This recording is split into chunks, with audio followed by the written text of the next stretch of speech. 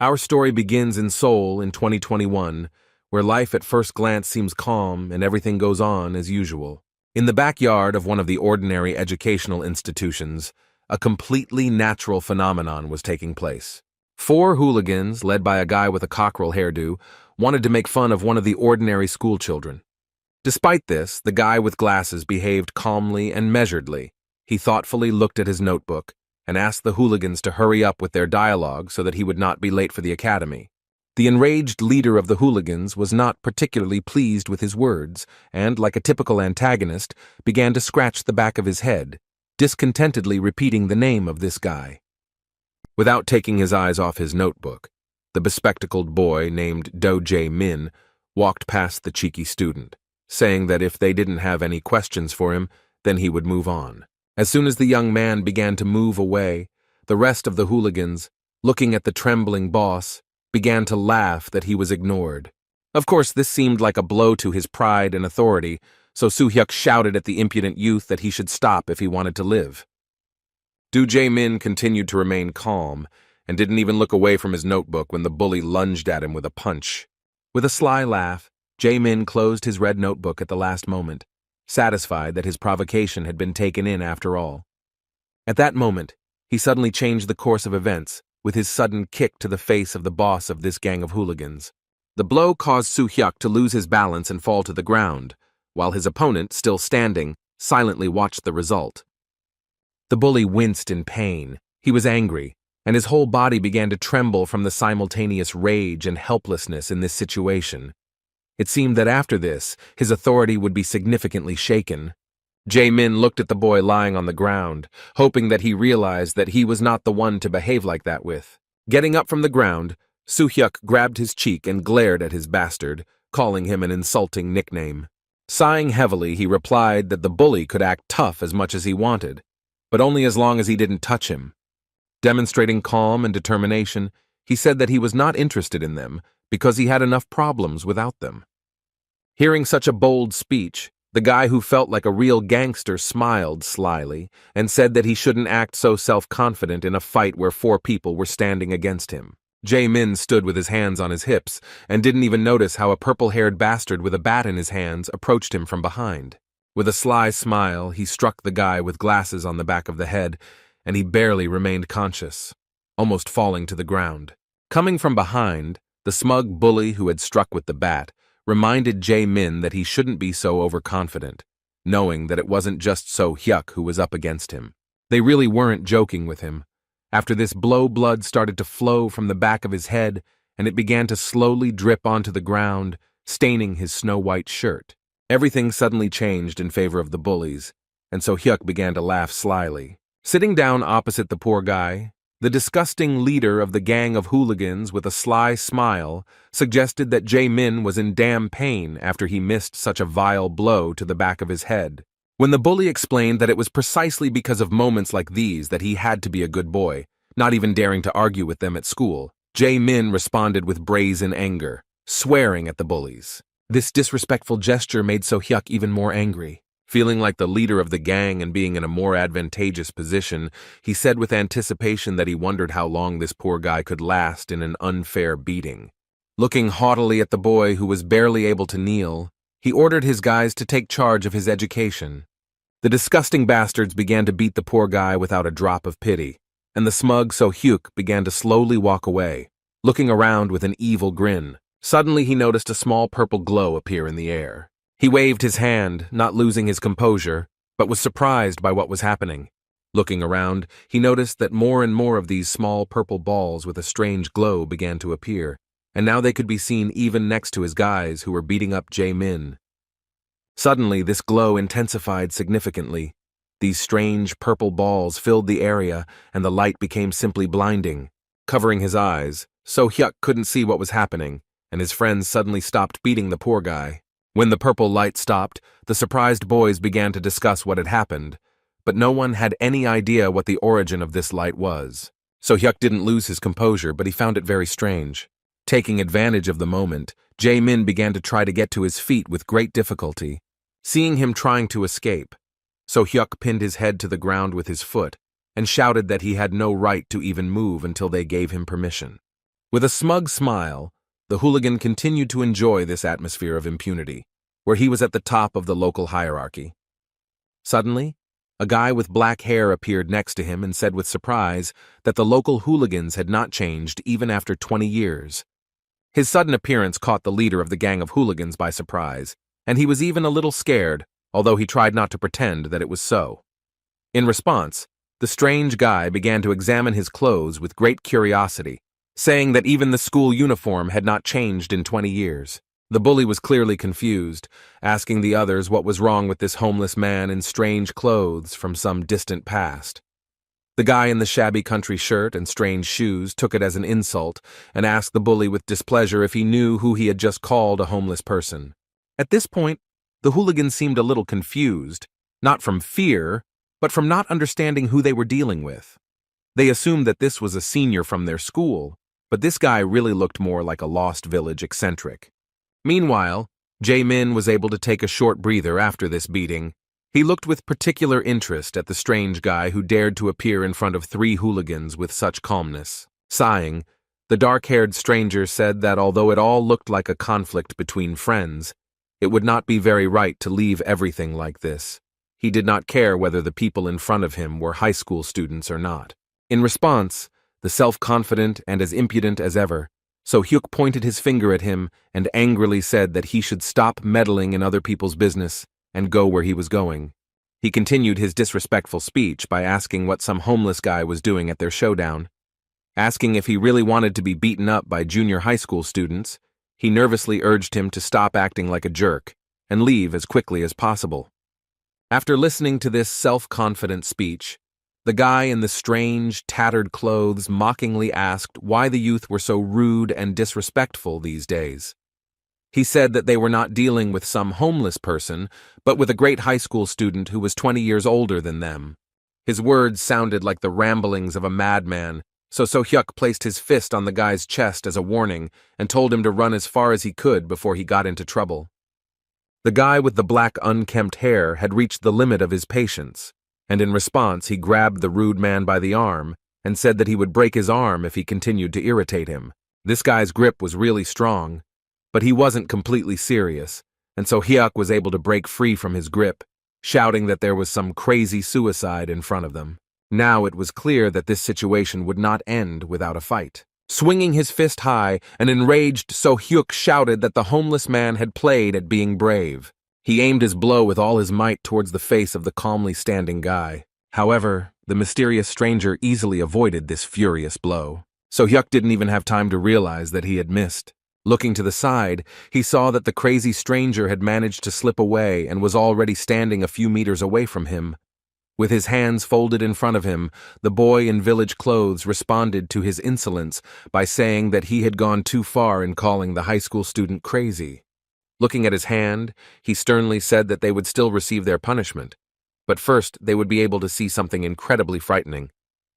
After this mysterious speech, the stranger raised his hand high and began to pronounce some mysterious words with a frighteningly confident expression on his face. Every word he said reminded the kids of the moment in some movie where a villainous magician suddenly appears. Having finished some unintelligible spell reading, the stranger snapped his fingers. The boys were horrified, because they didn't know what else to expect from the madman, before whose appearance a mysterious purple light appeared. However, despite their worries, nothing happened, and after the strange movements of this young man, silence reigned on the back platform of the school. The weird high school boy with the weird haircut didn't understand why his spell wasn't working. He kept snapping his fingers in different directions, but nothing happened. The bullies he encountered started to lose their temper. The high school student, looking at his hand, began to be genuinely surprised that the magic wasn't working, while So-hyuk, sighing heavily, began to grimace in anger. He couldn't believe that in one day he would meet 2 idiots who behaved incomprehensibly. First, they came across a bespectacled man who dared to contradict them on his own. The second irritable person turned out to be some crazy guy who was doing some kind of nonsense right in front of their eyes. Returning to his hometown after 20 years due to some unforeseen circumstances, the mysterious young man was nevertheless convinced that his magic did not work as before. However, even despite this, he looked at the impudent bully and understood that he could not just give it up. Looking at So-hyuk, He said threateningly that even though he hadn't managed to scare them with his abilities, they had already played too much. A moment later, the mysterious high school student appeared right in front of the leader of the bullies and aimed his flick at him. The blow was so strong that it threw the poor guy several meters away, so Hyuk found himself on the ground for the second time in 20 minutes after he hit his back hard against the wall. Everyone present was shocked. Jae-min couldn't believe what had happened, and the frightened hooligans couldn't even move from their place. One flick from this terrifyingly strong senior was enough to knock one of the school's strongest bullies unconscious. From such a strong blow, smoke began to come out from the high school student's middle finger. With a smile that anticipated the fun, he slyly, and at the same time maliciously asked who would be next. A moment later, Jae-min still couldn't move. He was shocked because all his offenders, including the guy with the bat, ended up on the ground. They were helpless against the strange guy in village clothes. Even the leader of the hooligans, who is an excellent fighter, lost consciousness from just one flick. With a shocked look, Jae-min tried to comprehend how it was possible that someone could beat 4 hooligans with just one finger. Although those guys were insignificant, they were at the same time strong enough to stand up to even high school students who practice martial arts. The discipline lesson was over, but it remained a mystery to everyone who this strange guy in ridiculous clothes was and what he was doing in this school. Rising to his feet, Jae-min bowed and respectfully thanked the stranger for his help. When the strange guy started looking intently at him, the guy with glasses thought that he was worried about his condition, so he said that he was fine because his hard head was capable of withstanding even greater loads. However, what the strange young man was interested in caught him off guard. This high school student in homeless clothes wanted to know what day it was. In response, the guy in glasses said that it was now the 10th of September. The stranger was truly surprised when he learned that we were talking about. Putting his hand to his face, the stranger began to talk in surprise about how he was called in 2016, so he thought that after 20 years of his absence in Seoul, exactly 20 years should have passed. He did not understand what had happened wrong, that during his absence in this world, only 5 years had passed. While Jae-min couldn't figure out what was wrong with this strange guy, he decided that it was for the best. Saying goodbye to the poor guy with glasses, the dark-haired weirdo asked him not to get into any more fights. The strange guy began to leave, but his identity remained a mystery. Suddenly he stopped and raised his hand up, raising even more questions about his sanity. He seemed too crazy for a high school student, as his behavior once again seemed crazy due to him snapping his fingers and nervously shouting about some kind of teleportation. After trying in vain to use some crazy magic, he suddenly turned around and looked at the guy with glasses again, causing his whole body to tremble. Then he began to slowly walk towards him, causing genuine fear due to the mystery and strangeness of his actions. When he approached the bespectacled guy, he awkwardly asked him what his name was. Jae-min introduced himself but was clearly confused, not knowing what to expect from this madman. Looking at the poor fellow with particular curiosity, the high school student asked if he had any money. The abnormal person literally cornered the decent student and started whispering nonsense in his ear about how he had returned too early and still couldn't use his magic. The high school student confessed that he had just returned from another world to Earth via molecular teleportation. When he started talking about how something had happened to the mana management system during the process, Jae-min couldn't stand it and anxiously asked how much money he needed. Even though this guy asked for 2,001, Jae-min was kind enough to give him a whole 5,001 just to get him to leave him alone. Walking through the city, the high school student thought about what a good friend he had met, because he even gave him money, so he would need to repay him somehow. Looking at the building with its shiny windows, he suddenly began to stare at his reflection and stopped. 20 years had passed since his teleportation to the magical world, but in earthly time it was only 5 years, and now he had no doubt that he was very lucky in this regard. Now 24 years old, he knew that his family would likely still recognize him. On the way, he saw something strange, something that was different from the ordinary situation 5 years ago. At the entrance to the metro, there were signs prohibiting passage, and next to them stood fully armed soldiers, who looked with some excitement in the direction of the descent down. Scratching his head, the high school student wondered what was going on there. Kang Woo-jin couldn't think of a better method for reconnaissance than to approach 2 pretty girls in government uniforms. He asked what had happened, that the military was blocking his path right at the entrance to the metro. The girls, surprised by his sudden question, looked around. After a moment of silence, they began to laugh at the suddenness of such an obvious question, saying that it was nothing strange, since all the entrances to the subway were now under strict guard.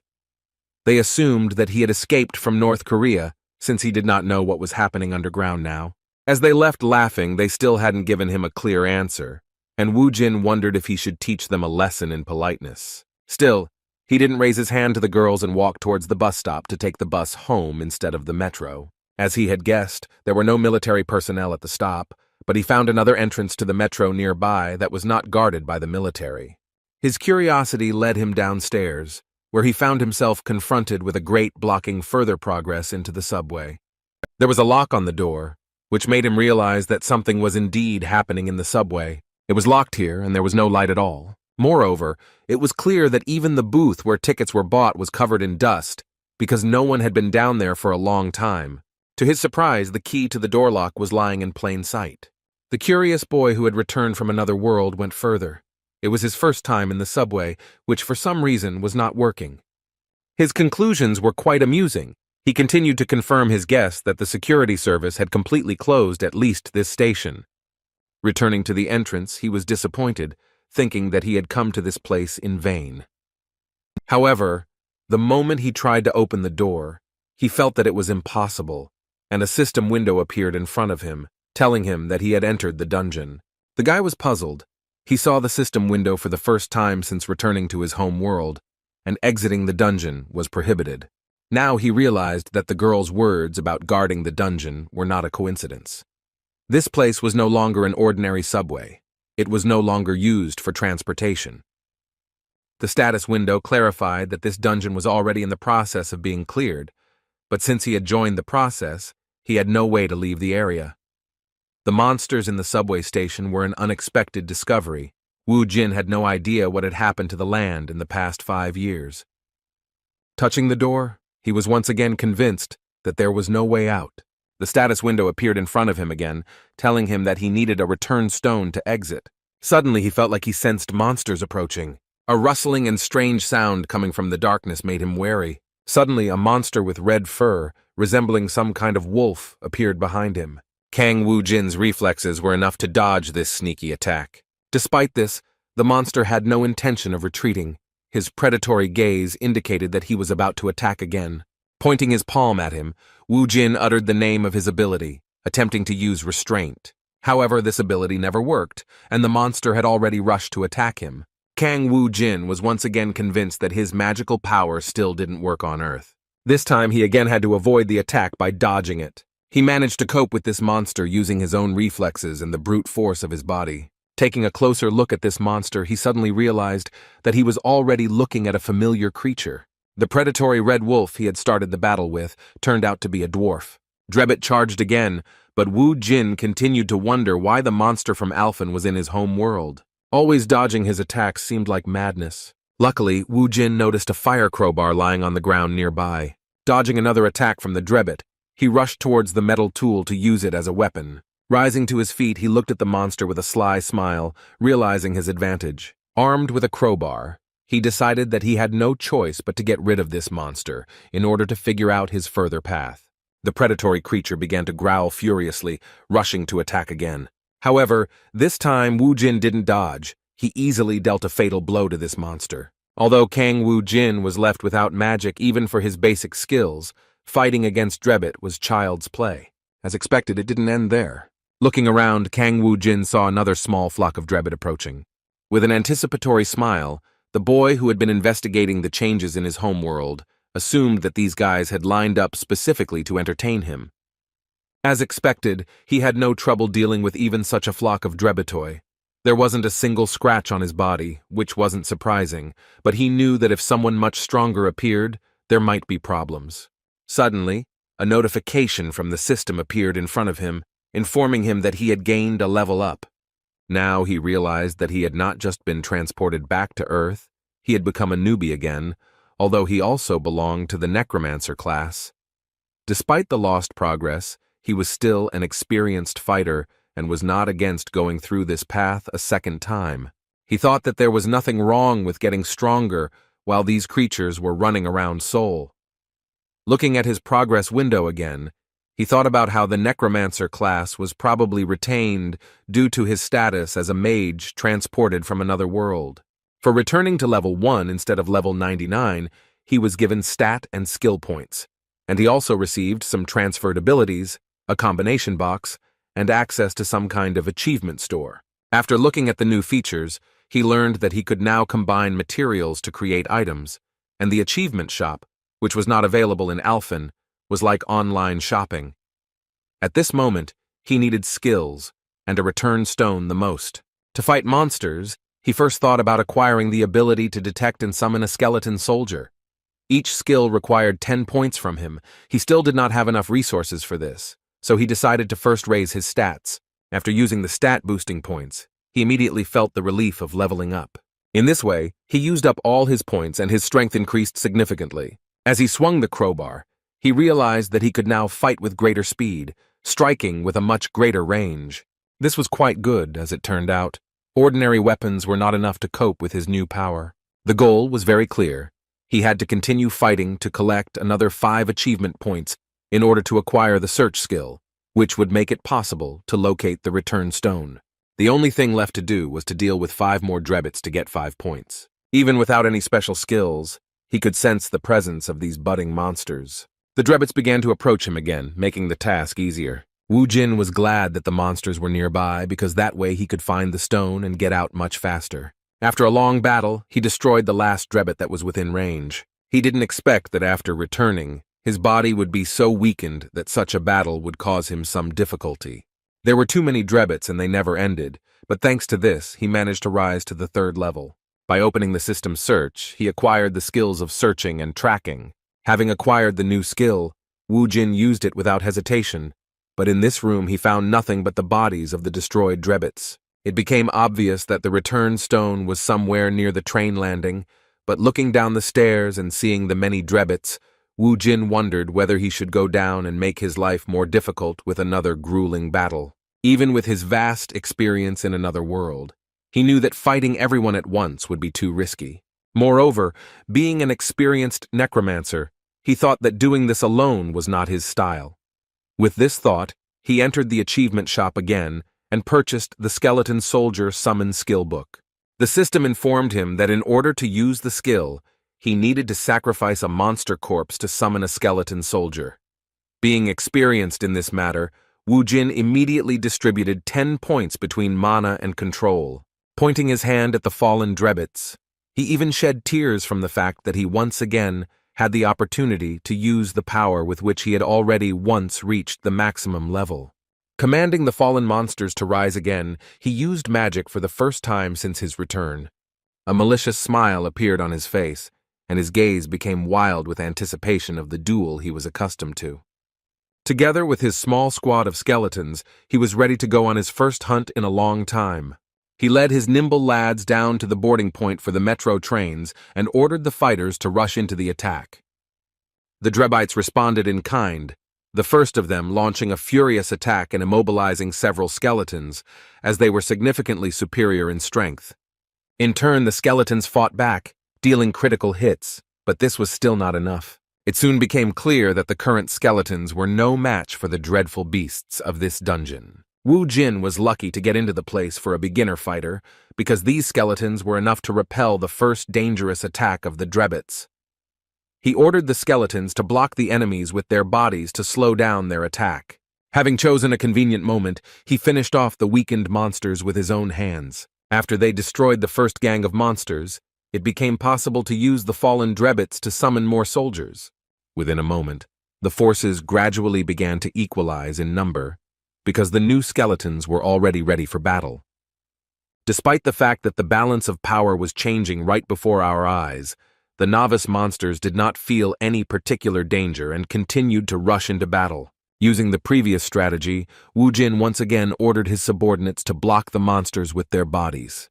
With a mad smile, the user of the ordinary crowbar rushed into the attack again.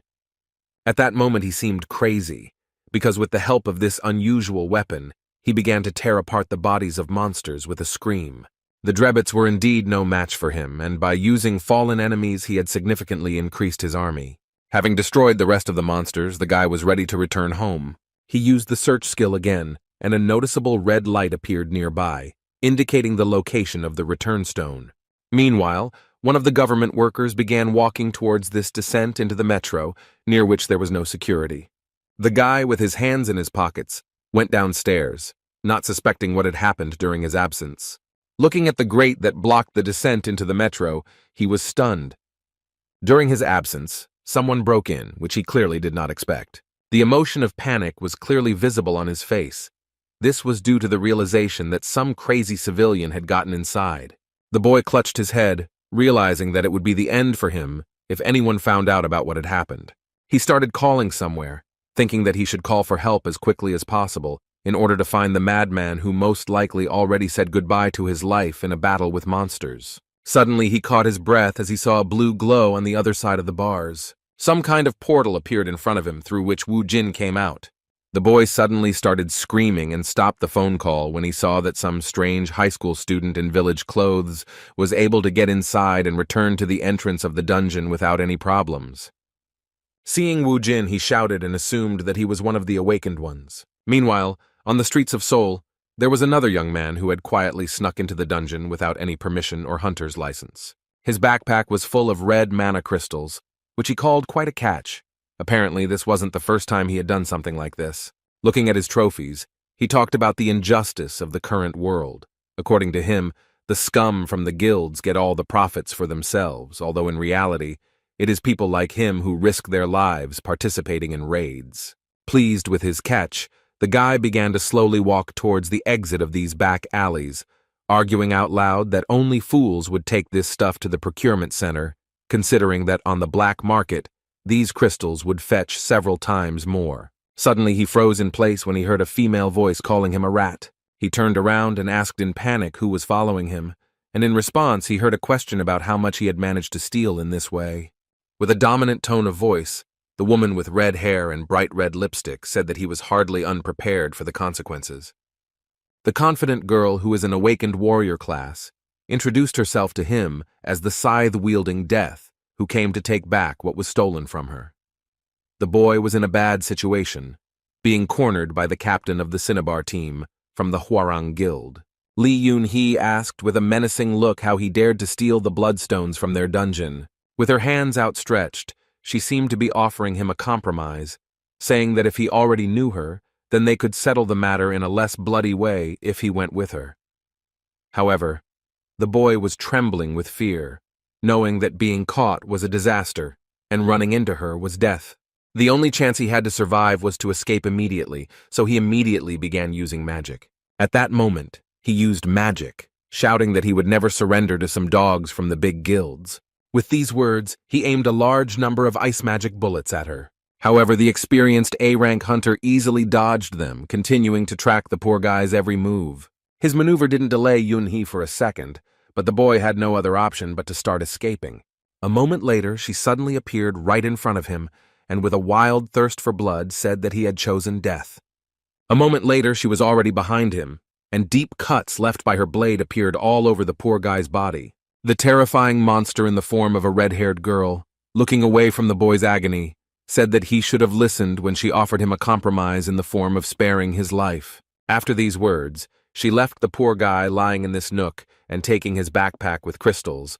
She looked at the message on her mobile phone, which surprised her with the news that there was another unauthorized intrusion into their portal. Yoon-hee was indescribably angry to learn that another madman had appeared nearby and dared to invade their territory. Meanwhile, Wu Jin, who was the second intruder, was already far away from the crime scene. He took the bus to another part of the city. He couldn't get the thought out of his head that his home world had become filled with dungeons and monsters. Now Earth was more like Alphen than the place where he grew up. Remembering how stubbornly the entrances to the metro were defended, he wondered what had happened during the 5 years of his absence. Hoping that nothing had happened to his family, he arrived at the place where his house had previously been located. It was a real shock for him that his area had been transformed beyond recognition. His house disappeared without a trace, and in its place appeared some huge corporate building. Seeing this high-rise building, he immediately realized that most likely his family had changed their place of residence, selling their apartment for the benefit of some guild. Considering the time it took him to get to this place, He knew it was too late to look for his family's place of residence. On the other hand, he hadn't eaten anything since he returned to Earth. Luckily, the money he got from Jae-min was enough to visit a small establishment. For the first time in the 20 years he had spent in Alphen, he finally tasted something truly delicious, connected to his former life on Earth. Instant noodles gave him at least some positive emotions after a series of disappointments he faced upon returning to his hometown. Having eaten his fill and washed it all down with soda, he sighed with relief, and placing his hands on his stomach full of food, joyfully said that he finally felt like he was back on Earth. And yet the joy of returning had another side. He still had a poor understanding of what his native soul was like now. Moreover, he had no place to spend the night. Looking at the change left in his pocket, he thought that he did not want to go to the bathhouse, and there was not enough money for an internet cafe. He also couldn't spend the night in the metro, as people with housing problems usually do, because it's teeming with monsters, and in most cases is a heavily guarded facility. He didn't yet know that on the first day after returning home, incredible luck would follow him. Besides the fact that he managed to avoid meeting Yoon-hee, the person he had left without money for a proper cafe was approaching the shop where he stopped to get ramen. The sudden meeting upon my return turned out not to be sudden. After the front door creaked, Woo Jin, as usual, looked at the person entering and froze in surprise. Jae-min had the same reaction. He hoped that he would never meet this weirdo again, who saved him from the hooligans. Seeing this old man in a place like this after a hard day was the worst possible outcome for him, but Woo Jin turned out to be a really lucky guy. As soon as he saw the poor guy in glasses, he immediately rushed towards him and, smiling, clapping him on the back, said that he just wanted to meet him. When Jae-min heard the question about whether his parents were home, he was very confused. Woo Jin, understanding his concerns, decided to be cunning and said that he wanted to talk to them about what happened earlier. After this question, Jae-min said with some sadness that his parents had passed away. Woo Jin was so caught up in his brilliant plan to use this young man that he was initially happy with his answer, but after a moment, he corrected himself and expressed his condolences. Now Jae-min couldn't dispute the assumption that he lived alone. Understanding this, Woo Jin, without further questions, invited him to come and visit him as soon as possible. Jae-min was at a loss, as he couldn't comprehend how he had been so cleverly deceived. With an obsessive smile, Woo Jin took his hand and said that he would stay the night with him, but not for free. As it turned out, with these words he gave him 300 won, which was left over from the 5,000 he had received from this poor guy earlier. The confused schoolboy, seeing these coins, said that this was probably the money that he had shared with him that same morning. A moment later he heard a sudden whistle near his left ear, so Woo Jin decided to change the subject, saying that he had just killed a fly that was trying to land on his dear comrade's ear. Jae-min was depressed. He had no choice but to accept this joke of fate. Even the promises that he would get back everything that was due to him did not calm him down. The next day the boys went to school together. First of all, Woo Jin shocked his teacher with his appearance. The elderly man responded to his appearance with a trembling voice, saying that he could not believe that he was alive.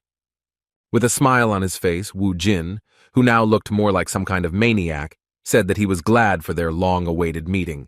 Over a cup of coffee, they had a short conversation in which the teacher tried to find out where Woo Jin had been all this time. Everyone was afraid that he had died due to the sudden appearance of dungeons from which monsters began to break through. In response, Woo Jin said that he technically died and came back. As expected, the teacher didn't pay much attention to such nonsense, still thinking that this guy had become very strange and needed psychological help. The conversation that followed concerned what was happening at this time, but due to the stupidity of the questions asked, Woo Jin never learned anything interesting. The only useful information he got from his teacher was the list of students in the school. As expected, his classmates had long since entered universities or found jobs, so the only person he knew was Ko Jae-min.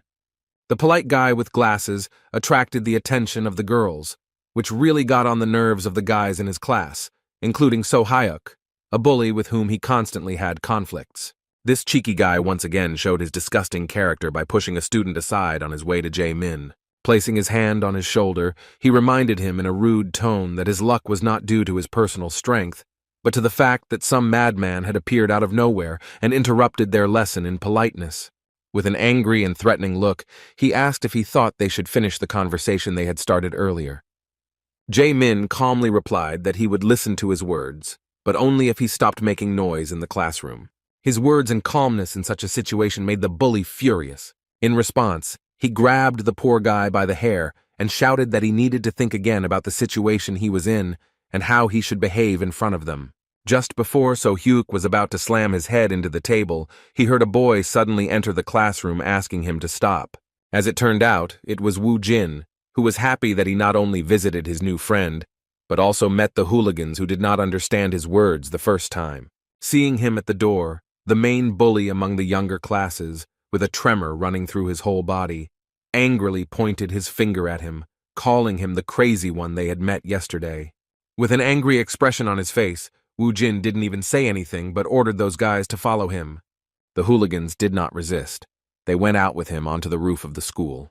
In just a few minutes, a lot of onlookers had appeared at this place. This was necessary to confirm the position of the side that would win this conflict. Seeing that some senior had just called Soo Hyuk and his gang to a fight, the students thought that he was some kind of crazy person.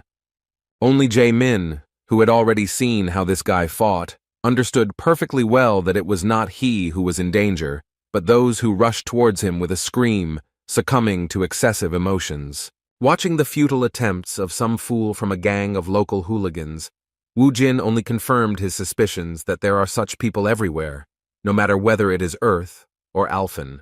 So Hyuk, who rushed forward so desperately even though he couldn't even touch the enemy, was one of those who was full of arrogance due to strength or power.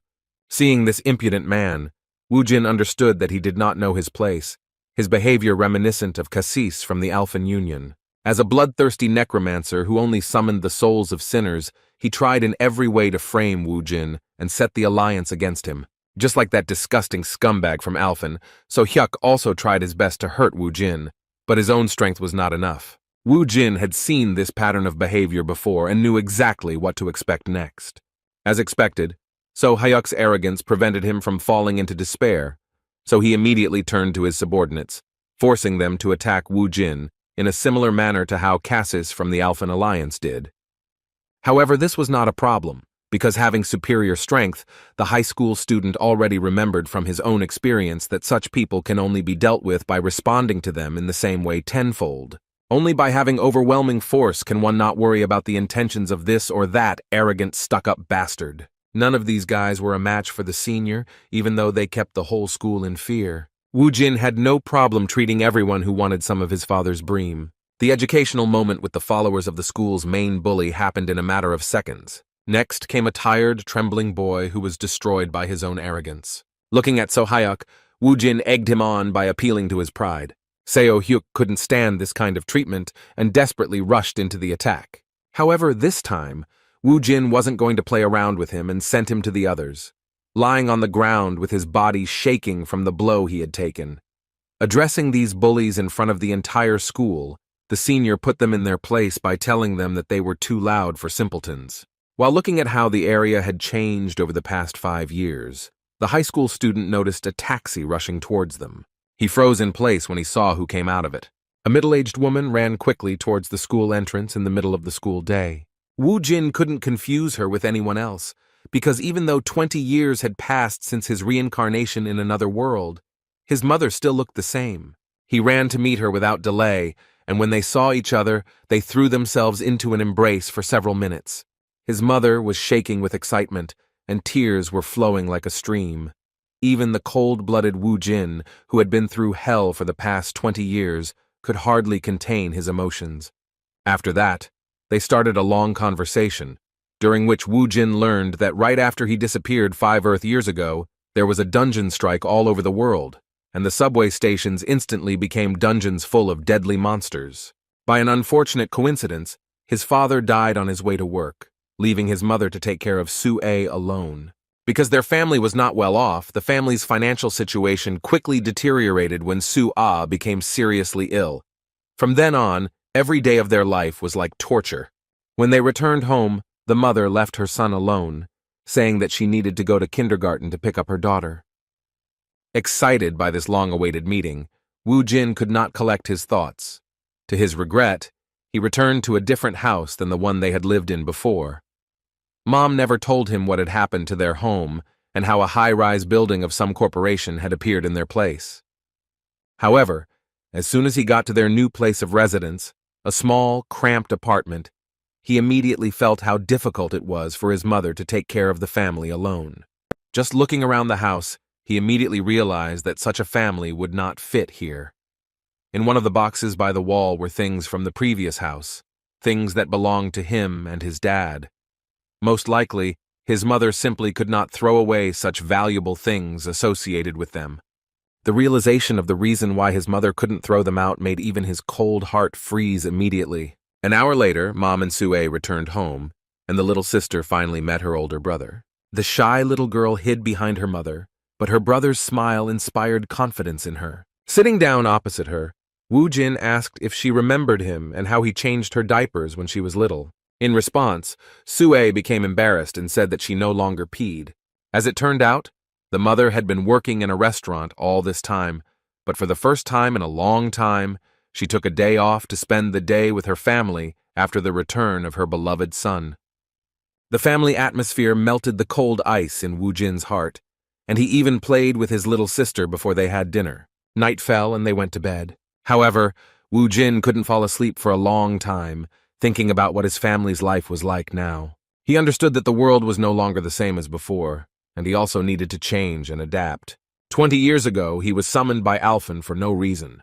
That world looked more like a game than anything like Earth. Thrown into such a wild environment where everything around him was deadly, he fought harder than anyone to survive at any cost against the brutal monsters and creatures of Alphen. Finally, after many years of countless battles, he became a maximum-level necromancer, gaining unprecedented power. With no end in sight for his long journey, he returned to Earth after meeting with the spatial administrator, and he came all this way just to finally be reunited with his family, which he had never stopped thinking about all this time. He just wanted normal happiness, but the Earth he returned to had changed almost beyond recognition. Not only is there a new order with the dungeons and corporations, his father is dead, and his family is barely making ends meet. Woo Jin couldn't accept this. He had no other option but to earn a decent amount of money to support his family. As a survivor of Alphen, he had no doubt that he could overcome even worse if it was for his family, who had been waiting for him all this time. The next day, Woo Jin continued to get used to life in Seoul, which had changed significantly in the past 5 years. He now even had a phone, something he could only dream of in the past. While exploring the vastness of the internet, he constantly came across references to awakened people. Moreover, when he left the dungeon he had accidentally entered, the security guard was relieved to call him awakened. The confused man was scared to death, thinking that an ordinary civilian had entered the dungeon. The first thing he asked was why Woo Jin went there if there were no more bloodstones. Before Jin could say a word, he was forced to sign some papers and agreements stating that he had followed safety precautions. Based on his still poor understanding of the modern world, he assumed that he had a pretty good job. A way that will allow you to earn good money in a short period of time is to use your awakened status. For the first time of his work, he did not want to disturb his mother, so he wrote her a message that he knew a friend, that he lived alone, and agreed to accept him as a guest to prepare for the entrance exams. Although Woo Jin did feel a bit awkward about his importunity, he was still forced to turn to Do Jae-min again. However, when he called the number Jae-min left for him, he connected to the Dongjin District Employment Agency. Hearing the voice of the employee who identified himself as a representative of the agency, Woo Jin became confused and began to check the number. He didn't make any mistakes and entered all the numbers correctly, so there was no doubt that this was the same number. Only after confirming that he had indeed contacted an employment agency did Woo Jin realize that the cunning Jae-min had dared to deceive him out of fear of further extortion of money. In fact, Woo Jin understood his behavior because their acquaintance happened extremely strangely and he himself could not inspire any trust. On the other hand, Jae-min might even have regretted doing this because he never said thank you for the fact that Soo Hyuk and his gang wouldn't bother him anymore thanks to the high school student's actions. Returning to his apartment after much thought about this situation, he came to the conclusion that although Woo Jin looked like a psycho, he was definitely not a bad guy. In addition, there was no need to worry about him anymore, since he was able to meet and talk to his mother. However, when Jae-min returned and entered his apartment, something unexpected happened. Suddenly he heard a familiar voice welcoming him home.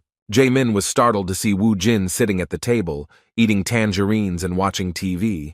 His first panicked question was how he managed to get inside. As it turned out, he had seen Jae-min type in the password to enter the house earlier. Although he could be praised for his phenomenal memory, his new friend from elementary school was not so happy and said that it could be considered breaking and entering. However, when Woo Jin mentioned that he had called him but someone else had picked up, all the complaints disappeared due to the guilt he felt about the deception. Seeing Jae-min's awkwardness, Woo Jin decided to put himself in his shoes and change the topic, asking if he would mind answering a few questions for him. Within a moment, the conversation took on a completely different emotion, because Jae-min had discovered the truth about Woo Jin being an awakened person. Now everything fell into place for him, because he had already observed how amazing the strength of this high school student was.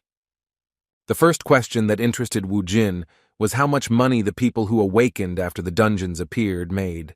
Without thinking twice, Jae-min confirmed his suspicions, clarifying that it usually depended on how difficult the dungeon was. According to him, Woo Jin is not yet qualified to participate in clearing, so he first needs to register as an awakened in the association to obtain a license to enter dungeons, and then he will have to join a guild for team raiding. Alternatively, he could also get a job in an association or an administrative bureau, but Woo Jin, understanding how team cleansing works, was right when he decided that it was more profitable to work alone, for himself. However, in Jae-min's opinion, it was not that simple. He suggested avoiding the risk and joining a guild, since fighting alone was too dangerous, especially for a high school student. However, Woo Jin did not listen to his words. He understood that guilds require entrance tests, which he did not have time for. He did not pay attention to this risk, justifying his decision by saying that he urgently needed money. Realizing that arguing with him was simply useless, Jae-min suggested that he at least form a group, since the dungeons were indeed very dangerous, and many of the awakened were never able to rise outside. Remembering that he had a phone, his friend suggested that he download an app.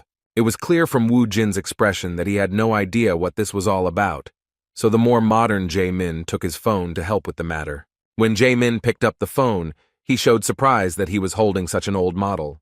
When he suggested that it was used by someone in his family, Woo Jin awkwardly replied that it was a new model.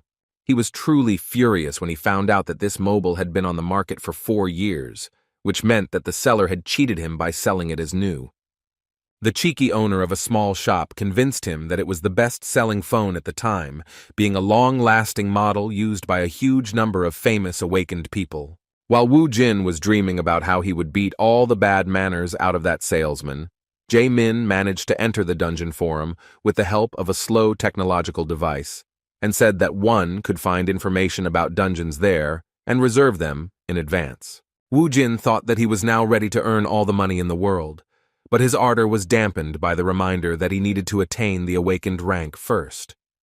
Moreover, Jae-min was sure that he would simply die if he rushed into the first dungeon without discrimination. When the old phone was returned to its owner, the truth about the entrance fee was also revealed. Jae-min clarified that when it comes to the entrance fee, it is important to know that even for low-level dungeons, you will need to pay 10,000 won. The issue of money, as usual, continued to be acute and problematic. There was silence, which was broken by an appeal to Jae-min. After this, a very obvious event happened. Woo Jin again asked Jae-min to lend him money. On the advice of his friend, Woo Jin went to the Awakened Administration Bureau the next day. In the Awakened examination room, he showed off his strength without hiding anything. The judges present could not contain their surprise when they saw the black aura emanating from the high school student. They didn't yet understand what was happening, but everything became clear when the guy pointed his hand to the side, controlling this aura. Nearby lay the body of a rabbit, which was necessary for using his necromancy skill. Even though the rabbit was not a monster, even such a weak creature was suitable for turning into part of his army. In front of everyone present, Woo Jin used necromancy magic, and after his dark aura and the rabbit's body came into contact, a skeleton soldier appeared and kicked the floor, breaking the tiles.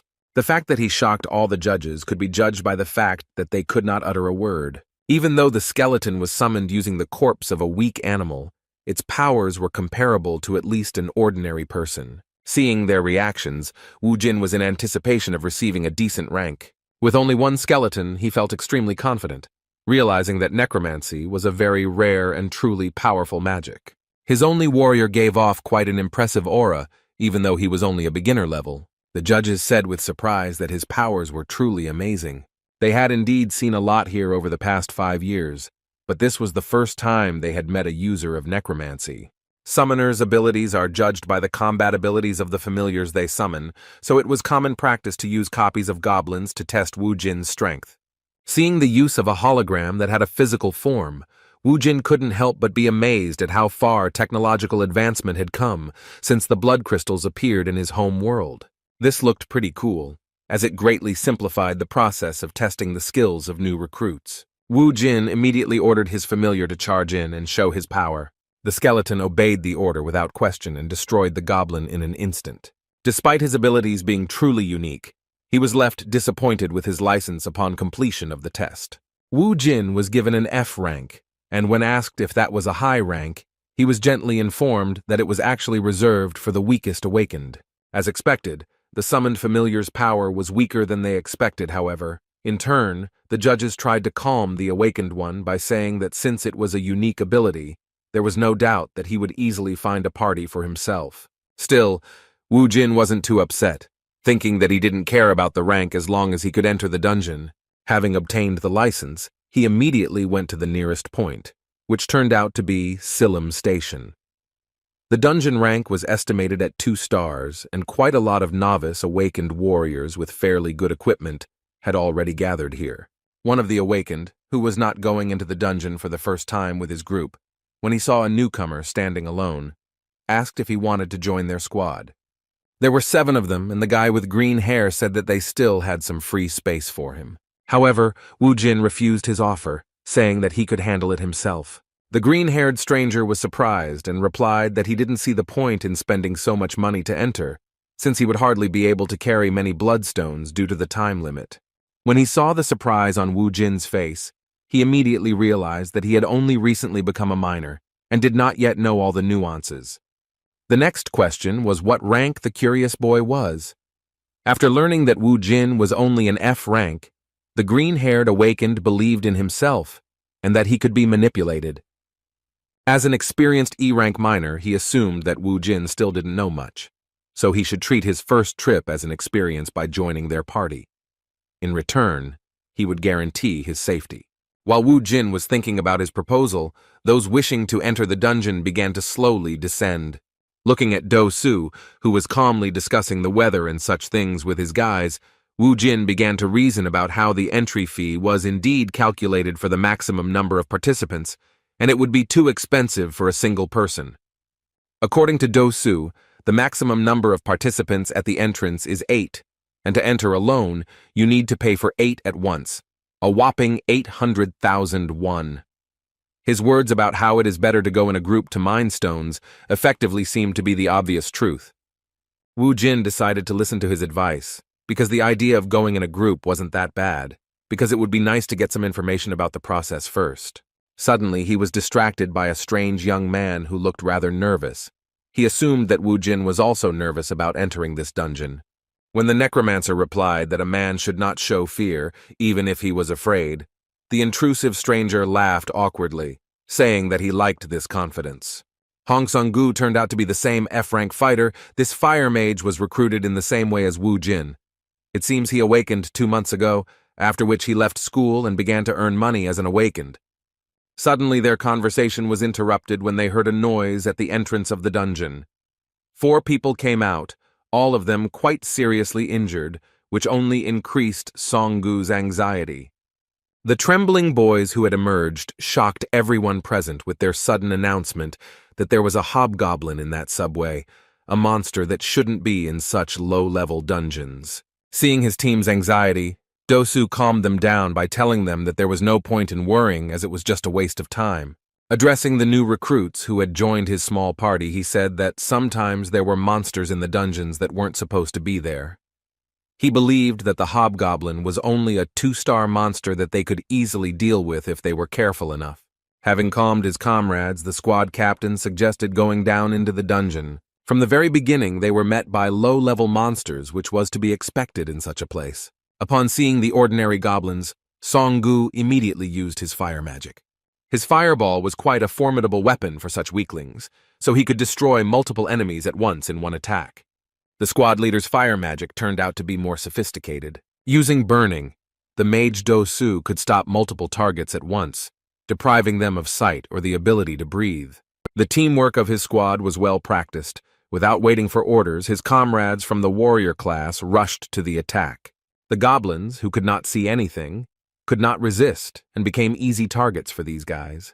Wu Jin acted alone in his usual manner, using his beginner-level familiar, which easily overcame obstacles in the form of goblins. After the first wave was easily destroyed, Wu Jin took the opportunity to praise Sun Gu's skills, saying that his fire spells were quite powerful. In turn, the rest of the squad admitted that the skeleton summoned by the necromancer was faster than it seemed at first glance. In addition, in their opinion, it seemed quite strong. No one doubted that it was definitely higher than rank F. There was nothing strange about it, because Wu Jin actually spent the remaining points to raise the skill level. Looking at his creation, he was convinced that it was worth it. Meanwhile, Do-su began to check the loot. While collecting bloodstones, he found that the 2-star dungeons had some pretty good loot. Wu Jin became even more interested when he heard that one bloodstone would cost around 200,000 won. Hearing that even such a small mana crystal had such a hefty price tag, Wu Jin understood why awakened ones were risking their lives instead of doing their usual things. Now it became clear that the 100,000 won entrance fee was just a pittance compared to the profit. They were only at the very beginning of the dungeon, but they had already made a pretty good profit. The group leader's greed began to rapidly increase due to the realization that the 1-star dungeons were nowhere near as good as the quality of the loot. Looking at another good bloodstone, he had no doubt that he had found a real gold mine. The squad continued clearing the dungeon and easily reached the last floor, where they had to give it their all for a worthy reward. When they got down to the top floor, they were surprised that the monsters did not attack them. Their worst fears turned out to be true because the guys who entered the dungeon before them did not break the news about the hobgoblin being here. Seeing panic begin to spread among the team members, Do-su asked the guys to calm down, saying that everything was fine and they would be able to overcome this obstacle using the normal formation. Wu Jin, who had been constantly improving his leadership skills for the past 20 years, did not understand Do-su's intentions. In response to his words, he asked whether it would not be better to act a little more cautiously than he suggested. Despite Wu Jin's attempt, he still did not give up on the idea of acting according to his strategy, saying that he had studied the manual for fighting the hobgoblin in advance, learning that its main attack was magic. The overconfident E-rank mage thought of defensive measures for the team, using the ability of one of them who had the ability to create barriers. The leader believed that if they blocked the first attack and got closer, then victory would be assured. Despite his experience, which literally screamed at him that everything was not so simple, Wu Jin decided not to argue with the team leader, because his guys were under his personal responsibility. As expected, the fearsome hobgoblin greeted them using magic. Seeing him raise his magic cane, Do-su immediately shouted at his comrade to immediately use magic to block the attack. This guy's barrier was unique, so it didn't matter what kind of magic he encountered. The hobgoblin turned out to be a user of lightning magic, but its power was not enough to destroy the magician's defense. Having repelled the enemy's first attack, Do-su ordered the boys to go on the offensive. First of all, the team leader blinded the enemy by using the hobgoblin's eye burn. Within a moment, the warriors using swords rushed to attack, but the second-level monster stubbornly blocked the close attacks. Sun Gu joined them, directing his fireball spell at the hobgoblin. It seemed like everything was going according to the team leader's plan, but Wu Jin clearly saw that they were already in danger. Among the monsters he encountered on Alphen were hobgoblins. Compared to ordinary goblins, these guys had high intelligence, which became clear when the enemy cast a spell. Based on his experience, Wu Jin knew better than anyone that the real danger of this beginner-level monster was not its magic. While fighting the hobgoblin, the boys completely forgot about where the small goblins had disappeared to. As it turned out, they hid on the floor and even armed themselves with improvised means, and their look and behavior suddenly changed. With a tremor in his voice, one of the team members said that those guys were different from what they had seen before. Taking advantage of the situation, one of the goblins secretly fired a dart from around the corner at one of the squad members. His victim was a warrior in armor, the dart hitting him right in the neck. His whole body became paralyzed and he began to tremble from unbearable pain. A moment later, he received a sudden blow to the back of the head and fell to the ground. The goblins acted quietly and covertly. It was clear that they could deal with the entire team if they did not take action.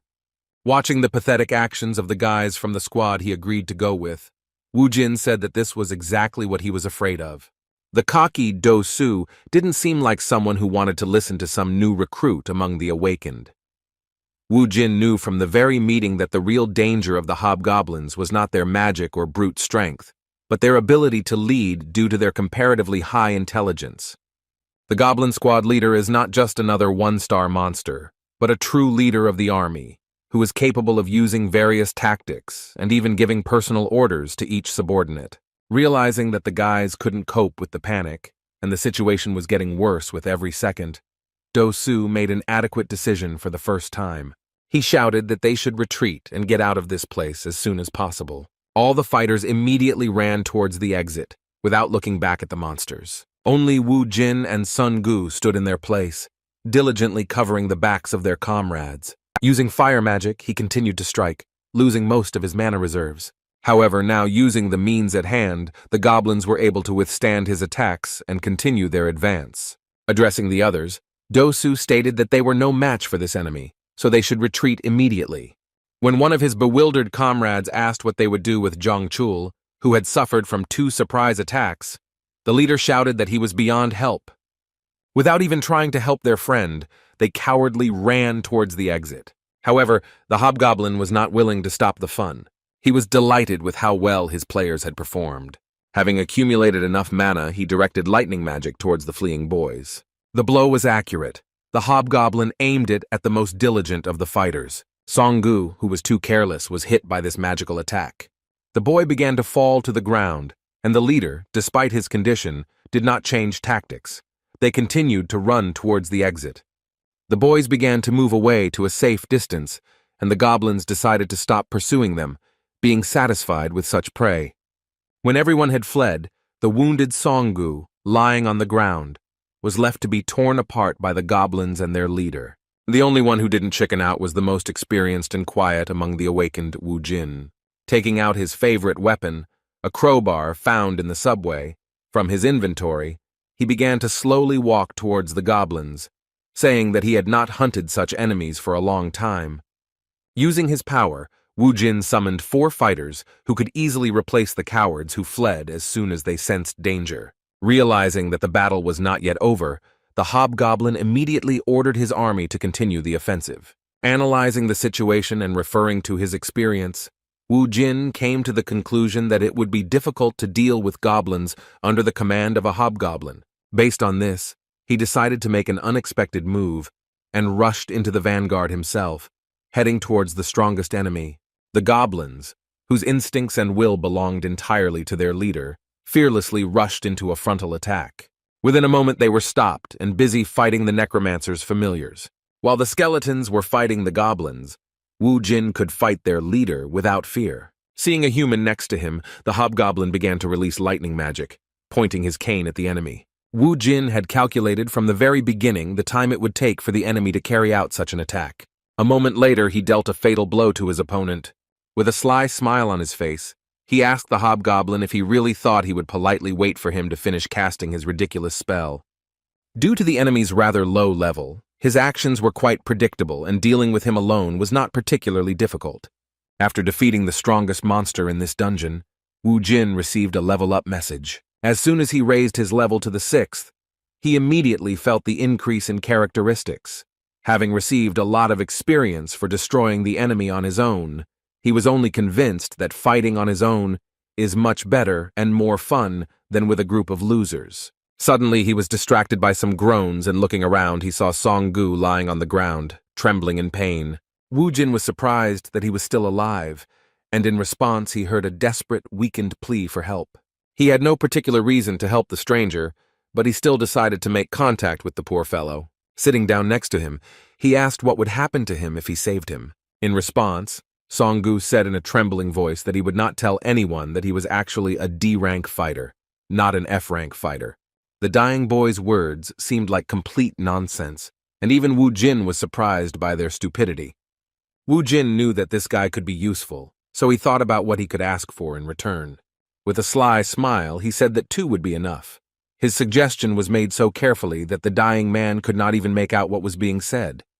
Despite the unclear conditions, they managed to reach an agreement. After Wu Jin saved this wounded poor guy, he gave him a completely fair task. Songgu personally extracted all the mana crystals from the bodies of the dead goblins. Using this boy's labor, Wu Jin managed to obtain a backpack almost full of precious materials. After finishing the job, Songgu, who was staring at his savior, could not stop thinking about how he was given the lowest rank. After seeing it in action, he immediately realized that even without using the power of a necromancer, he could hunt 2-star monsters, which immediately made him a D-rank hunter.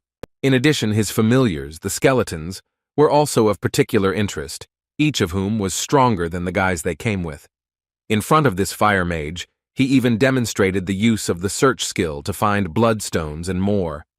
No less surprising was the fact that in order to save the poor guy, he used some unique magic, pumping out the last of the life from the monsters. Taking all this into account, he could already be assigned a C rank. And another shocking fact was that Wu Jin had previously reported that he had registered as a hunter only 3 hours ago.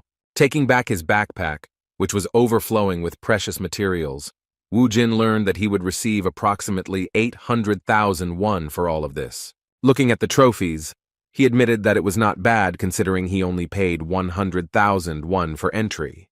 Looking greedily at the poor fellow, he put him in an awkward position, warning him that all the loot belonged only to him.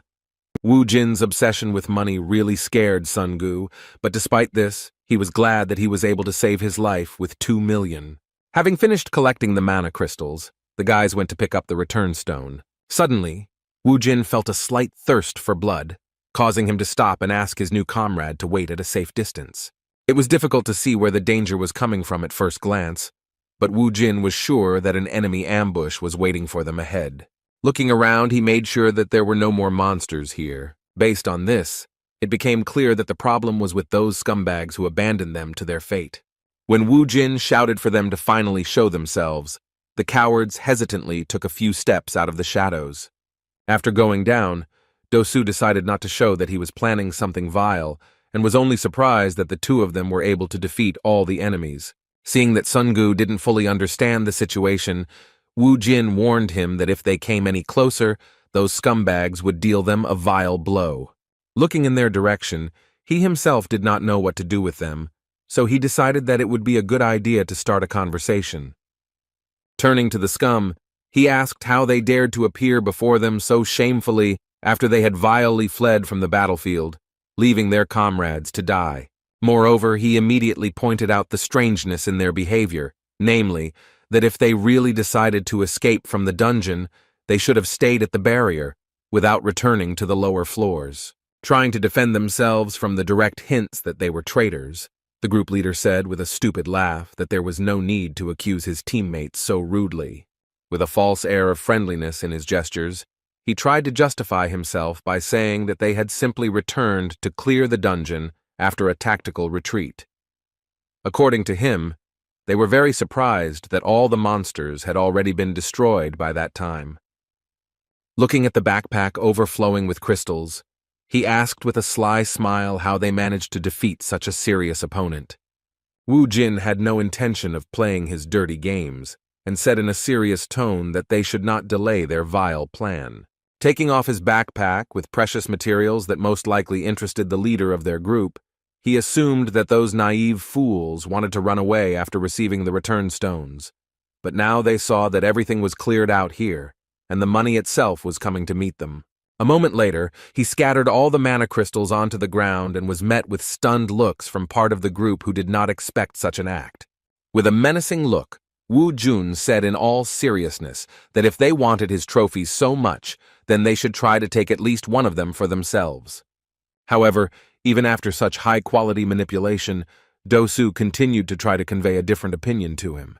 He repeated with a ridiculous smile that there had been a misunderstanding, justifying his words by saying that they were not so stupid as to attack someone who had killed monsters that they could not do anything against, even with the help of coordinated work. He apologized for them leaving him and Sungu behind, justifying this act by saying that their lives were at stake and something like this could be expected. He explained the return back by saying that they simply returned for the return stones, and now, seeing that the path was cleared, they could even thank him for giving them the opportunity to take John Chul's body. Seeing how stubbornly leader Do-Su continued to justify his behavior, Wu Jin began to doubt his guesses. The green-haired guy, although he was fond of jewelry, still looked quite sincere. Sighing heavily, he decided that he had simply gone too far, confusing the premonition of the monsters with an ambush. Based on this, he assumed that during those 20 years spent in Alphen, he had become too nervous and distrustful, which even affected his attitude towards people like him after his return.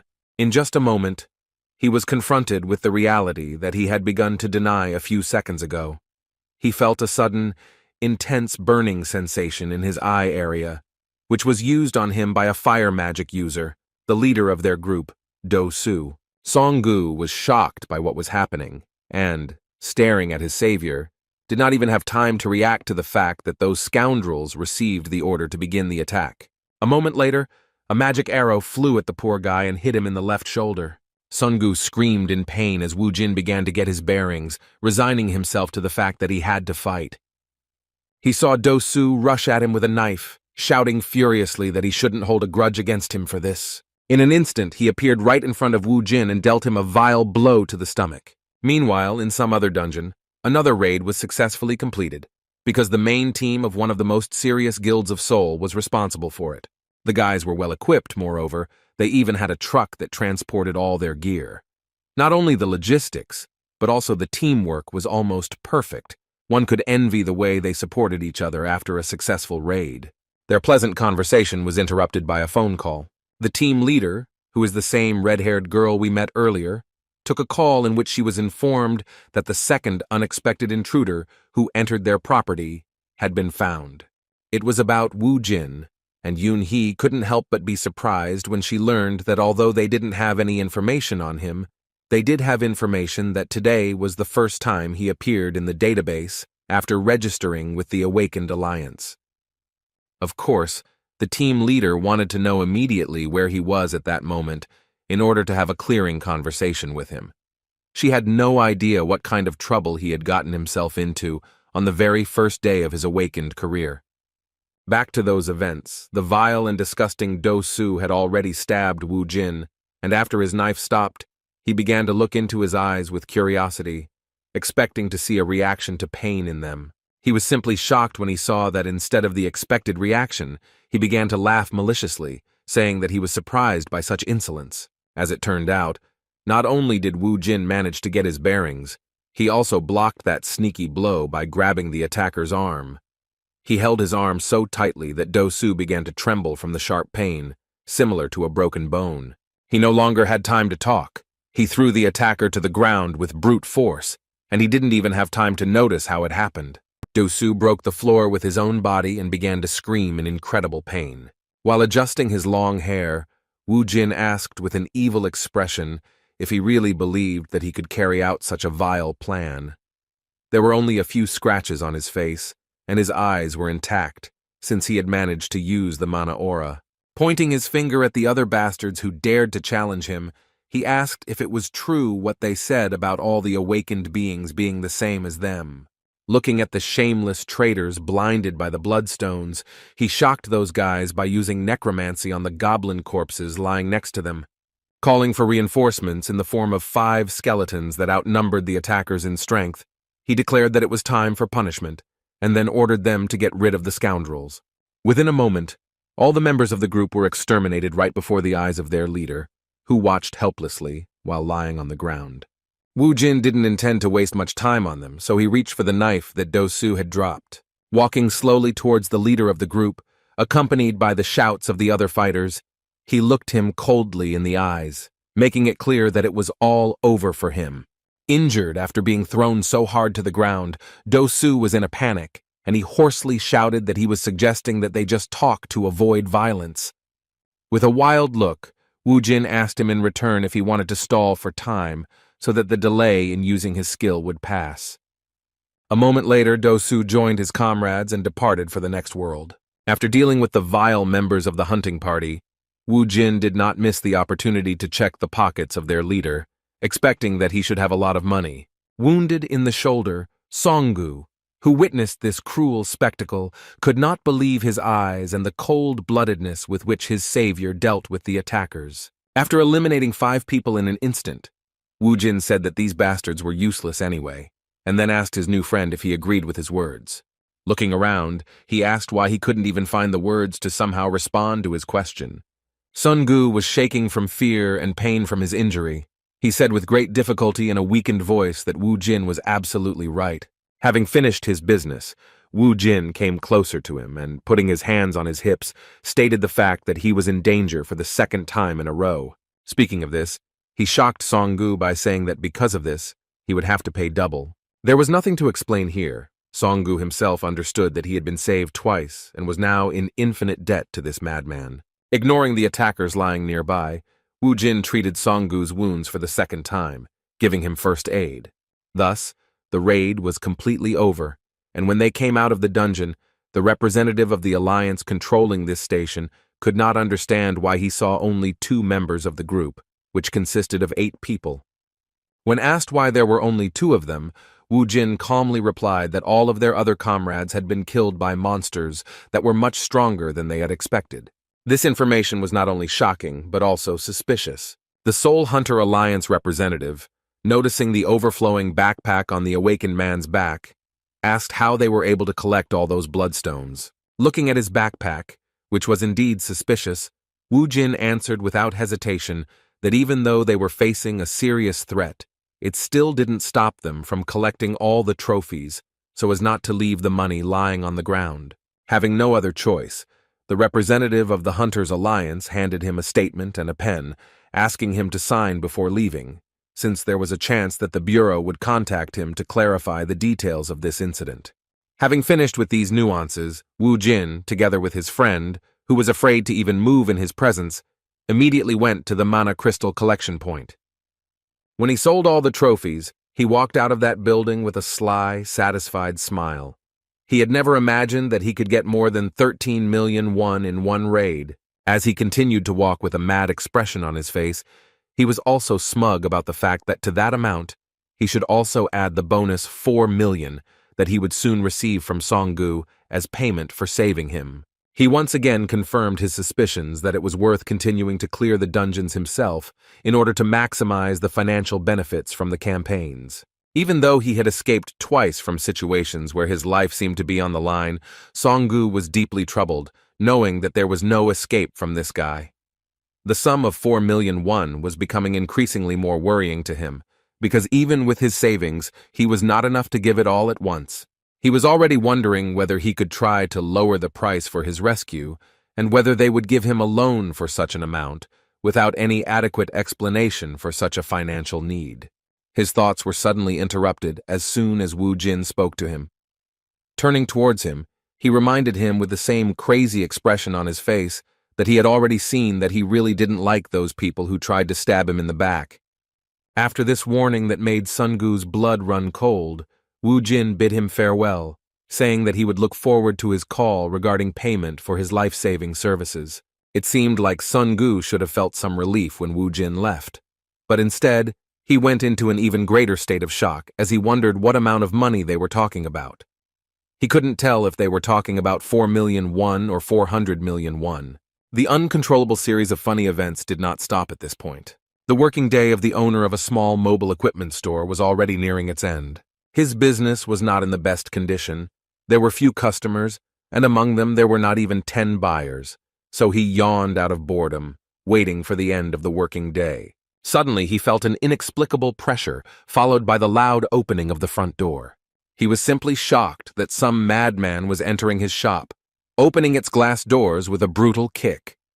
It was Wu Jin, and it was obvious that he was far from being in the best mood, and was not in the mood to negotiate with this blond man. Wu Jin slowly walked up to the salesman and grabbed him by the crib, then lifted him into the air with just one hand.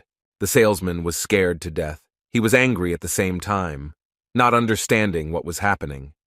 Due to the small number of customers, he could not afford a contract with a security service, and seeing this madman, he trembled with fear, wondering why he was so strong. He didn't even have time to utter a word before he suddenly received a lightning-fast and incredibly painful slap in the face. He angrily shouted what he was even allowing himself to do. The seller hoped that he would be able to put him in his place. For the first time in his life, he made such a gross mistake, because instead of trying to find out the reason for the discontent of such an angry visitor, he provoked his anger and another portion of slaps. The seller barely had time to breathe in air. He could not comprehend what was happening, fearing that if this continued for a few more minutes, he might even die. His face began to swell, and he thought that this was what he had recently seen on TV. He could think of nothing else but to assume that this was called indiscriminate rape. With a trembling voice, he began to beg for mercy. Looking at this poor guy, Wu Jin wondered if greeting the impudent guy like that was enough for him to realize the seriousness of his intentions. His mood was not so bad, so he did not refuse the seller's request, and instead of continuing to beat him with slaps, he simply threw him on the floor.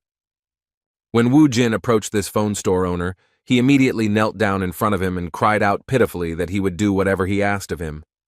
In response, Wu Jin conveyed to him the words that he truly hated people who stab him in the back, as well as people who try to deceive him. The seller could not understand what kind of knife in the back he was talking about, and what he meant when he spoke about the deception he accused him of.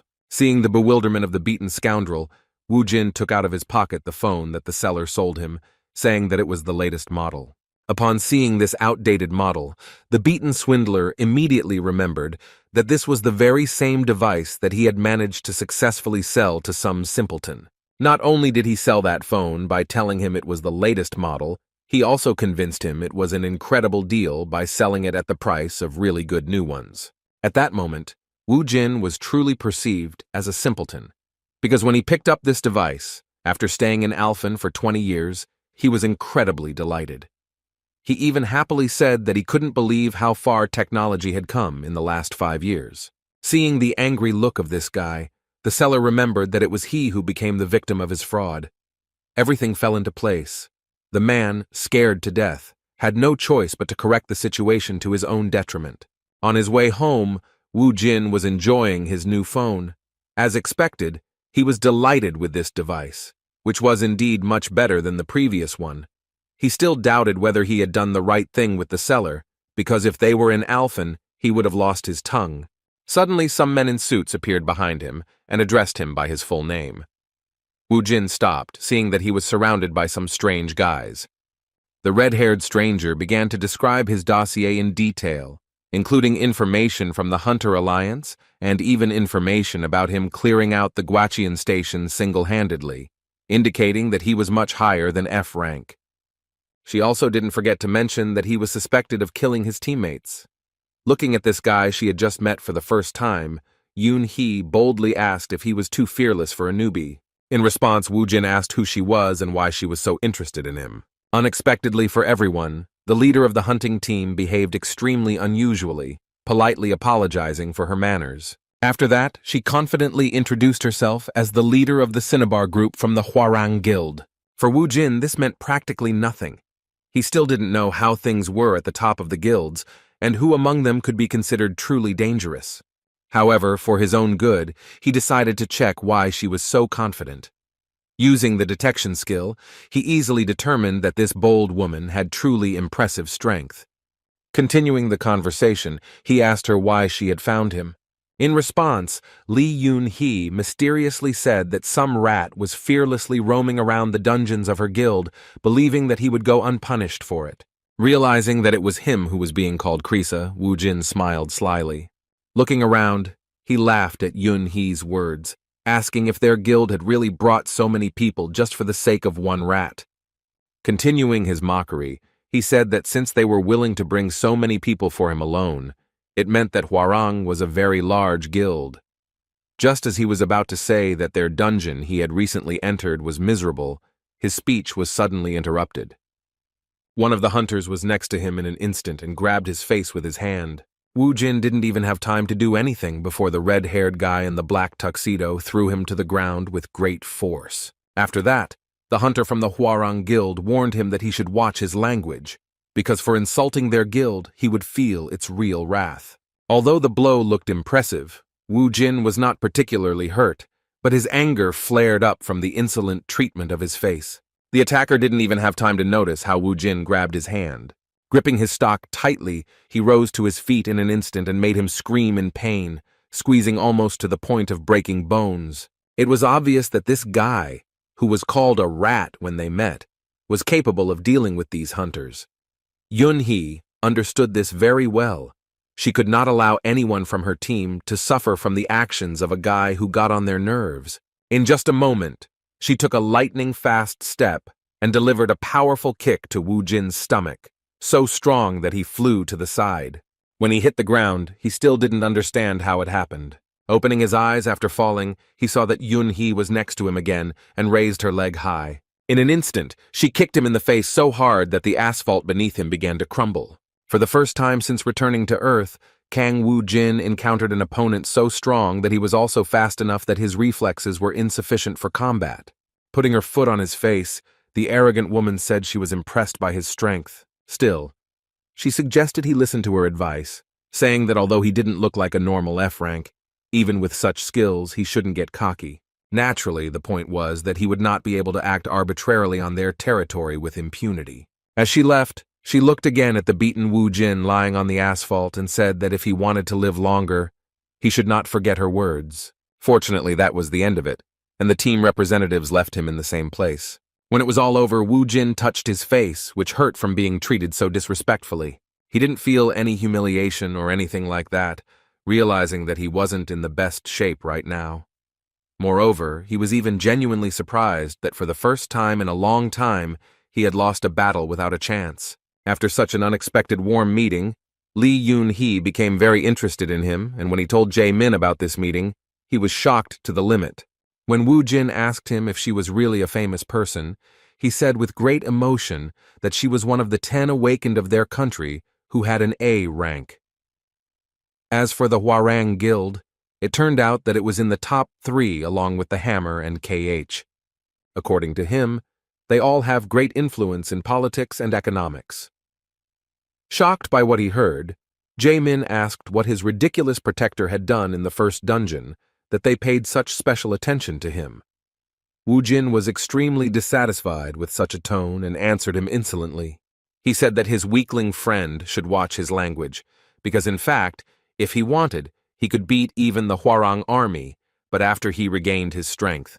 In response to his words, Jae-min even began to laugh, saying that the pride of a guy with an F rank was simply amazing. However, Wu Jin couldn't help but agree with his words, knowing that he would definitely be at a disadvantage if he fought someone outside the dungeon, even if they were high level. In addition, the necromancy skill itself was not unlimited, as it required corpses. The silence was broken when he handed Jae-min a bag containing some rather expensive famous perfume. The hint that he smelled bad was interrupted by the return of the money he had borrowed from him for a while. Seeing the impressive amount in front of him, Jae-min began to feel awkward and asked him to give back as much as he took, saying that he had already helped him a lot. When Wu Jin began to insist that he not refuse his gratitude, Jae-min was genuinely touched by his attitude. With a sly smile, the high school student added that if it was convenient for him, then he should consider the rest to be payment for living together in his apartment. Jae-min agreed with his words, but in an instant, he broke out in a cold sweat, realizing what his words really meant. He realized that Wu Jin was gently hinting to him that he was going to continue living with him. Trying to understand the reason for this behavior, he mentioned that he had recently met his mother. Wu Jin immediately understood what was going on, so he gave a direct answer that her house was too small, and he wanted to stay at his place until he could buy a new place. As an awkward pause ensued, Wu Jin became a little flustered by his only friend's words, and assumed that he had given too little money. In response, Jae-min reassured him that there was no problem. Before finishing his speech, he noticed that Wu Jin had changed his phone number. He was genuinely surprised, saying that this was the first time he had seen this latest model among his friends, which was in some sense a technological breakthrough. When he asked to look at the phone, Wu Jin breathed a sigh of relief, knowing that the salesman had understood his request correctly this time. Jae-min was actually delighted with this device, especially the color, which was called Crazy Red. According to him, to make such a device, you need bloodstones, which is why the Crazy Red phone also becomes crazy expensive. Realizing this, Jae-min assumed that his friend really earned a lot, but his friend replied that he got it as a result of an event. His words sounded mysterious, but he didn't want to scare his friend by mentioning that this was an event in which the life of the salesman who had cheated him on the previous deal was at stake. Jae-min did not hide his admiration and even called his new friend a really cool guy. Suddenly, a message regarding a money transfer came on his phone, and Jae-min began to count the number of zeros with difficulty. Wu Jin immediately took his phone back and looked at the account where another 40 million won had appeared from Hong Sung-gu, and he realized that the idiot had mixed something up, because originally it was about 4 million. He had no choice but to contact him and arrange a meeting.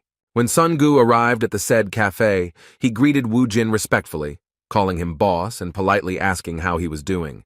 In response, Wu Jin asked in confusion why all this speech was necessary when they had just met a few hours ago. After these words, he extended his phone towards him, asking what this bank transfer amount meant. With a clear tone of condemnation, he asked the poor fellow if he considered him some kind of beggar since he had sent such a sum. Then he reminded him of his words about 4. Sun-gu froze for a moment, realizing that he had paid. Remembering what he saw in the dungeon, he began to think that if he couldn't pay, he would end up in the place of those guys who crossed them. Now he began to think that we were talking about those same 4, not millions, but hundreds of millions. He couldn't even imagine how to get such a sum in such a short period of time, so he couldn't find a better option than to fall on his knees and start pitifully begging for his life. Wu Jin felt extremely awkward at this sudden sight, while Sun-gu, who had misunderstood his words, desperately shouted that he would give up the remaining portion if he was given a little more time.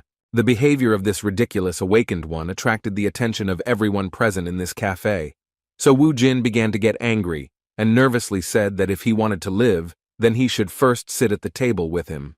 Sun-gu followed his order without question, and then began to make excuses that he was very sorry that he could not get 400 million won in such a short period of time.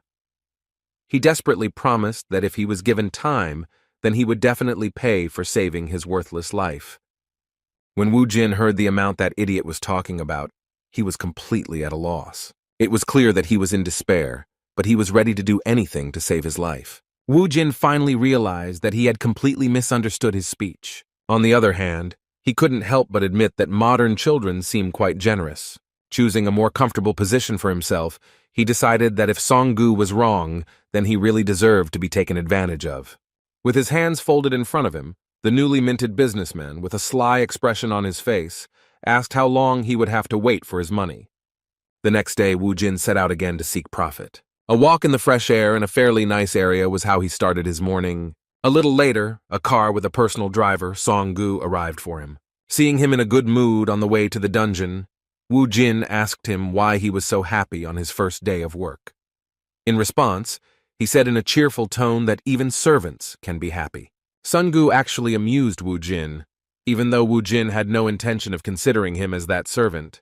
As it turns out, last night, this ridiculous guy announced that since he can't return the 400 million won anytime soon, he's willing to become a member of his savior's group in order to give him a portion of his profits. After thinking for a moment, Wu Jin pointed out the flaw in this plan, saying that he was just going to stick to him, which seemed like an obvious and safe idea. Sun-gu didn't even think about personal gain, so he began to excitedly justify himself by saying that he just wanted to earn that money by being a truly useful person.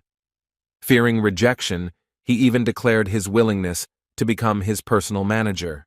With some admiration, he promised that in that case he would take full responsibility for choosing dungeons, booking, selling bloodstones, and other concerns, including even the possibility of being his personal driver. In response, Wu Jin said that if he was going to work like that, then that made him a personal servant. Song-gu felt a little offended. He was really hurt by these words, even though he knew that his savior was completely right. He smiled from ear to ear and awkwardly praised his boss for his very accurate observation. The conditions were really favorable. Wu Jin didn't mind the company of a guy he could trust. Pleased with this unexpected opportunity, he began to dictate terms that, surprisingly, turned out to be mutually beneficial. He said that in this case, their cooperation would last for a year, and since it would be too difficult to do it for free, his servants would even have their share of the total profit. His offer seemed like a real gift from fate. Sun Gu grabbed his boss's hand and sincerely thanked him for it. In response, Wu Jin said with a kind smile that he was also grateful to him for it. As a result, another good friend appeared in his circle. Looking at Song Gu, who was driving him to the pre-booked dungeon, the carefree awakened one thought that it was quite funny, because by pure chance, he got himself a servant due to a misunderstanding in which he actually wanted to return the excess. In fact, he understood that he was doing a great service for him, no less than he was receiving himself.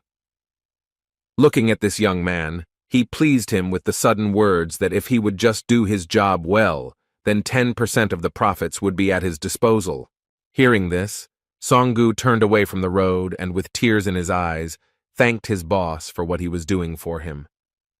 When Wu Jin interrupted his snotty speech by asking if he had found the dungeon he had been told about, he immediately replied that at the boss's request, she had reserved a 3-star dungeon with the most monsters. They soon arrived at the third exit of Maebong Station, where a swarm of Reikis was located. Monsters like cockroaches weren't much of a problem in terms of battle difficulty, but their numbers were definitely very impressive. Sun Gu was at a loss, doubting whether they could handle such a task. He had 2 backpacks on his shoulders, and his only task was to collect trophies, but Wu Jin still asked him to keep an eye out, so as not to be accidentally hit by a surprise attack. The numerical superiority of the Rakia swarm was a serious problem, but not for a necromancer with a lot of experience behind him. Wu Jin got his bearings from the start. He had to spend all his points on control in order to increase the maximum number of his army. The number of skeletons he could control had grown to a massive 19, which was even more than the maximum number of participants in a single raid. Taking quantity with quantity and superior quality was a wise decision, but even so, they were in for a pretty hardcore playthrough. In just a moment, this floor turned into a bloody battlefield.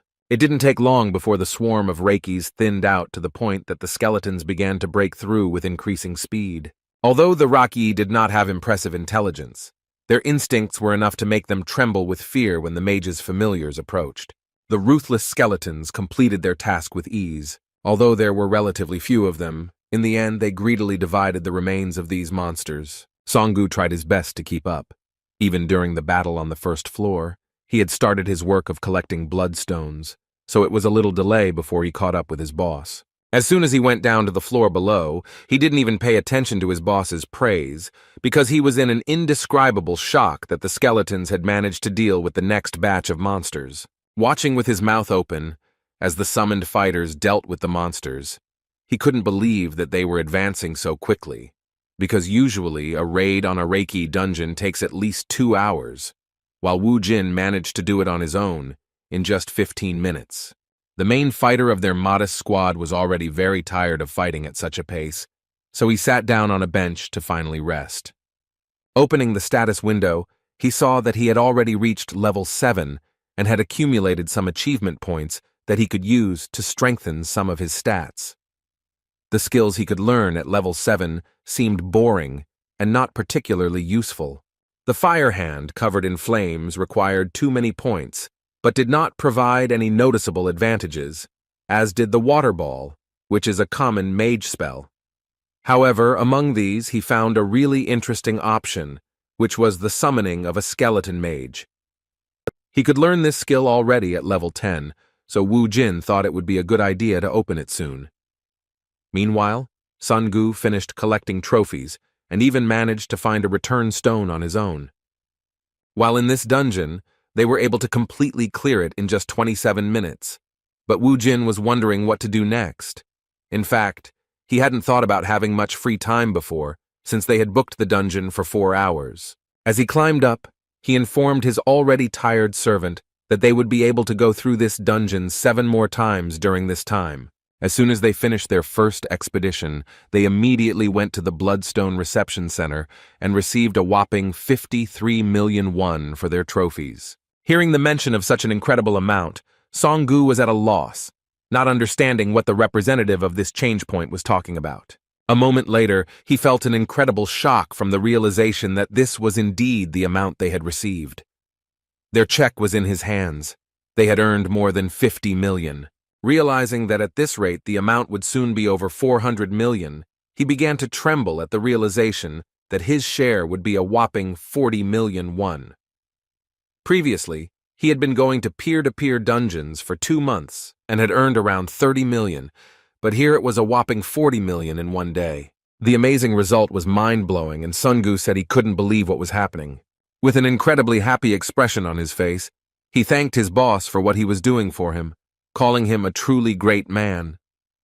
With a kind smile, Wu Jin asked him not to fuss, because it was still too early to rejoice. It was not the time to relax, knowing that they still had 7 more trips to the dungeon left. Following his boss, his subordinate called it an opportunity given by the gods, because as it turned out, becoming Wu Jin's manager was truly a great decision. The events surrounding the new awakened, who began to show incredible success, began to gradually spread. In the Hammer Guild, one of the 3 most powerful hunter organizations in Seoul, everything was as usual. The leader of one of the teams was enjoying his free time in the office. He was humming a song and making coffee when he was suddenly interrupted by a message. Without being distracted from his work, Captain Gay-min took the call and asked what had happened and why he was being disturbed. In response, he was told that 2 guys had bought a ticket for 4 o'clock in the morning and entered the dungeon. The interlocutor paid special attention to the fact that those guys were a little strange. People die in dungeons all the time, so Gay-ming didn't think there was anything strange about it. However, he was told in return that the strange thing was that those 2 were still alive. But what was equally strange was how long it took them to clear the 3-star dungeon. He reported that their first raid took 30 minutes, and on the second, they only spent 11 minutes. A moment later, he saw Wu Jin and Sung-gu exit the dungeon again, and on the 3rd raid they spent only 9 minutes and 40 seconds. The shocking result stunned the guys from the Hammer Guild. They couldn't believe how this was possible, because even professional teams of 8 people spend 2 hours on such raids. Having won a bet that the mysterious guys would do it in less than 10 minutes, the captain's subordinate who was watching them asked his boss if he could find information about those guys using their data from open sources. Gay-ming had never heard of A-rank guys clearing dungeons in a duo. However, he was wrong, and his shock increased to an unprecedented level when he learned that the 2 subjects being monitored were only F-rank. Hanging up, the captain replied that they should stay in touch for the time being while he could find out at least some information regarding those guys. When checking the data, he immediately found out that one of them, namely Wu Jin, had only registered in the hunter database 1 day ago, while the other member of the squad had only registered 2 months ago. This result indicated that such measurements were wrong. An excited smile appeared on the captain's face, realizing that this was too big of a measurement error, and those 2 should be assigned at least a C rank. Awakened ones with such serious abilities are likely to become high-ranking. He knew this for a long time, and had been waiting for guys with such potential for a long time, so he could not miss the opportunity to get them at his disposal. As expected, the Hwarang Guild was also watching the events. One of the managers of this organization noticed their strange activity and reported to Yun-hee that the guy who recently appeared in their sight was able to do something incredible. They had dealt with him before due to a report from a bureau employee that he had trespassed on their property. They already knew that Hong Sung-gu was an unremarkable fire mage, while the main power was possessed by Kang Woo-jin, an F-rank necromancer. The leader of their organization, turning to Captain Lee Yun-hee, asked what she thought of his abilities. Recalling their meeting, she replied that she actually thought he was unusual, but not that unusual. Like Captain Jae-min of the Hammer Guild, she also came to the conclusion that Wu Jin must be at least a C-rank fighter. The leader agreed with her words and concluded that there were 2 options, the first being that he was hiding his abilities during the test, and the second option was that Wu Jin was growing at a crazy pace. It was the first time Lee Yun-hee had seen something like this, so she asked the more experienced leader if there had ever been an awakened who had such a speed of development that they could rise 2 or 3 ranks of power in one night. In response, the red-haired man said that there was a similar case in history where an awakened person rose from F to A rank in an insanely short time. His potential was a secret until he reached the #1 spot in South Korea.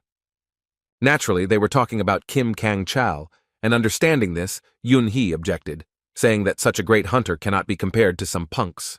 Despite her opinion, the leader suggested not to be too sure of his guesses. He thought it would be a good idea to confirm who Wu Jin really was. Lee Sang-ho, the brother of Captain Ha-yun, who is the master of the Hwarang Guild, gave his sister the order to bring this guy to his office so that they could find out what kind of person he is. Meanwhile, the boys continued their non-stop raids in which Wu Jin became increasingly faster. On the other hand, Sun-gu, who had a completely different role, was barely able to stay conscious. While collecting bloodstones from defeated monsters, he thought that if such loads continued, he would be the first to die in the dungeon while extracting precious trophies.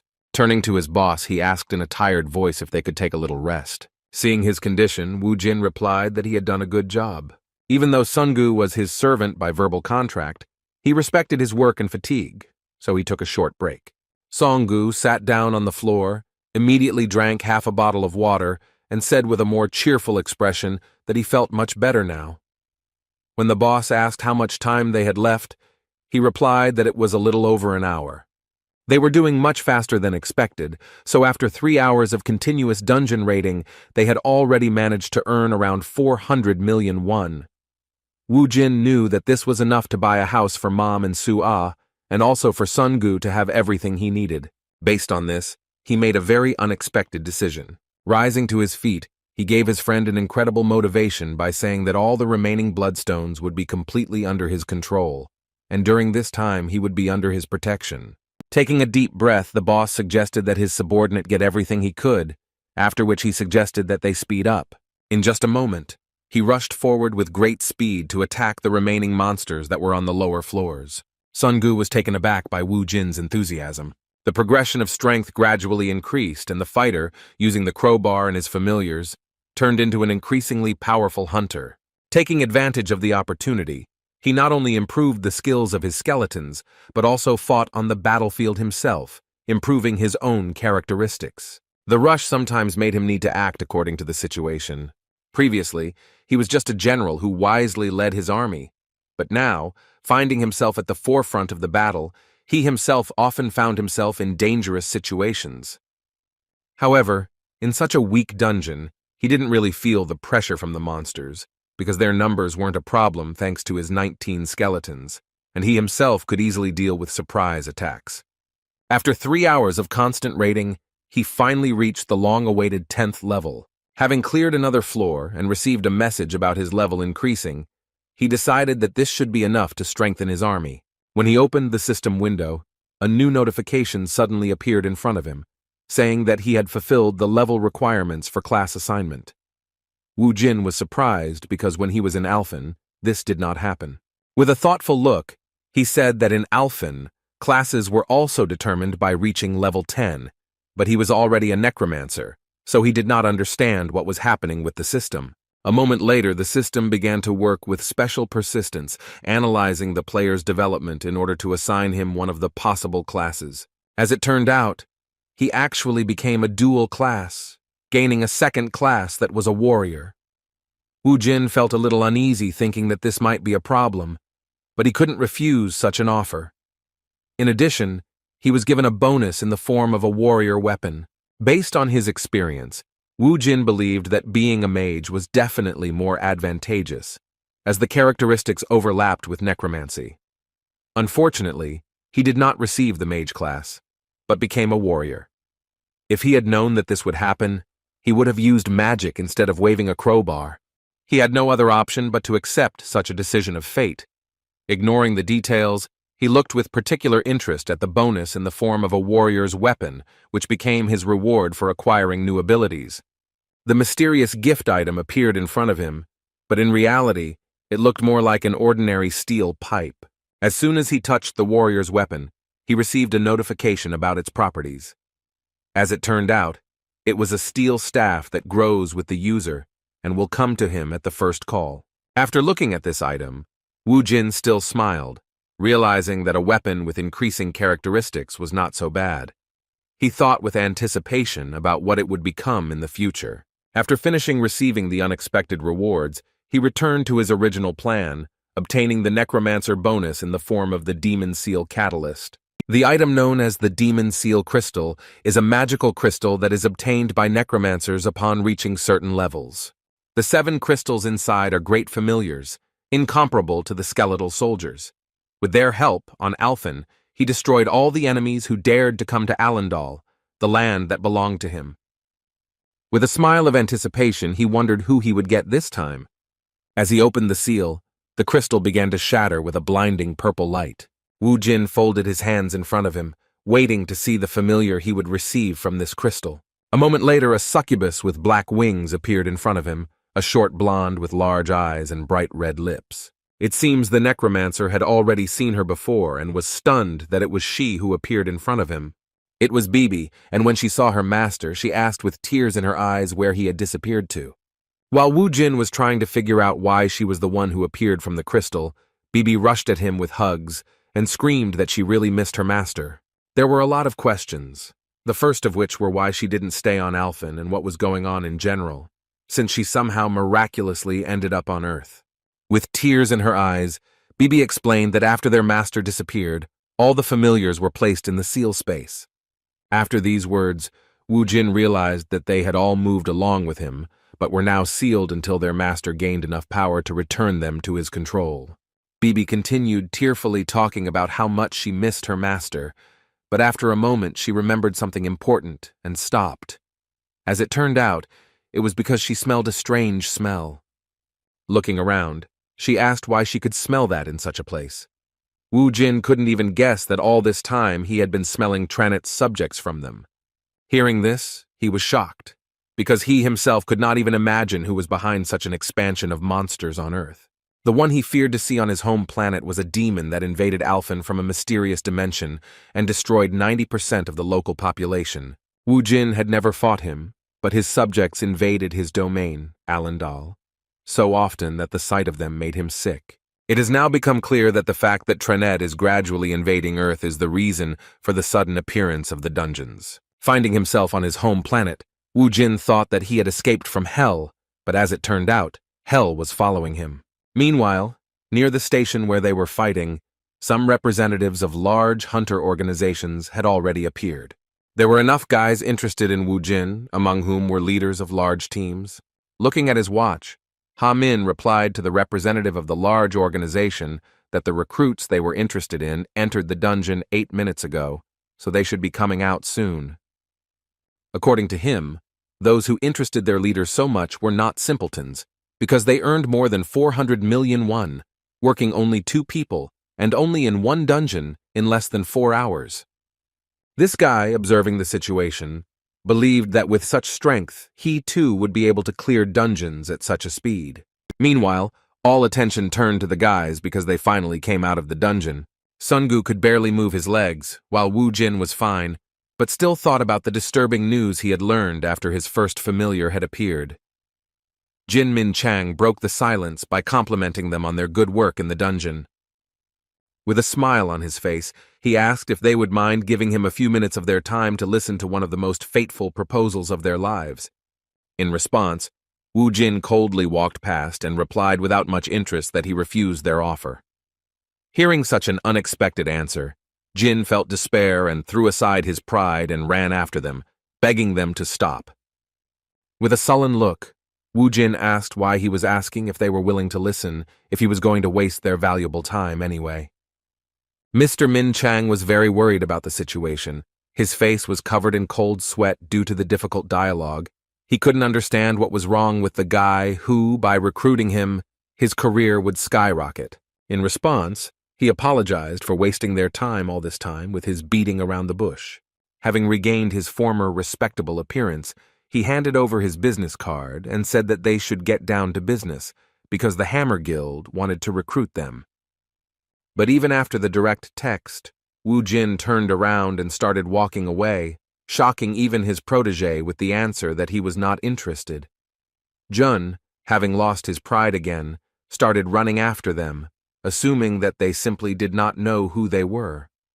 Wu Jin knew that this wasn't going to stop just like that, so he turned back to the pushy leader of the hunting team and said that he heard that they were one of the top 3 guilds in Korea. Jin Min Chang felt a little relieved after hearing that he was being treated properly. After that, he extended his business card towards the promising hunter and said that their guild had the strongest of the awakened within its ranks. He promised that if they joined them, then they would receive the best support without delay. Skipping formalities, Wu Jin, calling the representative of one of the strongest organizations simply a man, asked him to stop this meaningless dialogue. With an angry look, he said that he was in a noticeably bad mood, so it was worth stopping to irritate him, so as not to run into rudeness. His behavior seemed unusual to other people, because no one even guessed what was threatening their planet. Having earned a large sum, Wu Jin stopped at an interesting place, after which, together with his mother and sister, he went to one of the most prosperous areas of the city. His mother was shocked to learn that her son, a few days after his return, led them to a huge house that the realtor said now belonged to their family. She was excited about what was happening, realizing that such a home would cost an unimaginable amount of money. Looking at her son, who had a calm smile on his face, she still wondered how he was going to buy such a house. Looking at his phone, he replied that he had recently replenished his account and could now afford it. His mother was shocked to hear such words, and the son was forced to explain that he was actually a wanderer who made money in the dungeons. As expected, his mother was very worried. She couldn't allow her son to take such a risk after losing a family member once. However, Wu Jin insisted that she had nothing to worry about after all. He wasn't weak at all, and hunting in the dungeon was like fighting cockroaches for him. Even after all his arguments, his mother could not accept his words, but her daughter joined the conversation, asking if she could have a dog. She reminded her that they could have one if they had a house with at least some lawn, and here it was just huge. With a devil in her eyes, she tugged at her clothes again, and in response, the worried mother asked her to wait while she sorted out what was happening. Seeing her worry, Wu Jin asked her not to worry. Placing his hand on his little sister's head, he said that they should consider this as compensation for the hard times they had to endure due to the fact that there had been no male in their family for 5 years. With a kind smile, he asked them to just believe in his strength. In fact, this is how he was able to calm their worries, and soon the family moved into a new, spacious house. That same evening, Wu Jin went for a walk. Having gone around the corner of one of the houses, he turned to Bibi and asked her to come out of hiding. His summoning began to work, but she never appeared before him. As he repeated his words, he saw that the trail of summoning magic began to lead him around the corner of the building. He was surprised, because when he looked around, Bibi was still not there. A moment later, he saw a cat with strange energy passing by, so he assumed that she was his familiar in a very unusual form for her. As it turned out, it really was her. Wu Jin couldn't understand why she had turned into a cat, but he couldn't mistake those eyes for anything else. When he picked her up, he heard that she couldn't take her true form outside the dungeon. As it turned out, because of this, she had to find a small organism that could become a vessel for her. This turned out to be a street black cat that was nearby. Hearing this, Wu Jin was surprised, because he did not understand why it did not work as before. After that, he asked if Bibi sensed any other energy sources of Tranit that was trying to invade Earth. In response, he heard that everything was clean, and there was a pleasant smell of peace all around. Her words surprised Wu Jin even more, because it was the first time he saw a demon enjoying the smell of peace. Still, he came to the very pleasant conclusion that Tranet's energy had not yet affected this world. He was suddenly distracted by the voice of a stranger who called him full of surprises, relying on the assumption that Wu Jin even took care of stray cats. Looking around, the necromancer saw another mysterious man who was very interested in his strength and personality. With a pleasant smile, the red-haired man who introduced himself as the Eyes of the Hwarang Guild asked if it would be difficult for him to spare a little time for a conversation. While Wu Jin was with Li Sang-ho, his subordinate Sungu visited a place he had only dreamed of visiting before. While in a luxury car showroom, he waited to meet the dealer, still wondering what could explain his boss's strange behavior.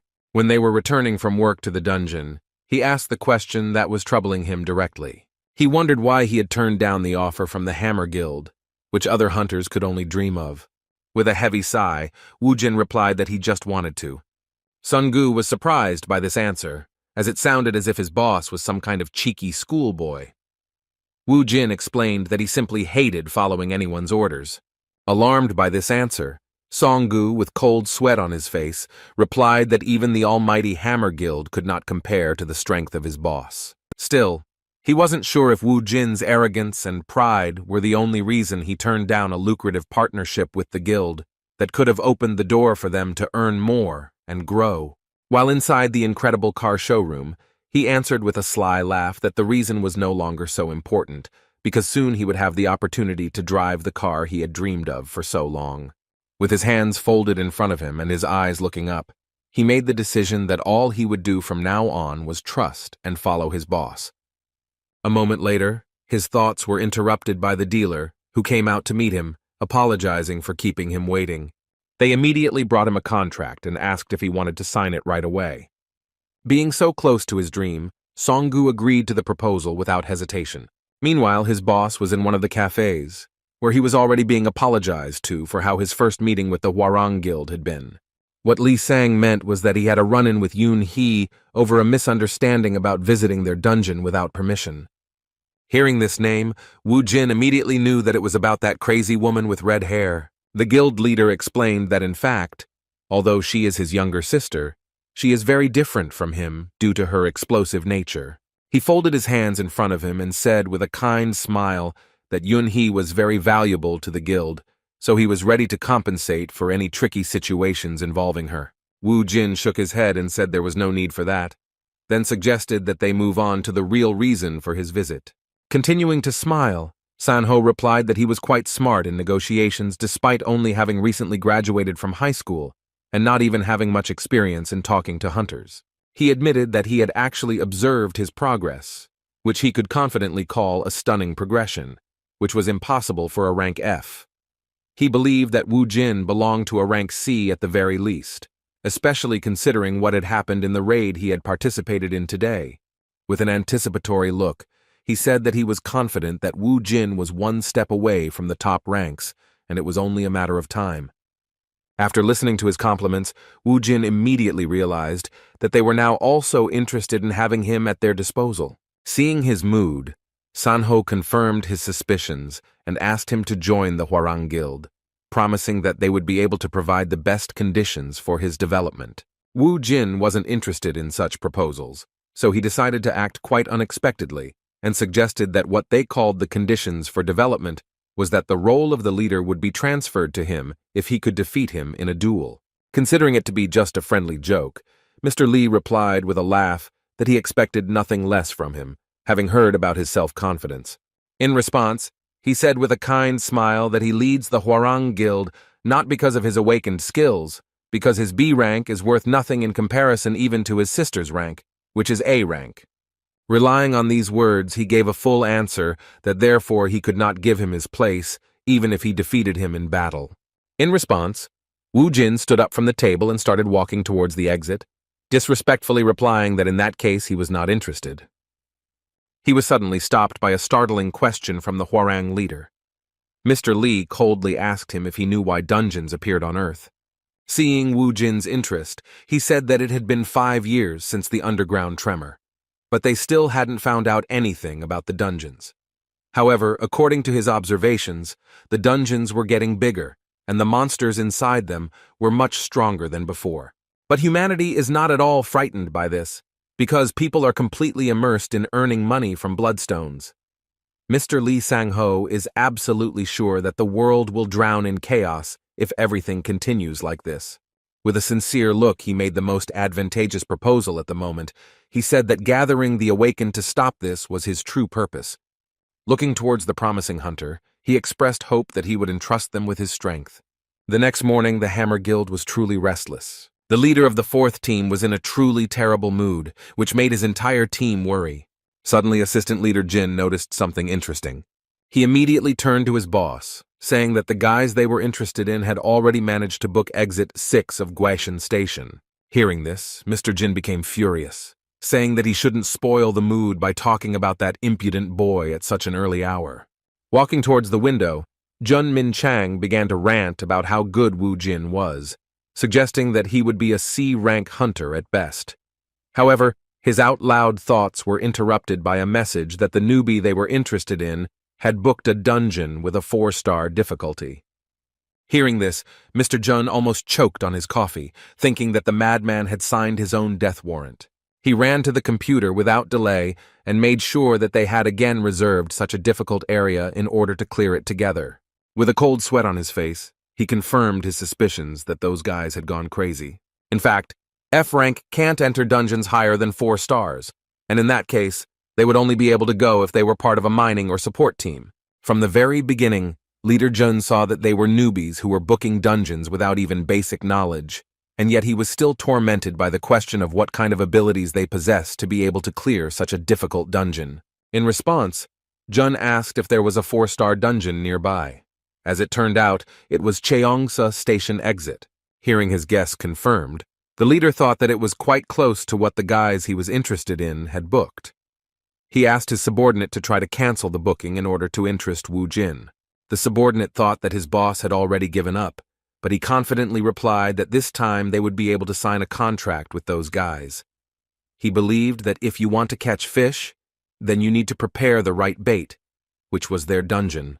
Meanwhile, Sungu and Wu Jin were racing towards the reserved dungeon in a new car. Sungu drove around in his dream car all night, saying he bought it because he didn't want to drive his boss around in an old sledgehammer. In response, Wu Jin, grateful for such attention, praised him for his efforts. Looking around, he nodded his head and concluded that this car was clearly on a completely different level, even considering that its interior was simply something. Despite all the questions raised by the fact that the boss didn't know much about cars, Sungu didn't show his resentment, and replied that he would do his best to make sure that his Hyungnim would travel between his stops with maximum comfort. They were expecting a big catch, but when they arrived at their destination, they heard the local inspector complaining. He said that he couldn't imagine 2 F-rank guys clearing a 4-star dungeon.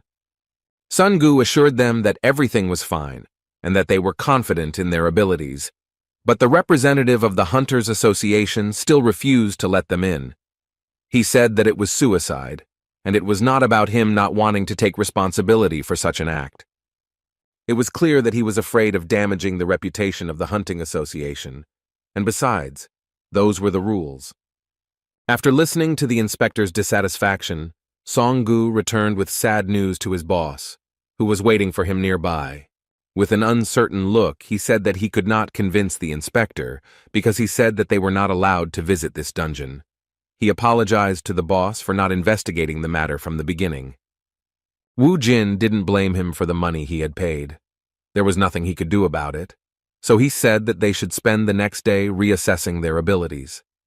In order not to waste time, he asked Ha Min to check if there were any 3-star dungeons nearby.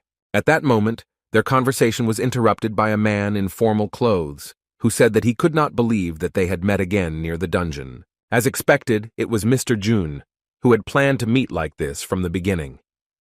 Calling this situation fate, he asked what had happened and if he could help them in any way. With a kind smile, he tried not to show that he had hoped from the very beginning that he would meet them in this way. Without hiding his obvious suspicions, Wu Jin mockingly repeated his words that this was indeed fate. With his hands on his hips, he asked the curious leader of the 4th team of the Hammer organization how exactly he was going to help them. Without further ado, they headed to the Guachin Government Complex Station, where they had prepared a dungeon for these guys in advance. Recalling their failure, Leader Jun guessed that they didn't know that only C rank and above were allowed into 4-star dungeons. Pointing his hand at this station, he said that this 4-star dungeon was at their guild's disposal, and all reservations had been cancelled, making them free to enter. Wu Jin had this place at his disposal thanks to the help of the Hammer Guild, and he expressed suspicion that it was too good to be true. He said that all such concessions had to be paid for, so he asked what they wanted from him in return. With a kind smile on his face, Leader Jun assured that this was just a gesture of goodwill, and they would resolve their friends' rank issues on their own, so they could clear this dungeon to their heart's content without worrying about the Hunter Association's reaction. Taking his words into consideration, Wu Jin replied that if that was really the case, then they would be most happy to agree to this proposal. After these words, the leader of the fourth team wished them good luck in passing, but asked them to stay for another minute to receive a gift from him. Waving his hand, he asked to walk with him a few meters. Next to them stood their work car, in which the gift in question had been previously located. Opening the trunk, Leader Jun said with a sly laugh that everything has to be paid for. Min Chang didn't ask for anything in return, but he was in anticipation, thinking that a favor is always repaid with a favor.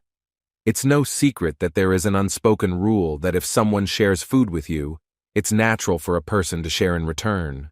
Although Wu Jin was obviously a strong awakened, Leader Jun didn't know him well enough, and thought that he was just a kid who was 24 years old. He was more than sure that he already had him on his hook. In turn, the subordinate of the leader of the fourth team thought exactly the same. It was not the first time he had carried out this scheme together with his boss, so he began to play his own game, making a compliment that the mood of their dear friend had changed for the better. When Wu Jin asked what he was talking about, he replied that yesterday he was in such a mood that it was scary to even talk to him. Remembering that day, the necromancer agreed, because he really was in a bad mood due to the fact that all his thoughts were occupied with Tranit's presence on his dear earth. Seeing how Wu Jin was gradually becoming more open to communication, the trickster from the Hammer Guild asked with a smile on his face if they would mind having a drink together after their raid was over. Wu Jin agreed without hesitation, and that impudent office plankton immediately came to the conclusion that the kid had fallen for his manipulations. Having been in the Hammer Guild for 2 years now, he was confident that their tactics were impeccable, and that their target would soon sign a contract with them, especially after they had a few shots of strong soju. He continued to talk about celebrating their success, mentioning that he knew of a nice place nearby. Watching this whole stupid performance, Sungu felt a little awkward, realizing that it was a waste of time, because no matter how much they sucked up, his Hyunim still wouldn't join their guild. When Jin Min Chang returned, he stopped for a moment, looking around the area for the guys he had brought to this place. When Ha Min asked where those guys had gone, he replied that they had already gone to the dungeon. Hearing this, Mr. Jin began to shake with anxiety, saying that he had asked them to wait so that he could give them a gift for the journey. He was furious, and his protege did not understand what his anger was about. He believed that he was going to wait for them to return anyway, so this gift could be given after their raid. As it turns out, this gift was a much-needed survival kit, without which you can't go on raids on 4-star dungeons. Throwing the 2 bags on the ground, the leader asked Ha Min how much the F-ranked guys who entered such dungeons knew, and whether they had heard about the dangers of such a raid.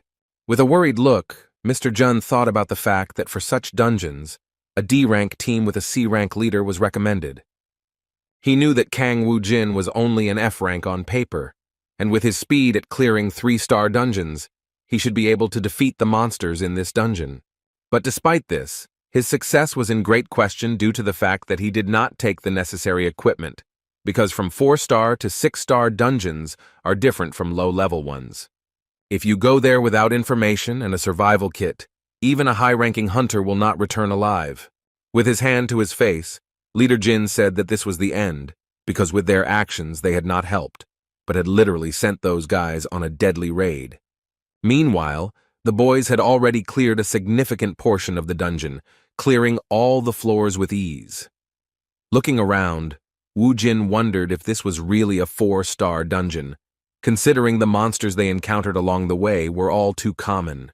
Songgu assumed that it was just an easy 4-star dungeon, and his boss decided to agree with it to avoid straining his brain.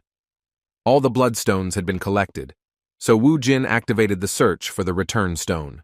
Unexpectedly for him, there was no reaction to the use of his ability. Wu Jin thought that it couldn't be that there wasn't such an object near them.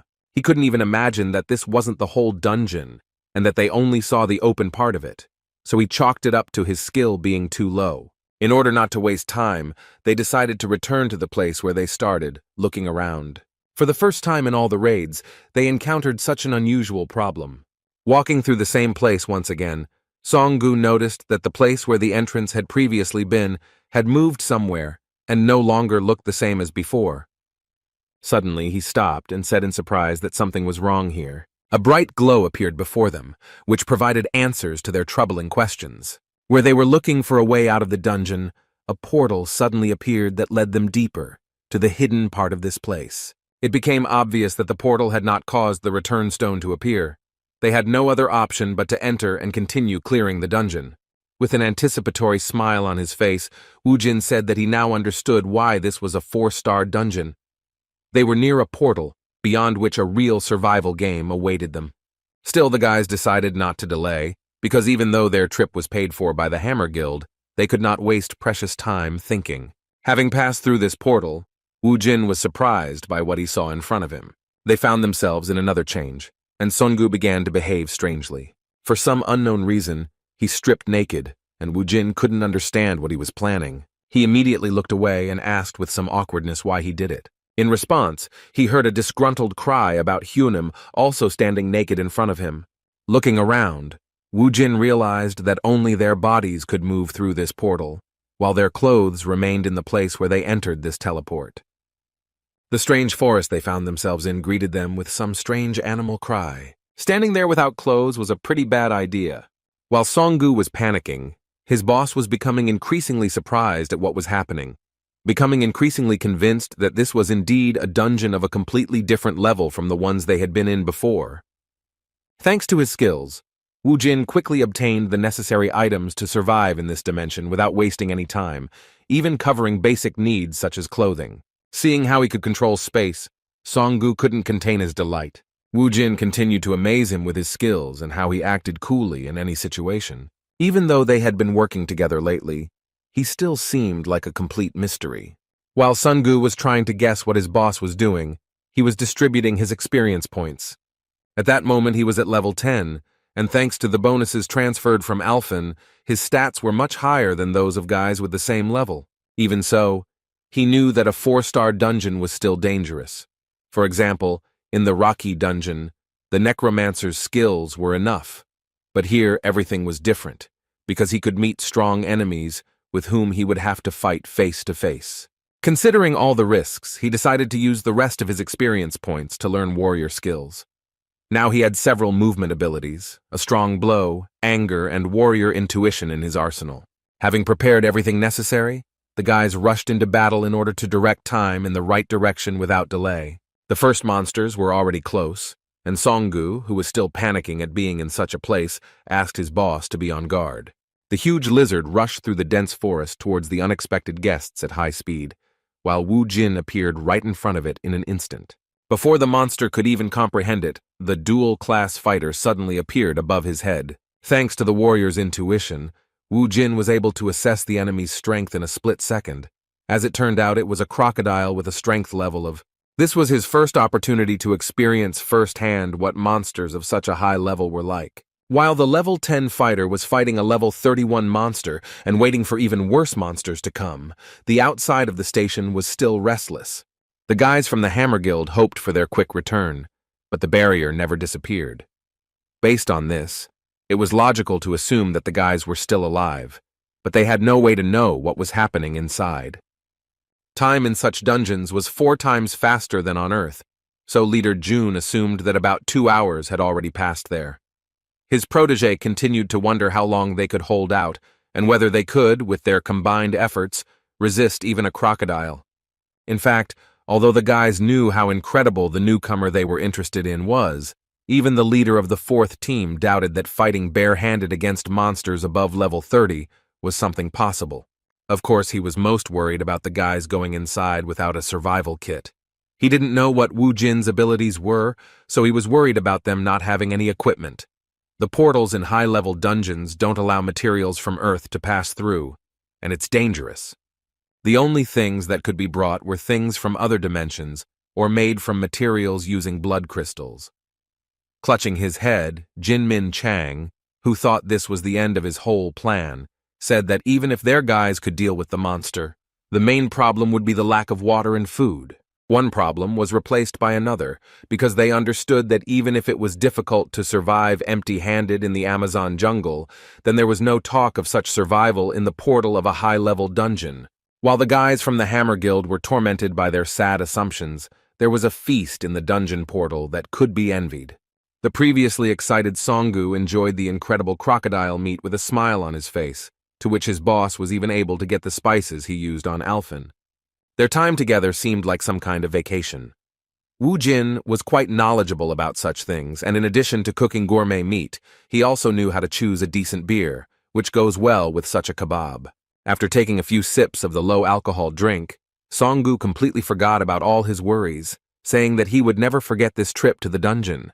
Wu Jin was glad that he was able to please this friend, because earlier, in Alphen, he had no one to share such joys of life with except the demons that were his familiars. While the guys were resting inside the portal, having perfect conditions for this business, the captain of the hammer team and his protege continued to worry about the fact that a lot of time had passed. On the one hand, they already believed that the newcomers to the hunter business could survive, but there were still doubts. As an experienced leader of a hunting team, Jun Min Chang assumed that they could somehow defeat the crocodile by distracting it with the necromancer's calls. However, he was more than sure that such a difficult fight would not give any advantages in the future, especially in the swamps. For those who have at least some understanding of such dungeons, it is no secret that the swamps that appear from time to time in the jungles of such portals are simply a death sentence for melee fighters. Even for our guys, it was quite difficult to move. Their legs got stuck, and danger was on all sides. At this point, they had to be on guard, because you could never be sure that in a moment the Hokos and swamp anacondas would not pounce at the same time. Only Hong Sung-gu had long-range combat, but his fireballs weren't enough to stop Hoko's crazy monkeys. The guys from the Hammer Guild team knew about this too, so their worries continued to grow, not taking them away from the thought that their brilliant idea had come to an end because of one missed detail. As it turned out, they were wrong once again. While Sung-gu watched motionlessly as everything happened, Wu Jin continued to incinerate the monsters, despite being a primarily close-range fighter. Watching this, Sung-gu was once again shocked to realize how limitless his Hyungnim's skills were. This time, Wu Jin demonstrated the summoning of skeletons with magic. Using fire, they instantly incinerated all the monkeys, because each of them had a power that exceeded Song-gu's. While the boys overcame one obstacle after another, using the skills and experience of the leader of their small squad, the representatives of the Hammer Guild waiting for them had a small snack with instant noodles. 4 whole hours had already passed, and the ward continued to ask his leader whether they would be able to clear the dungeon. Jun Min Chang was still tense. He still didn't know the exact answer, and this time he added an important detail that it wasn't only the monsters that were dangerous in high-level dungeons, because there were plenty of unfamiliar plants, animals, and insects there. They didn't even doubt that the newcomers who entered a high-level dungeon for the first time knew nothing about such ecosystems.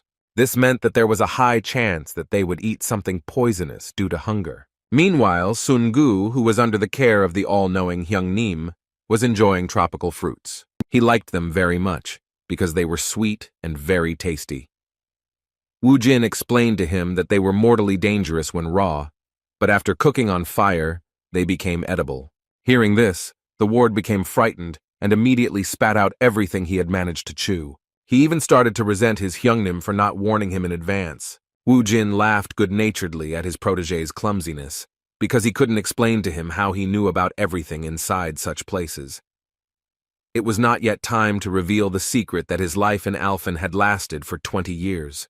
While inside the dungeon, Wu Jin and Sun-gu took their time to avoid making a mistake. It was already dark outside, but the guys from the Hammer Guild were still waiting for them to return. Their conversations became more frank, and now the ward wanted to know if his leader had a reason why he wanted Kang Wu Jin so much. Their guild wasn't particularly interested in this deal, but over the past 5 years, it was Jun Min Chang who had been able to find a huge number of talents and believed that his eyes had never deceived him in this matter. Hamin was delighted to recall the stories of his leader recruiting rising stars that had become very famous. He assumed that he was the one who first learned about their A-rank fighter, known as Park Jin-woo. As it turned out, it was indeed Jun Min Chan, but he surprised his protege even more when he said that he was now more than sure that Kang Wu Jin would become much cooler than the one in question. He had put so much effort into recruiting Wu Jin, so now he hoped that his efforts would pay off, and that crazy guy would return alive. Otherwise, his death would be a huge loss for all of humanity. Ha-min couldn't even imagine that his captain had such thoughts in his head. He cheerfully suggested to his boss to pray for those guys to get out of the dungeon alive. In response, Mr. Jun once again said tensely that it would not be as easy as one might think. Even though he voiced his thoughts about Wu Jin's prospects, he was not confident that he could handle the guardian of the returning stone, which was a truly strong opponent. In fact, everyone knows how difficult it is to fight the guard, so Ha-min thought that praying for their return wouldn't be a bad idea. However, the leader continued to act extremely pessimistic, saying that Wu Jin would definitely meet his death in this fierce battle. Meanwhile, the boys continued to move forward. Now, they were in the middle of some wasteland, which led them to the place that was so necessary for their return. Song-gu stopped the moment he saw the stone of return in the distance. He began to hurry forward, joyfully saying that they would finally be able to get out of this terrible place. Seeing his ward rushing to die, Wu Jin stopped him by pulling his hood. A moment later, a trap appeared in front of them, the surface suddenly crumbling, revealing sharp bamboo sticks below. Song-gu almost lost his life in his haste, so he thanked his Hyung-nim with great gratitude for watching over him. Wu Jin didn't react in any way, but only continued to look into the distance with particular interest.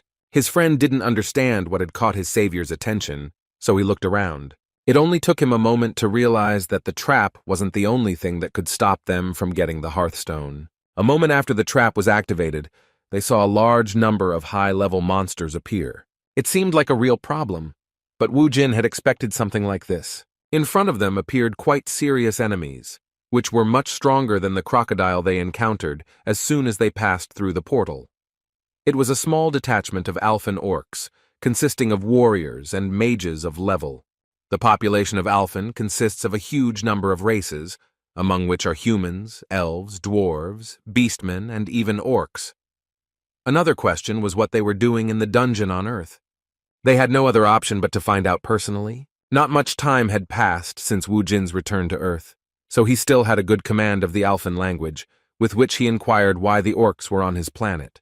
Seeing how the enemies reacted to the boss's mysterious speech, Song-gu was once again at a loss, realizing that he still didn't know much about his new friend. The orcs began to look around, not understanding how this man from a planet not native to them knew their language. In response, one of them asked who he was and how he knew the language of Alphen. Wu Jin didn't intend to answer this question, so he asked them to ignore it and asked again what they were doing in such a place. One of the orcs paused for a moment before answering. It seemed to him that it was unpleasant and difficult to talk about how they had all lost their home. Jin was shocked because his guess was correct. Tranet defeated them all. According to the orc, when the balance was broken, Tranet became the master of everything that was on Alphen. They are here precisely because of the contract with the new master of their planet. It was strange to hear about some kind of contract from the lips of the orcs who had lost everything because of the new master of Alphen. As it turned out, this contract was incredibly tricky. Following it, the orcs would receive Earth under their control and it would become their new home. Hearing this, Wu Jin wondered how they could fall for such a stupid trick, since Tranet doesn't even own Earth, making this contract even more pointless than serving such a scumbag. Taking out his weapon, Wu Jin showed that he had no intention of playing around with those who were intruders into his home. In response to his determination, the orc leader shouted to his squad to immediately rush into the attack. This battle was a real challenge because never before had the guys faced so many opponents with such a huge level of strength. Wu Jin was extremely calm, knowing that he had to keep a cool head in order to deal with such a problem. This battle decided his fate as well as the fate of his ward because, without passing these guys, they would not be able to get to the Stone of Return. A little more time passed, and the guys from the Hammer Guild were still waiting for their return near the barrier. Outside, 6 hours and 20 minutes passed, but Ha-min was still encouraging his leader and said with a joyful tone once again that he had a good feeling. At this moment, Junmin Chang, who had been pondering the situation all this time, began to realize that they were probably crossing the swamp, or, which was unlikely, were already near the orc squad that guarded the return stone, since more than 1 day had passed. He was amazed at the thought that those two actually had a chance to clear this dungeon that belonged to a high-ranking dimension. Suddenly, the barrier began to disappear before their eyes, which shocked them even more in their moment of deep thought. Min Chang literally felt a lump in his throat, realizing that this was a fateful moment, because there were two options. Looking down, he froze, hoping that the boys would return. However, the hope that they would return alive began to fade gradually. The barrier disappeared, but they still didn't come out. Ha-min understood his boss's feelings, because this meant only one thing, that the worst-case scenario had become reality, and they were finished. Disappointed with what happened, Jun Min-chang was devastated and was about to fill his emptiness with alcohol, so he suggested to Ha-min that they go back. However, a moment later, he heard footsteps and tired, dissatisfied words about taking a cart with him on the next raid. Looking down, he saw the guys dragging a huge number of artifacts obtained from inside the dungeon. The sadness of loss suddenly changed to sincere joy and gratitude to fate, and Leader Jun congratulated Wu Jin with great delight on his return to the surface. With the same calm smile, Wu Jin, who didn't even look tired, asked why the guys from the Hammer Guild were so happy to see him. Returning back after a long raid, the guys got acquainted with the details that they missed before entering the dungeon. Wu Jin came to the conclusion that the survival kit was not very necessary, but the information was very much so. They were a little disappointed to learn that the crocodile skin, which was a very expensive resource, did not interest them, and was left in the dungeon. In fact, Songgu was not thrilled to hear that he would take it next time. The bloodstones, which weighed quite enough, were enough for him. The dream of becoming a fire mage was becoming increasingly vague, because his job as a loader did not give him a minute to rest. At one point, the driver noticed that his Hyun Nim was looking at someone on the street with particular interest. As it turned out, he saw his friend Jae Min walking along the sidewalk with some girl in a blue dress with a yellow Panama hat on her forehead. Stopping, Wu Jin distracted his friend by shouting his name. Jae Min looked around in surprise, not understanding who the voice belonged to. Seeing a premium car nearby and a guy with black hair sitting in the front seat, he immediately realized that his boss was talking to him, but the girl standing next to him, seeing strangers, became quiet and began to behave modestly and reservedly, not attracting attention. Ignoring her discomfort, Wu Jin assumed that his dear friend was on a date. In response, Jae Min awkwardly clarified that it was just his Nuna. When Jae Min addressed her, he introduced Wu Jin as the guy who helped him deal with some problems with bullies. He had told her about him before, and she knew exactly who he was, but she still felt uncomfortable.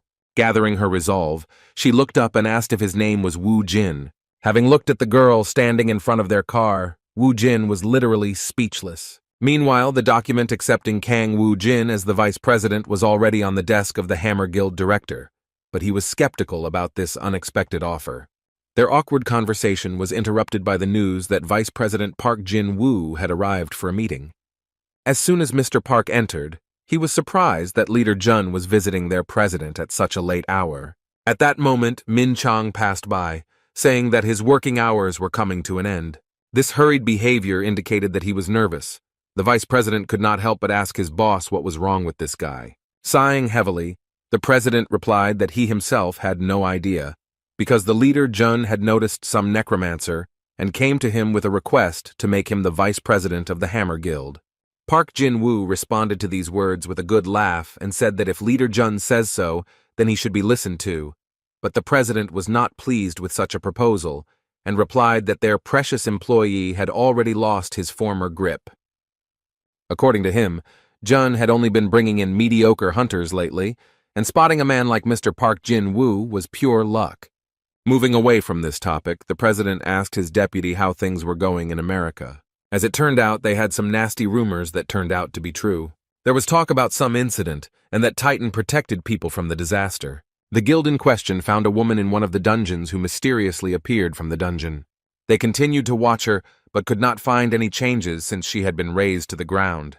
The strange woman and the dungeons, who did not show aggression towards people, did not know human languages, and constantly uttered a word that people from the Titan Guild could not understand. Representatives of this American guild assumed that it was some kind of post-traumatic syndrome due to which she could not get rid of a certain word, which broke her psyche. The guild leader saw her as the key to uncovering the secret of the dungeons, so he asked his wards to talk to this woman to learn more about her origins and the situation around the dungeons. Ding Kun, who is the leader of this guild, is an A-rank awakened, who is really worried about the origin of the rifts on the ground. It has been 5 years since the dungeons appeared, and he was convinced that they finally found some clue. The woman in question spoke the language of Alphen, and the word she spoke was the name of the necromancer she had met on her planet. While fateful events were happening in the world, Wu Jin was enjoying a quiet life. Jae-min returned home and began studying, but he still felt uneasy about returning home alone after going out with his sister. As it turned out, upon seeing Ji-woon, his boss invited her to go to a cafe together. Ji-woon did not refuse such a sudden offer. After a short conversation, Wu Jin drank a few glasses of strong drink, and with a kind smile began to wonder how fate gave them the opportunity to meet again. He did not hold back in complimenting her, and even said that although 5 years had passed, she was still as cute as before. In response, a blush appeared on the shy girl's face, and she tried to somehow avoid such unexpected words. Seeing his classmate from the past acting so modestly, Wu Jin explained to his friend what was going on, saying that Ji Woong was the most popular girl in school, and half of the boys had a crush on her. Sungu believed every word his boss said and began to support this humble girl, while she continued to awkwardly make excuses that she was not that popular. Wu Jin continued to enjoy her reaction, but he didn't embarrass her to hurt her feelings. He liked her emotions, because he was not an exception among those who liked her. Ji Woong had always been a smart and sweet girl to him, who got along easily with all the students. He saw that she had changed a lot, while Ji Woon herself was surprised by his behavior and wondered if he had always been so friendly. His sudden question hit the nail on the head and caught her off guard. He asked why she was wearing a Panama hat and whether it could be that she simply hadn't washed her hair before going for a walk. The girl was confused. She began to stutter and hesitantly justified herself by saying that she simply liked to wear Panama hats. Sungu, without stopping drinking alcohol, began to analyze the situation and was well aware that his boss's straightforwardness was putting this cute girl in an awkward position. He couldn't understand how he could ask a girl such a question, but suddenly he realized that it most likely meant that his boss had never met a girl before, and that was why he was putting her in an awkward position with his straightforwardness. It was obvious because Wu Jin casually continued to throw out awkward phrases. For example, he assumed that it was inconvenient for her, so he suggested that she take it off despite her excuses. Seeing Ji Woong's obvious discomfort, Sungu decided to take it upon himself to change the subject before she pulled that sun hat up to her chin. In a cheerful mood, the ward suggested that Nuna and the boss play a drinking game. Wu Jin became a little wary and asked why they were suddenly playing a game. In the end, the alcohol did its job, and after half an hour, they were already so drunk that Sungu was already drinking alcohol from the bottle on his own, singing some love songs. He was drunk and looked so awkward that Wu Jin couldn't utter a word. At that moment, he felt some anger towards his ward and said in a threatening voice that if he himself did not sit down at the table, then he would help him with this. A threatening aura, reminiscent of a thirst for blood, did its job in an instant. Having calmed down his restless drunk friend, Wu Jin turned his attention to Ji Woon, who, after so much alcohol, was trying to collect her feelings and lay down on the table. At this point, it was clear that she had had enough alcohol, and it was time to replenish her water supply with carbonated water. As it turned out, she had already fallen asleep and suddenly woke up with a start, accidentally throwing her Panama hat off her head. As soon as the Panama hat fell to the ground, its secret was revealed. Sungu saw what it was about. At first he thought he was imagining things because he was drunk. However, judging by the reaction of some random visitor, it became clear that his eyes were not lying to him. Ji Woon had a burn on her forehead that she was so embarrassed about, and a woman passing by justified her lack of self-confidence, because she soon began to discuss it with her friend with some disgust. Sungu was alarmed by this, because now they both understood what was causing Nuna's behavior. Despite this, Wu Jin continued to be cold-blooded. Luckily, Ji Woon was asleep again at that moment, so she didn't notice what happened. As usual, it was up to Wu Jin to deal with the situation. He picked up her hat and asked his friend not to make a noise as if something big had happened. Putting a Panama hat on her head to hide her burn, he said that it was no big deal, because even with him, she was still just as cute. After drinking one last time, the guys went home, first of all taking Ji Woon home. When she woke up, the first thing she felt was a headache due to a hangover, because alcohol is a senseless and disgusting thing. Remembering what happened that evening, she wondered where she was, But when she looked around, she saw her younger brother and realized that she had been sleeping in her own bed. Jae-min saw his sister finally wake up when she first asked how she got home. The brother replied that Woo-jin had brought her, after which he offered her to wash up and have some soup, which is great for overcoming a hangover. Ji-woon did so, but when she entered the bathroom, she was surprised to notice a Panama hat on her head. At first, she thought she had fallen asleep right in it, but at that very moment, a very important memory from that evening came into her head. She remembered being so drunk that she felt a lightness in her head, which was due to the fact that the Panama hat had fallen to the floor. However, at another point, she clearly remembered being carried in someone's arms, and the Panama hat was already on her head. Her heart began to flutter with excitement at the realization that he had finally seen her secret. It was about the scar she got during the dungeon breakthrough 5 years ago, when she was attacked by a monster. Standing in front of the mirror, she told herself that she didn't want Woo-jin to see her with that horrible scar on half her face. She wanted him to think that she was still the same as she was when they were in school. At that moment, she suddenly blushed, remembering the moment when Woo-jin carefully put a Panama hat on her head and called her cute, despite the scar that ruined her life. For the first time in 5 years, she heard such words, a compliment from a man who not only saw her forehead for the first time, but was also not indifferent to her. She felt warmth, while before others reacted to her scar coldly and cruelly. At that moment, Woo-jin remembered the events of 5 years ago in his sleep, even before that incident occurred during the first appearance of the dungeons. After another school day, as usual, the question arose about who was on duty and who stayed after classes to clean the school classroom. The first in this pair was Kang Woo-jin. The second person turned out to be a rather unexpected choice. It was Ji-woon. Everyone left, and the boys quickly finished the task, but they worked silently the entire time. After locking the office, the boys began to leave the school when Ji-woon started the conversation first, asking if they had forgotten to do anything. Kang Woo-jin answered very briefly and calmly, which surprised her greatly. As Ji-woon continued walking through the school hallways, she was surprised that he was so quiet. She even admitted that he reminded her of her brother, who always responded to her with one word no matter what she said. Woo-jin once again gave her a one-word answer, causing Ji-woon to quietly laugh, saying that at least by the second quarter they could start some kind of conversation. From then on, she suggested that they start saying hello every time they saw each other for the first time that day. The shy guy again agreed to her unexpected proposal, after which Jae-woon stopped and said that she had something to tell him and she would do it in his ear.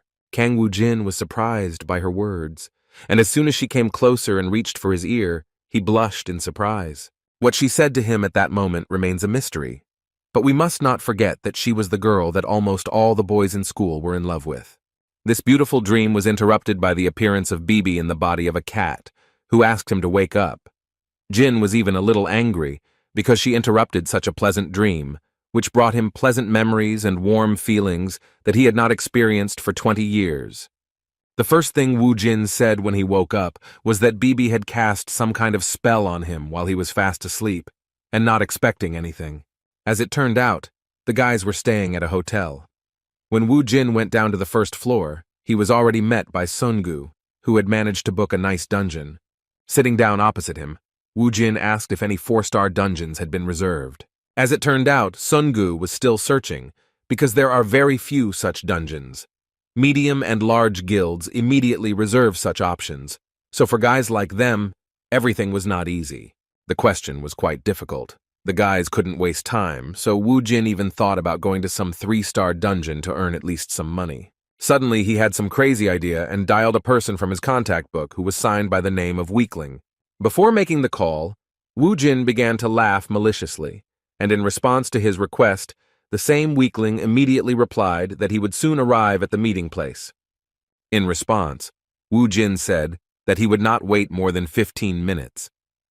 As expected, Woo-jin's authority was impressive enough that the guy did not even try to ask for more time.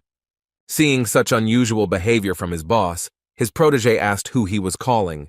At first, Woo-jin suggested that Sungu try to guess, and after his futile attempts, he said with a sly smile that that person was like a generous tree for them. As it turned out, the one who was listed as a weakling by him was none other than the leader of the 4th team of the Hammer Guild. The man rushed into the hotel building in a great hurry, and Wu Jin, seeing him in front of him, praised him for getting to the meeting place so quickly. Trying to catch his breath, Jun Min Chang apologized with a happy expression for making his dear friend wait for so long, and then asked what his help was needed with. Sitting down next to him and clarifying the essence of the request, he said that if it was about finding 4-star dungeons, then he was one of the best specialists in this matter. According to him, the dungeon forum is really good, but only for beginners. Taking the laptop in his hands, he said that he could take advantage of the guild's exclusive program. According to him, the guild support team specializes in this matter, but he himself has access to the Hammer Guild base. Returning to how the guys spent the day after the last raid, he said that they can stay overnight for free in any hotels if they join them. Continuing to recruit them to his team, he stated that they could also provide a house for free, which was a very lucrative offer for any high-level hunter, and an exceptional thank you if they agreed to cooperate. With a cheerful smile, Wu Jin replied that it was great, although it was clear that he was not at all interested in their offer even after such statements, because he could already afford to buy houses, and soon he might even get the opportunity to get one of the good hotels. While they were talking, Jun Min Chang finally logged into their guild's database and suggested that they look into any raidable dungeons that might be at their disposal. With a good laugh, Wu Jin agreed that guilds were quite convenient, but he meant that they were convenient for using their resources without mutual obligations. They went to the dungeon location without any delays, and Ha Min, who also came to meet them, informed the leader that they had confirmed the reservation, and now the guys had unhindered access to their territory. Before sending Mr. Kang Wu Jin to the dungeon, the leader asked if he would be willing to enjoy a cup of tea while having a pleasant conversation.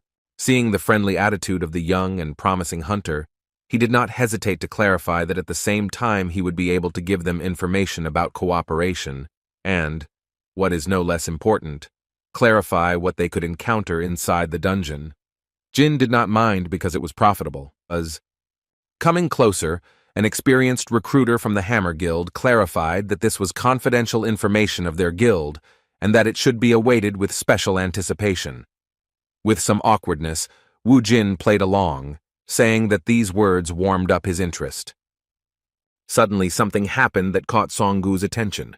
For the first time he saw in person how the dungeon was reset. At that moment Jun Min Chang felt a certain shock from the realization that he was following this dungeon reset. He immediately shouted to his protege to quickly contact the guild. The panic of the Hammer Guild representatives continued to grow, and the people who were near the dungeon and were removing the bright glow of the barrier could unknowingly be in the danger zone. Just like Songgu, Wu Jin still didn't know what a dungeon reset was and what dangers came with it. Meanwhile, journalists appeared at the scene and began recording breaking news. Seeing all this fuss, as the military began to gather at the site, the guys understood that there was no time to go have some tea. The passage to the dungeon was closed in an instant, and according to the leader of June, this mine had already finished its work.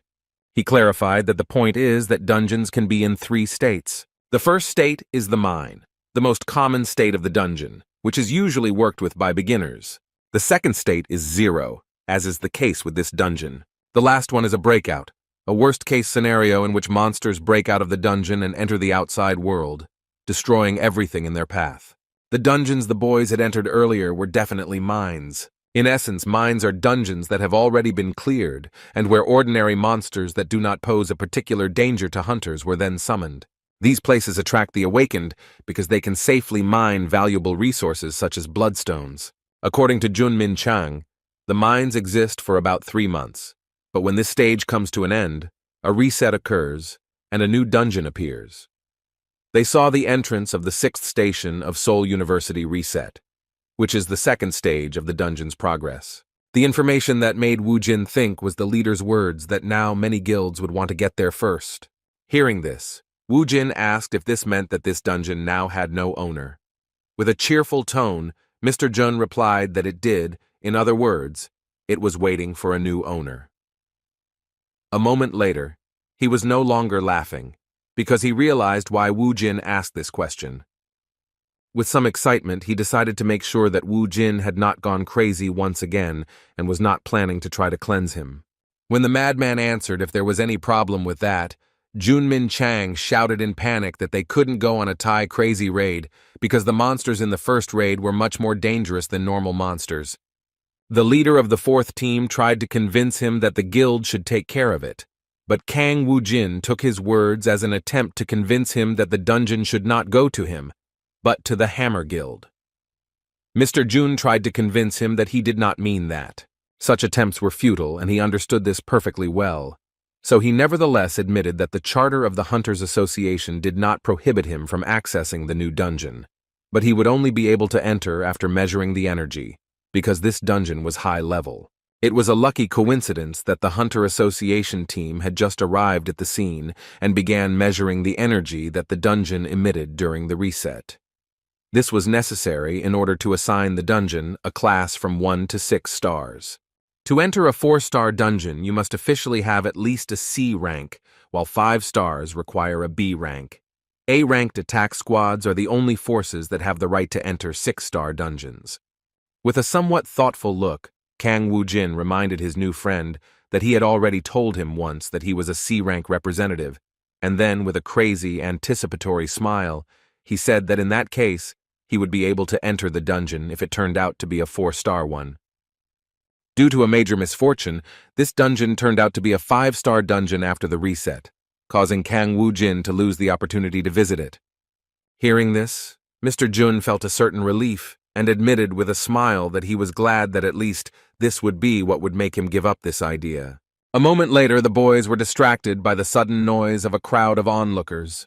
They were delighted by the Cinnabar squad, which was nearby, and arrived at the location of the Zero dungeon without delay. Now it has become clear that this dungeon will go to the Hwarang Guild. Noticing the leader of the team from the Hwarang Guild, the necromancer immediately remembered who she was. It was that crazy girl who dared to step on his face. By showing up in front of him, even if it wasn't on purpose, Lee Yoon-hee made a serious mistake, because Kang Woo-jin doesn't forget grievances. Woo-jin took action, suddenly walking towards Team Cinnabar and feigning excitement, saying that he couldn't believe that an A-rank awakened would arrive at the scene so quickly.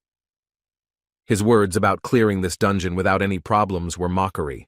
Despite her high status, Yoon-hee, who had repeatedly dealt with punishing the impudent people who had broken into their territory, still remembered his name and immediately recognized the one who was a rare representative of necromancers. Continuing to feign delight, Woo-jin continued walking towards her and complimented her that as an A-rank hunter, her equipment was simply amazing. In response, the cheeky girl said that he didn't belong there because a 5-star dungeon wasn't for weaklings. She suggested that he stop being rude and hide before more problems appeared in his life. Woo-jin took her words with a sly smile. Everything was according to his plan. He continued to pester her and came even closer, telling her that she shouldn't be so angry because he just wanted to look at her incredible equipment, which he couldn't even dream of. Saying that nothing bad would happen to the equipment if he touched it once, he pulled his hand towards Yoon-hee's shoulder. The captain of the Hwarang team was beside herself with anger. She fell for all these provocations and angrily said that no one allowed him to touch her. Nothing foreshadowed trouble. Ha-min and Sun-gu ran to get coffee for their bosses, talking about all sorts of topics that they hadn't had time for before. When they returned to the dungeon, they noticed a sudden crowd forming with Woo-jin and Yoon-hee standing in the center, who were not in the best mood. A moment later, they heard her angry cry for him to remove his hands and the wave she made to push him aside so he wouldn't touch her equipment. However, it didn't work out the way she wanted. Yoon-hee was carried away by her emotions and fell into the cunning trap of the impudent man. Woo-jin pulled off an insanely clever plan. He didn't let himself be offended and dodged her hand swing, but staged a moment of losing his balance on his feet and deliberately fell towards the dungeon, overcoming the barrier. In just a moment, Yoon-hee realized what had happened, but it was too late as the participant had entered the dungeon. In the eyes of the crowd, this was very bad. They believed that due to an unfortunate accident, a fatal incident occurred because a man without any equipment fell into the dungeon. The confusion spread not only to the crowd, but also to Sun-gu and Ha-min. The guys from the Hammer Guild were shocked at the mere thought that their beloved candidate's luck had probably come to an end. As for the one who was considered the victim, he easily overcame the first floor of monsters and soon reached the portal, behind which not the jungle, but the desert was waiting for him.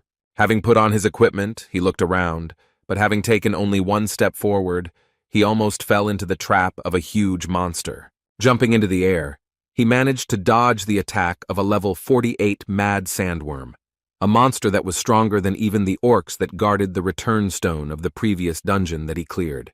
In mid-air, Wu Jin responded to the inhospitable attitude towards him with an anticipatory smile, but he was prepared for any turn of events.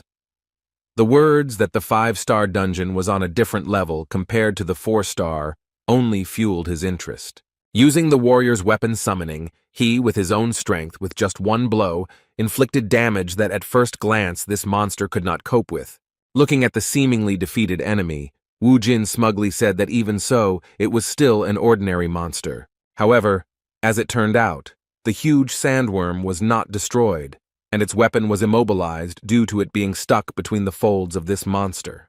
Looking up, he saw that the sandworm was about to strike back. This moment threw the necromancer into a bit of confusion, as it had been a long time since he had encountered a situation in which he had underestimated his opponent.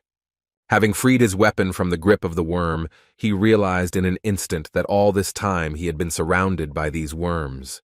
This was no joke, as they quickly made a real cage out of their bodies, pointing their deadly teeth in his direction. However, even in a closed, hopeless situation, he managed to deal them a fatal blow, using the full power of his weapon in slashing blows. By cutting down level 48 monsters like Tofu, he demonstrated the power of the warrior's special weapon form, the level 20 spear. Fortunately, he had raised his level by clearing out the orcs.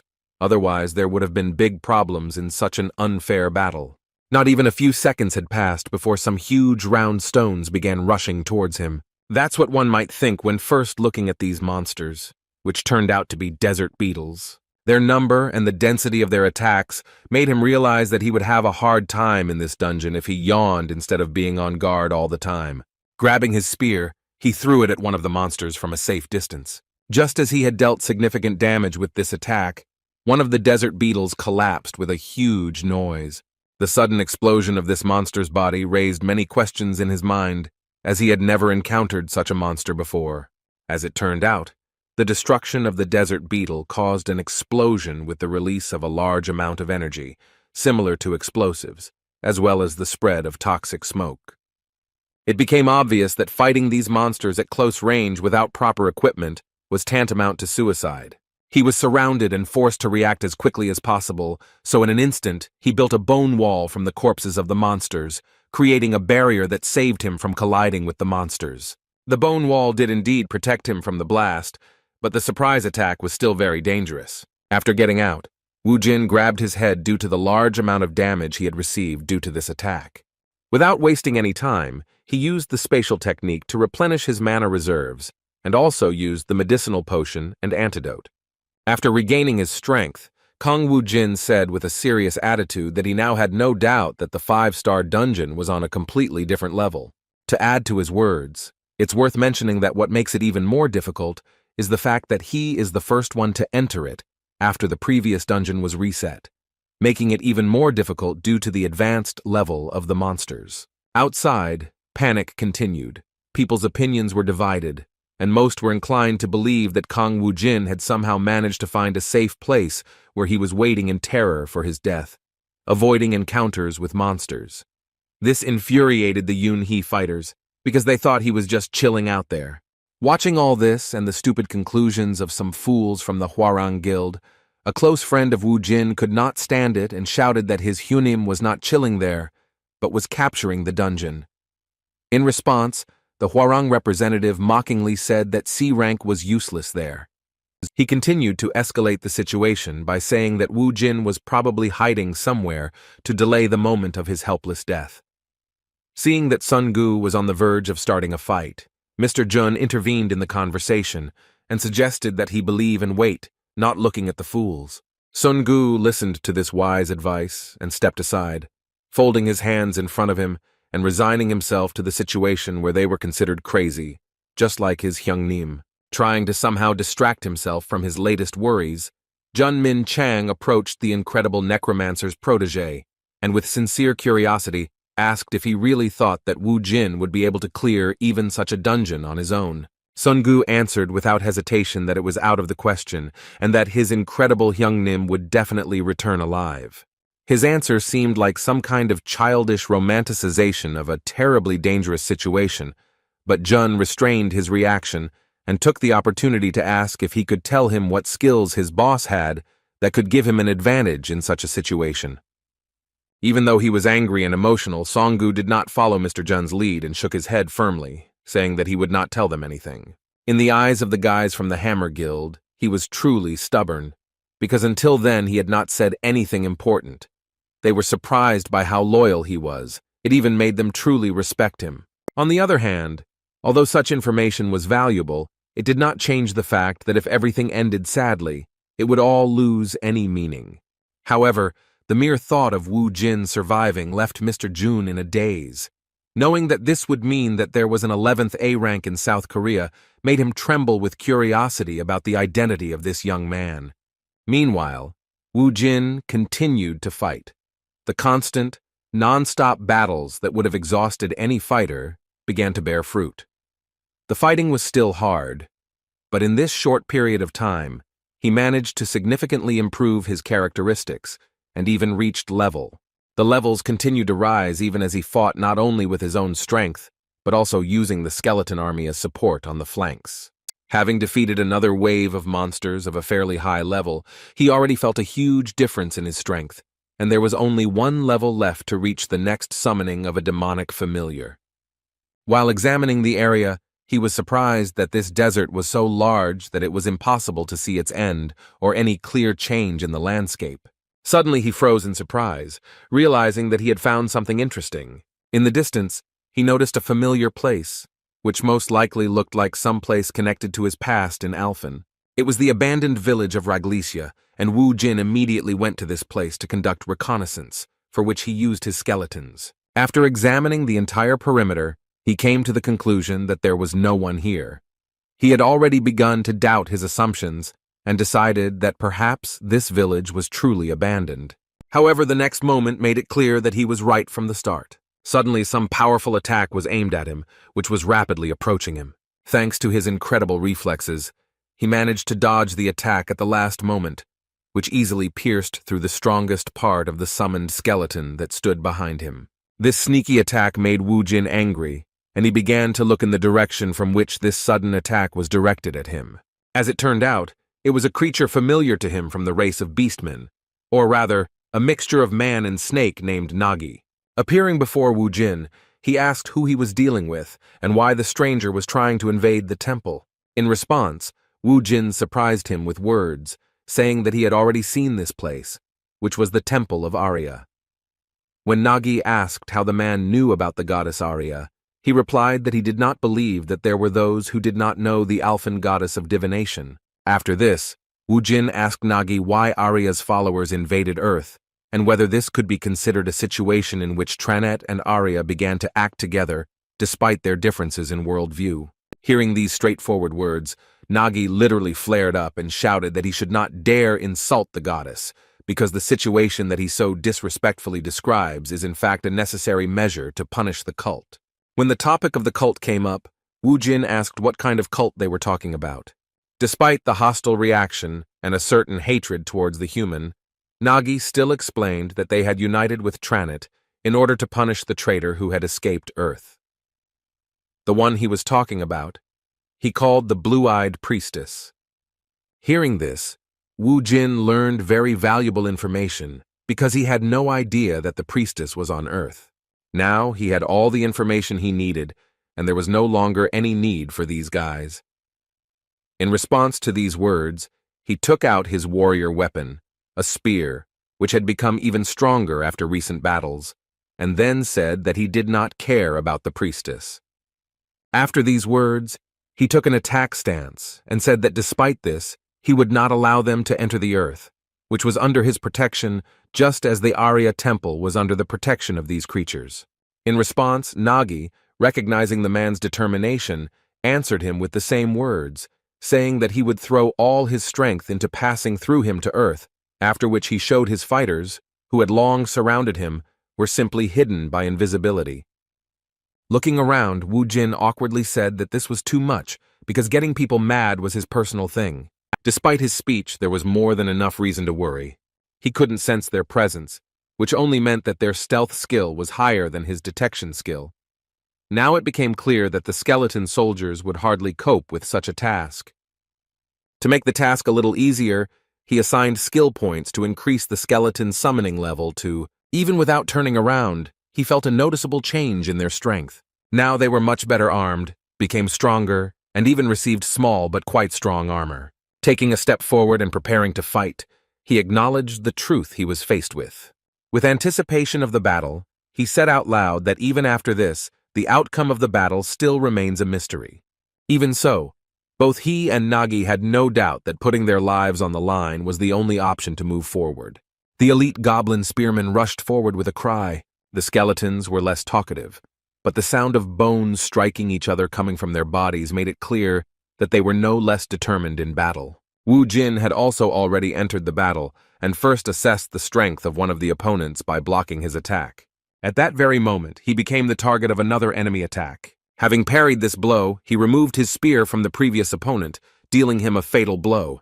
The multitude of enemies with the ability to fight at a distance did not give him peace, and he was forced to watch out for all possible attacks, including unexpected magic arrows from the air. The destructive power of these Alphan warriors was at a level to be reckoned with. They had no shame in attacking him from behind to achieve their goal, which made them very dangerous enemies. He had no other choice but to protect himself from enemies with long-range techniques. Using bone spears, Wu Jin immediately launched a counterattack, but it was unsuccessful due to the enemy taking cover behind a wall. The cunning orcs mocked his failures, working in the most complex manner. As soon as Wu Jin was distracted by the long-range group, one of Alphan's tailed monsters rushed at him at the same time, so he was forced to hide with the help of a bone wall, which reliably protected him from external attempts to penetrate inside. After getting outside, he sighed heavily because the enemy attacks really made him nervous. The difference in enemy levels was really significant. They took it by numbers and superiority in close combat, and they also covered each other, using the terrain features. It was very difficult to fight such enemies alone, and Bibi and the skeletons could do nothing.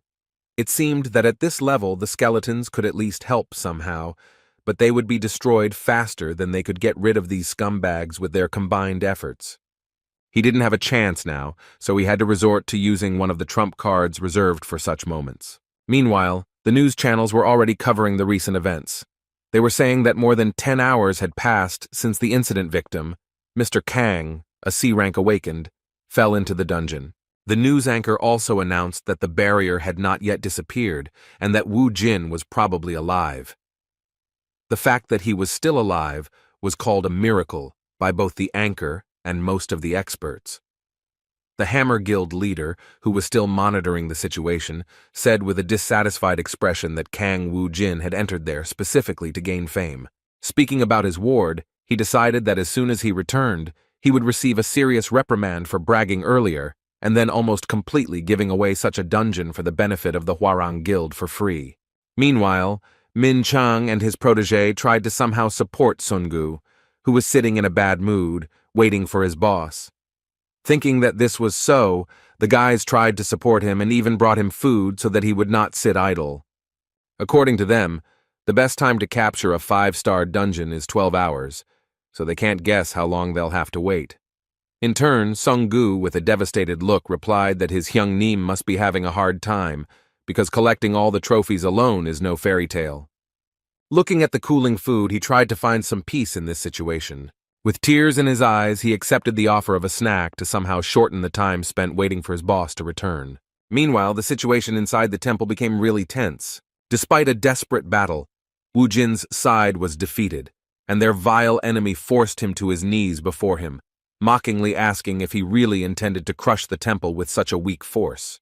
Without raising his head, Wu Jin replied with a laugh that he didn't believe that the 5-star dungeon really irritated him. Considering his self-confident speech as a bluff, Nagi asked with a sly smile why his defeated opponent continued to bluff. He went berserk the moment he heard Wu Jin's cheerful reply that his behavior was not delusional at all. As it turned out, he fought until the very end just to increase his level and get a new familiar from the sealed Devil Stone. As he removed the seal, he caused a bright, blinding color to appear, causing his enemies to become worried at the sudden and incomprehensible turn of events. Within a moment, the demon was summoned and the surface began to tremble. The reason for this behavior of the surface was the appearance of a demon that began to break through the earth. Seeing the stone monster in front of him, Nagi began to panic, shouting that Wu Jin was a real scumbag. When his old comrade appeared next to him, the necromancer said with a sly smile that he was glad to meet them.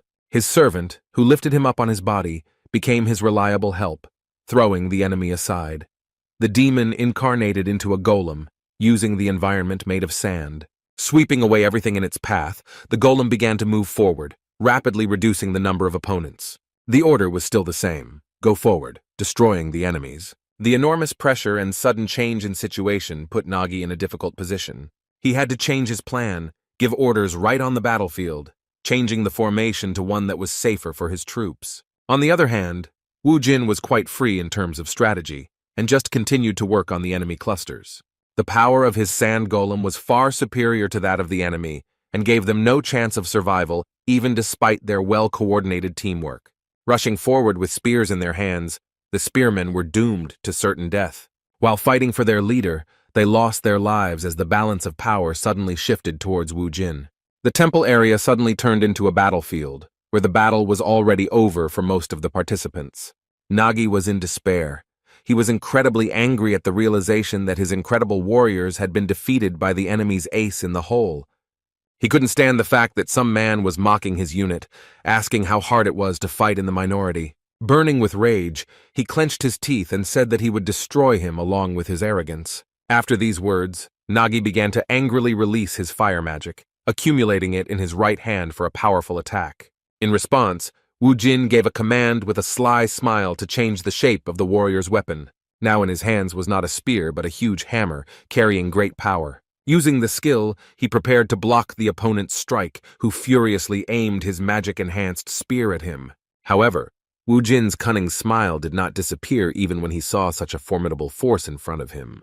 As it turned out, his skill was to create a powerful vortex that would swallow up everything around it. By using his second trump card, he was able to easily defeat the strongest monster in this dungeon. Wiping the blood from his mouth, Nagi couldn't come to terms with what had happened. Looking at the beaten opponent, Wu Jin guessed that he couldn't get any information out of this stubborn guy because he was the boss of the dungeon.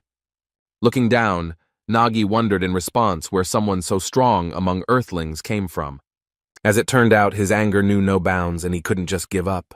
His warrior will raged until the very end, and using the form of a snake, he rushed into the attack shouting that he would not die until he fulfilled the will of the goddess. These were his last words because just a moment later, Wu Jin destroyed him with one powerful blow of his warrior hammer. Nagi had lost his own life by talking too much, but even without that, he had little chance of seeing the next sunset. The dungeon boss had been defeated, but the people outside didn't know about it yet. While eating instant noodles, Songgu continued to think about his boss, but even in this situation, he noted that the food was quite tasty due to the fact that he was already noticeably hungry. Suddenly, he heard a tricky question about why they only took 3 servings of noodles. As it turned out, it was Wu Jin's voice, and upon hearing it, Songgu completely forgot about his delicious dinner and beamed with happiness. He started running towards his boss just as reporters started flashing their cameras at them. There was a lot of noise around, but Songgu didn't pay attention to it, because he wanted to ask his boss whether he was okay or not. Looking around, Wu Jin saw Yunhee standing next to him, and with a sly smile, noted that he didn't expect her to be waiting for him to come out of the dungeon all this time. Taking a few steps towards her, he asked why she was pushing in front of a dangerous dungeon if she knew that he could die from such a situation. As expected, Yunhee was furious once she saw that he was able to return alive after clearing the new 5th-level dungeon single-handedly. Journalists managed to capture their conversation, but it was of little importance, since the focus was on Wu Jin. Now all the media were ready to publish a new article about the fact that a new A-rank hunter had appeared in Korea. Guild leader Hammer only learned about what had happened at the end of his workday. He was just about to go home when he heard breaking news that Mr. Khan, who had fallen into the dungeon at around 11 a.m. on Friday, had miraculously returned alive. The man couldn't believe his ears. because even his wildest guesses didn't include an option in which Kang Woo-jin would return alive and well. Just a moment later, he saw on live television how one of the journalists tried to ask a few questions to the new A-rank hunter after he returned from the dungeon. Suddenly, this attempt at an interview was interrupted by Mr. Jun, who abruptly covered the camera with his hand, saying that the man who had just cleared the 5-star dungeon single-handedly was in no condition to give an interview after such a terrifying workload. A large number of flashes continued to illuminate the street, but Sungu, Min Chang, and Ha Min shielded Wu Jin from the bright light, leading him closer to the car. It was simply unbelievable. Even the heads of large organizations were shocked by what happened at the end of a normal working day. The Hammer Guild president at that moment remembered his subordinate's words that this guy named Wu Jin was definitely an awakened one with outstanding abilities. He then replied that he could no longer invest in Leader Jun's intuition, as his recent awakenings had not shown any decent results since joining the organization. This time, his intuition actually worked, and now the president understood that if he brought Kang Woo-jin into their guild, then they would become the first organization in Korea to have 3 A-ranked hunters in their ranks. Although he began to regret his words, the prospects literally clouded his mind. With incredible joy, he began to think that Leader Jun had already completed his task, and Kang Woo-jin was now in their hands. Meanwhile, in one of the city's establishments, a celebration of the end of the working week was taking place. The Hwarang Guild president was reporting to a certain minister, saying that their business was going smoothly, and that a large number of people were involved. The minister repeated once again that not the slightest mistake should be made, but Lee Sang-ho insisted that all preparations had already been completed. In response, the government representative said that he had complete confidence in him and was willing to leave the rest of the business to him. Naturally, he also mentioned that at the end of this matter, the Hwarang Guild would receive a generous reward. At one point, Mr. Lee was distracted by a message on his phone, which shocked him to such an extent that he completely forgot about the conversation with the minister. At that moment, he learned that Kang Woo-jin had become the new A-rank hunter among the warriors of Korea. When the minister asked him what had happened, he answered politely and patiently that it was nothing important. Now he had no time for dinner with the minister, because he was beginning to be tormented by the thought that Kang Woo-jin was indeed not a simple awakened one. He guessed that this guy had a pretty high level, but he couldn't even imagine that he would become the new A-rank. In their last conversation with this guy, he mentioned that gathering all the worthy awakened to protect the earth from the danger coming from the dungeons was his true purpose. He tried to hook Wu Jin with such sweet talk, saying that he really hoped that the new promising hunter would entrust them with his power. However, despite his attempts, Wu Jin did not feel any affection for him. He was not interested in this proposal, because he understood that it was the most ordinary lie. With some condemnation at the end of their last conversation, he called his speech beautiful despite the fact that he himself is a rotten person inside. Even though it was a personal insult, Lee Sang-ho was willing to endure such impudence towards him in order to achieve his goal. He answered with a reserved smile that he still had not earned the trust of such a mysterious hunter, so he suggested that they continue the conversation another time. Remembering that situation, Sang-ho no longer doubted that Wu Jin had some kind of secret. Now the president wanted to see this guy and his team even more. He was ready to achieve this result at any cost. Suddenly, an idea appeared in his head, for the implementation of which he took advantage of the situation and asked the minister for a favor. As expected, the minister had close ties with him, and within the framework of business relations, he was willing to reward the Hwarang Guild president. With a sly smile, Sang-ho said that he would like to involve a certain interesting hunter in their business. During the following days off from work, Kang Woo-jin spent his free time pleasantly. What was pleasant for him turned out to be torture for his friend. Jae-min tried to concentrate on his studies, but the love drama Woo-jin was watching on his TV was so loud that it interrupted his thoughts and discouraged him from continuing to study. At one point, he couldn't stand it any longer, and turning around, he nevertheless expressed his dissatisfaction with the fact that he couldn't concentrate on his studies. His request concerned not only Wu Jin, but also Bibi and Sungu, who were watching the series on TV with him. Despite his impudence, Wu Jin still turned down the volume so as not to inconvenience his friend, who allowed him to continue living in his apartment. However, Jae-min's headaches had not diminished lately, because now there was also a black cat in his apartment that meowed too much. Turning to Woo Jin, he asked if they were worried about the situation that had developed around the recent events. The matter was that reporters from various newspapers had gathered near their houses and had been crowding for 3 days in anticipation of meeting the much-talked-about hunter. Woo Jin assured that it was not a big problem, because sooner or later they would break up, since he planned not to leave the apartment for a few more days. His words did not please Jae-min very much, moreover. The impudence turned out to be even more serious, because his new problematic and now even famous friend began to order some products from the store from him in order to enjoy movies with delicious food. Jae-min tried to convey that he was busy because he had exams coming up, but that didn't stop Woo Jin. As soon as he waved an impressive sum of money in front of him, he immediately changed his attitude towards this request, having learned that he could keep the change for himself. Suddenly, their daily life was interrupted by a call on Woo Jin's mobile phone. Picking up the phone, he assumed it was his mother calling, so he asked if everything was calm and if reporters had stopped coming to their house. As it turned out, they still hadn't given up, because Woo Jin's photos were a sensation, for which they were ready to stay under the places of his supposed location for days on end. When he learned that reporters were still at his mother's house, he responded with some guilt that he would come later to pick them up from the house. As it turned out, this was not the only problem he learned about. Before reporting what had happened, he asked Sun-gu whether Korea was divided or had finally been united. When he heard that nothing had changed in these 5 years, Woo Jin was simply shocked, because even though dungeons had appeared everywhere, this thing remained the same as before. His discontent and excessive emotionality seemed like a mystery, and Song-gu could not understand what was causing his boss's unusual behavior. As it turned out, something too unexpected happened. Kang Woo-jin learned from his mother that he had received a draft notice for the army.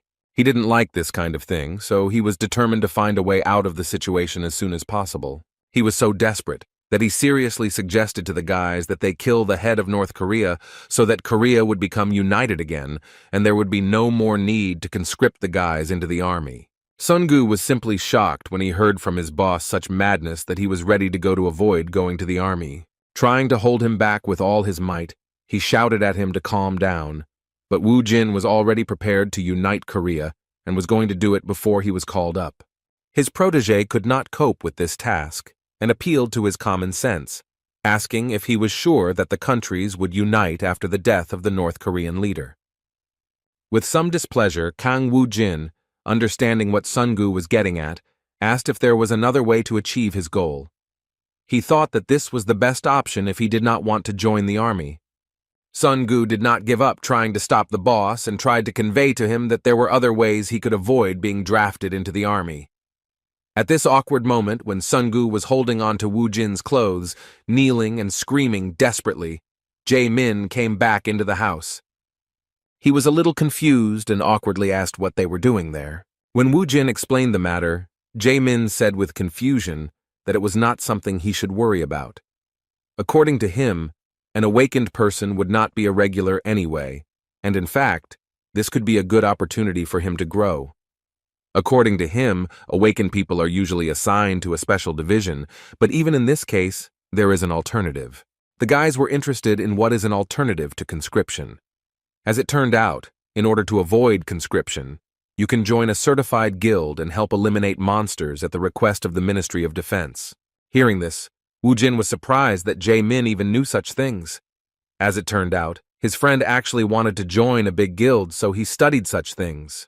Having learned new options on how to avoid being drafted, Woo Jin looked at his protege with distrust. He put Song-gu in an awkward position and made him feel guilty for saying that he was of so little use.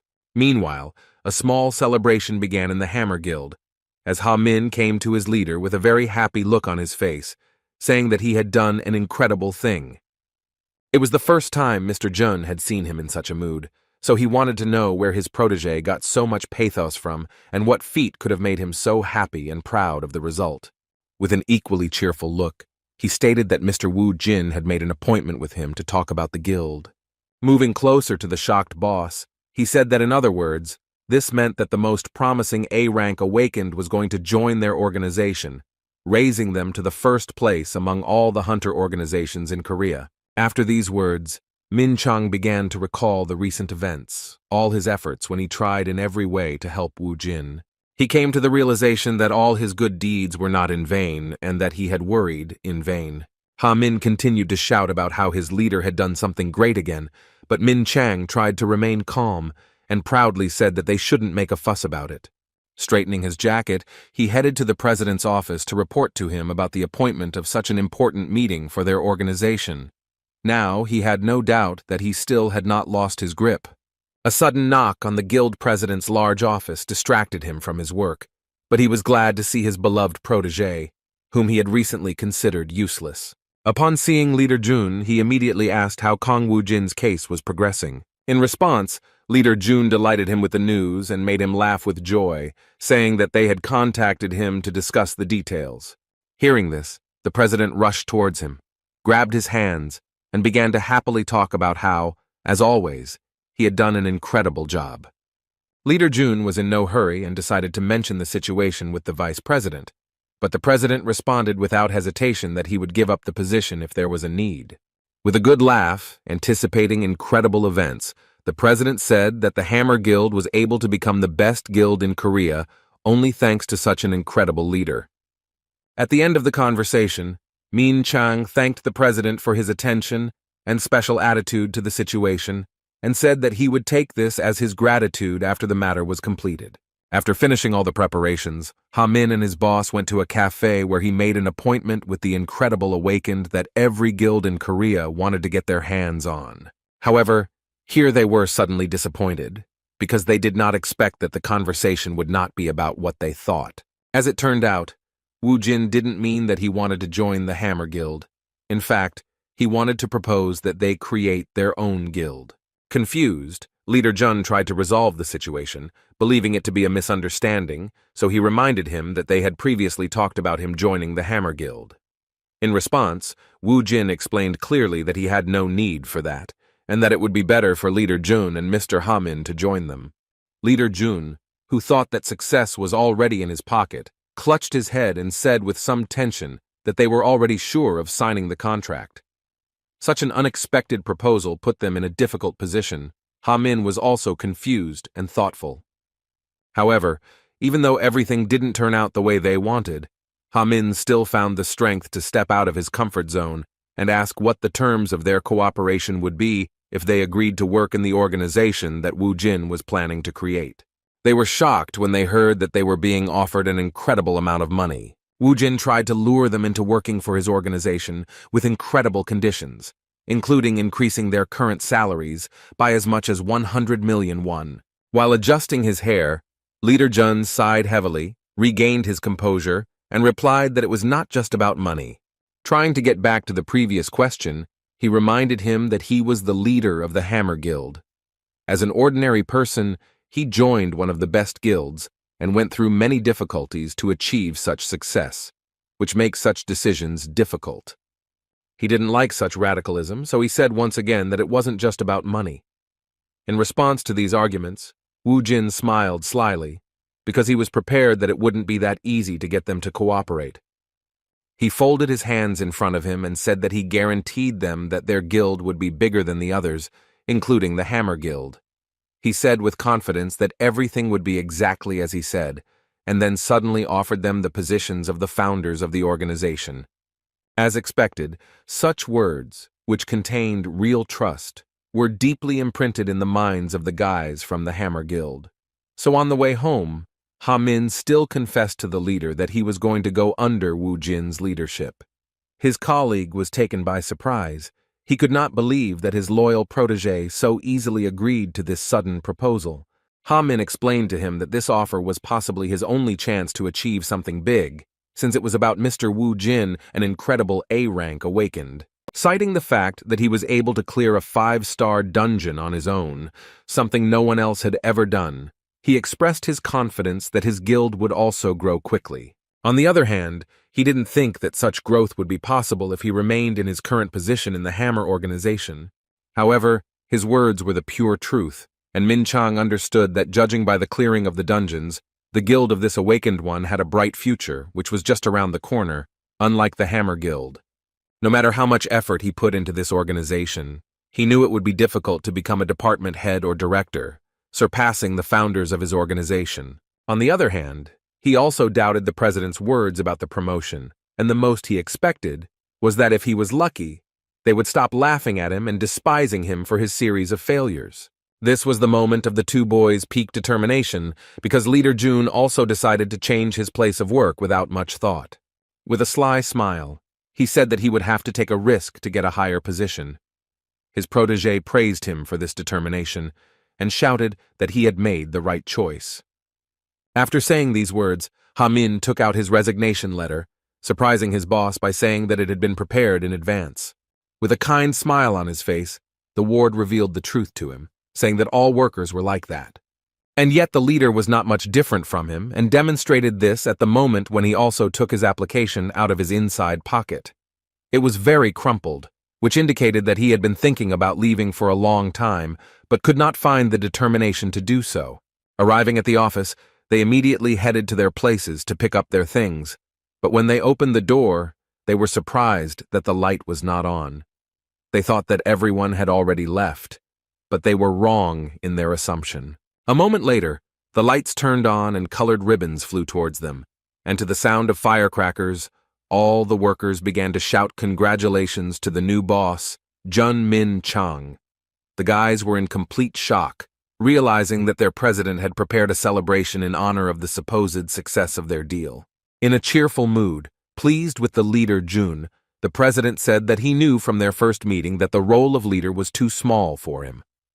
After these words, he announced to a thunderous applause that starting tomorrow, Min Chang will become a member of the board as vice president. At that moment, one of his colleagues approached Min Chang with a cake in his hands, inviting him to blow out the candles and make a wish. The other guys, with cheerful smiles, asked him not to forget them after the promotion and continued to congratulate him on such an incredible event. In response, Leader Jun could do nothing but laugh awkwardly and confusedly. Even despite their awkwardness, the president continued to make things worse for his subordinate, heightening the celebration by asking the staff to applaud Vice President Young-min Chang, adding that he was a genius who had completed an incredible negotiation.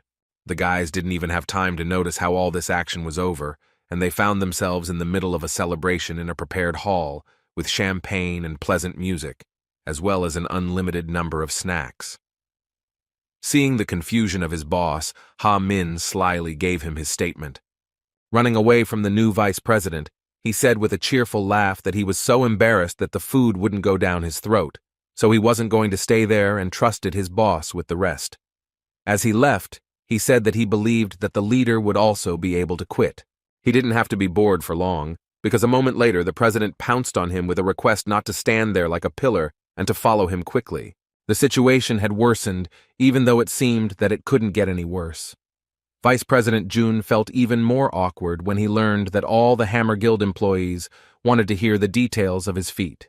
With cold sweat on his face, Min Chang wanted to stop the president, but the president did not listen to him and asked him not to be shy and to tell everything as it was.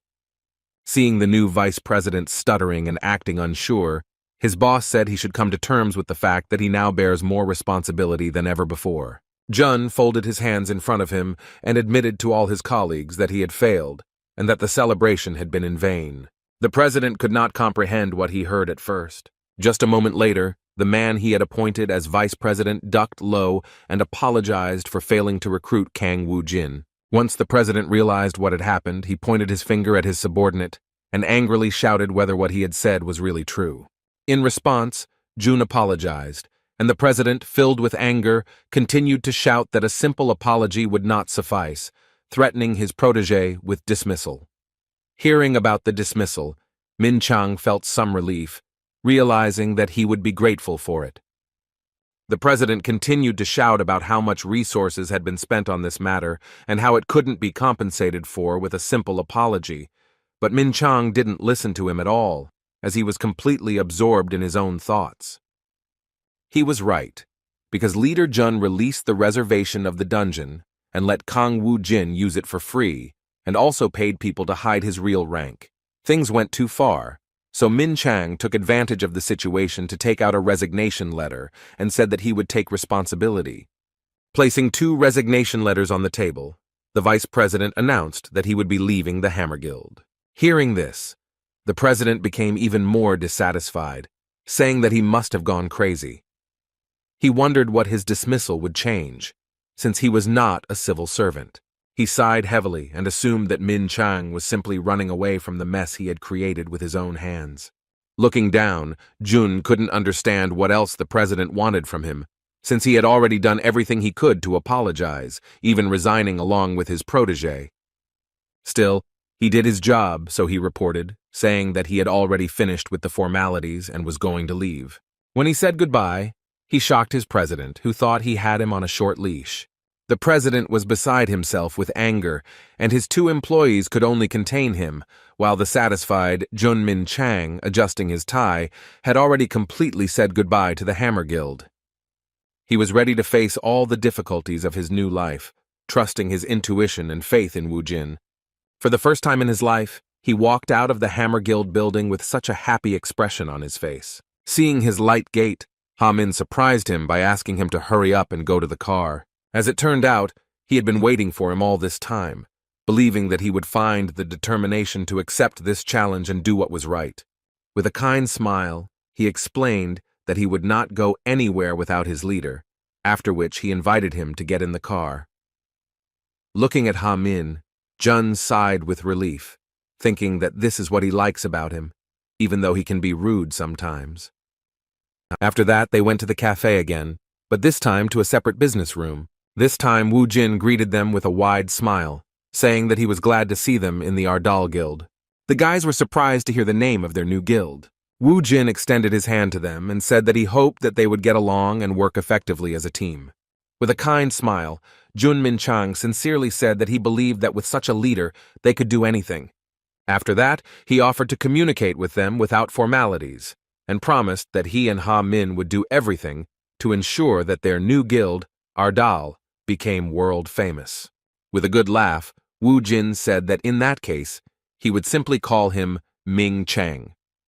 In fact, even though they had decided to avoid unnecessary formalities from the start, it was unusual for the former vice president of the Hammer Guild to be so casual. With some confusion, he stuttered and asked to be called leader of June from now on. Placing his hands on his new protege's shoulders, Wu Jin agreed to call him that, after which he warned that there would be organizational issues on him, so he should start preparing.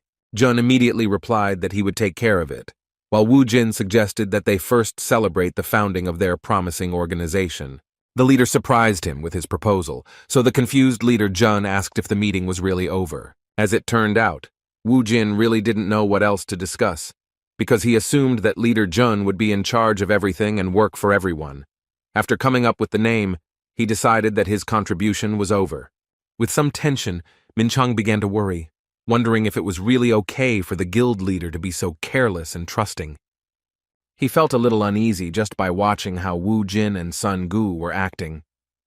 They started discussing what kind of food they wanted to see on the banquet table, without even asking about the organization of their new guild.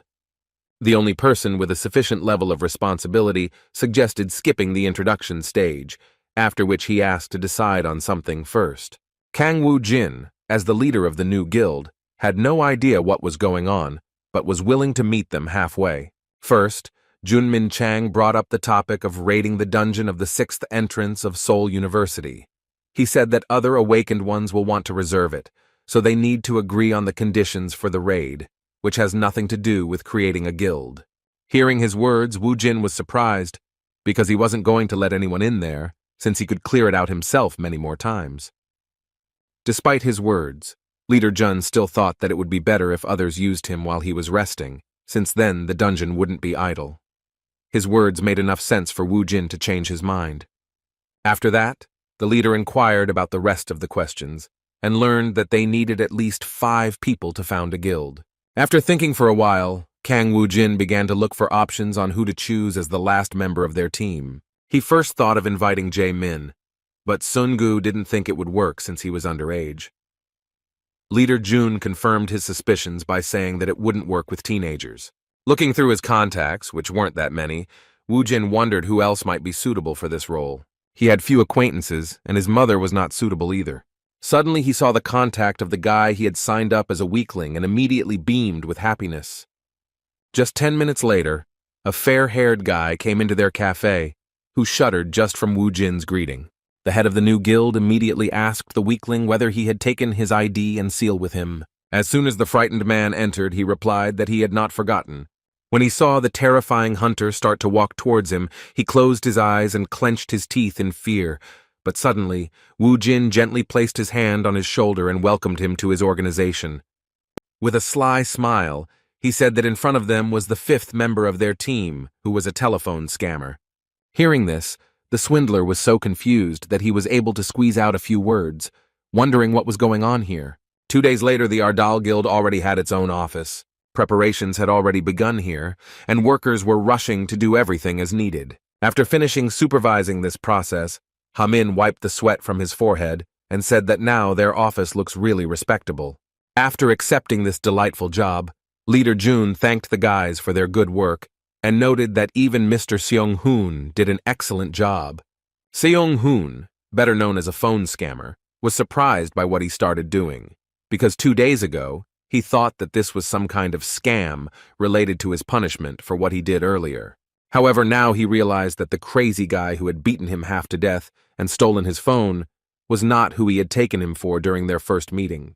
He couldn't even imagine that Kang Woo Jin, who is now on everyone's lips as one of the most promising hunters in all of Korea. Looking at the TV that was still showing the news, Ha Min was still surprised that everyone was only talking about their leader. Woo Jin explained with a sincere smile that it was not surprising because he was the 11th A rank awakened of Korea, although it was still unofficial. It was logical to assume that he was one of the strongest hunters in history, so it was no surprise that everyone treated him like that. Looking at these guys, Seong-hoon thought about how that madman managed to attract even the guys from the Hammer Guild. With a sly smile on his face, he decided that this situation was quite advantageous because it meant that the leader was offering very good conditions. In fact, Seong-hoon had been suffering from boredom for a long time now, since the business wasn't bringing in enough money like before, so he didn't mind just working in the guild. Suddenly, his thoughts about his sudden success were interrupted by the question of how he was connected with the head of the newly formed Guild Ardal. Hamin remembered that when they met, the CEO and that guy seemed close, since Seong-hoon came running so quickly after his call. One of the founders assumed that he was a relative or close friend of Woo Jin, but he couldn't even think about what caused that guy's behavior. He couldn't admit that he had only rushed to that cafe so quickly because he didn't want to get beat up. He honestly didn't understand why Woo Jin had called him of all people, so he assumed that he simply regretted beating him up that day.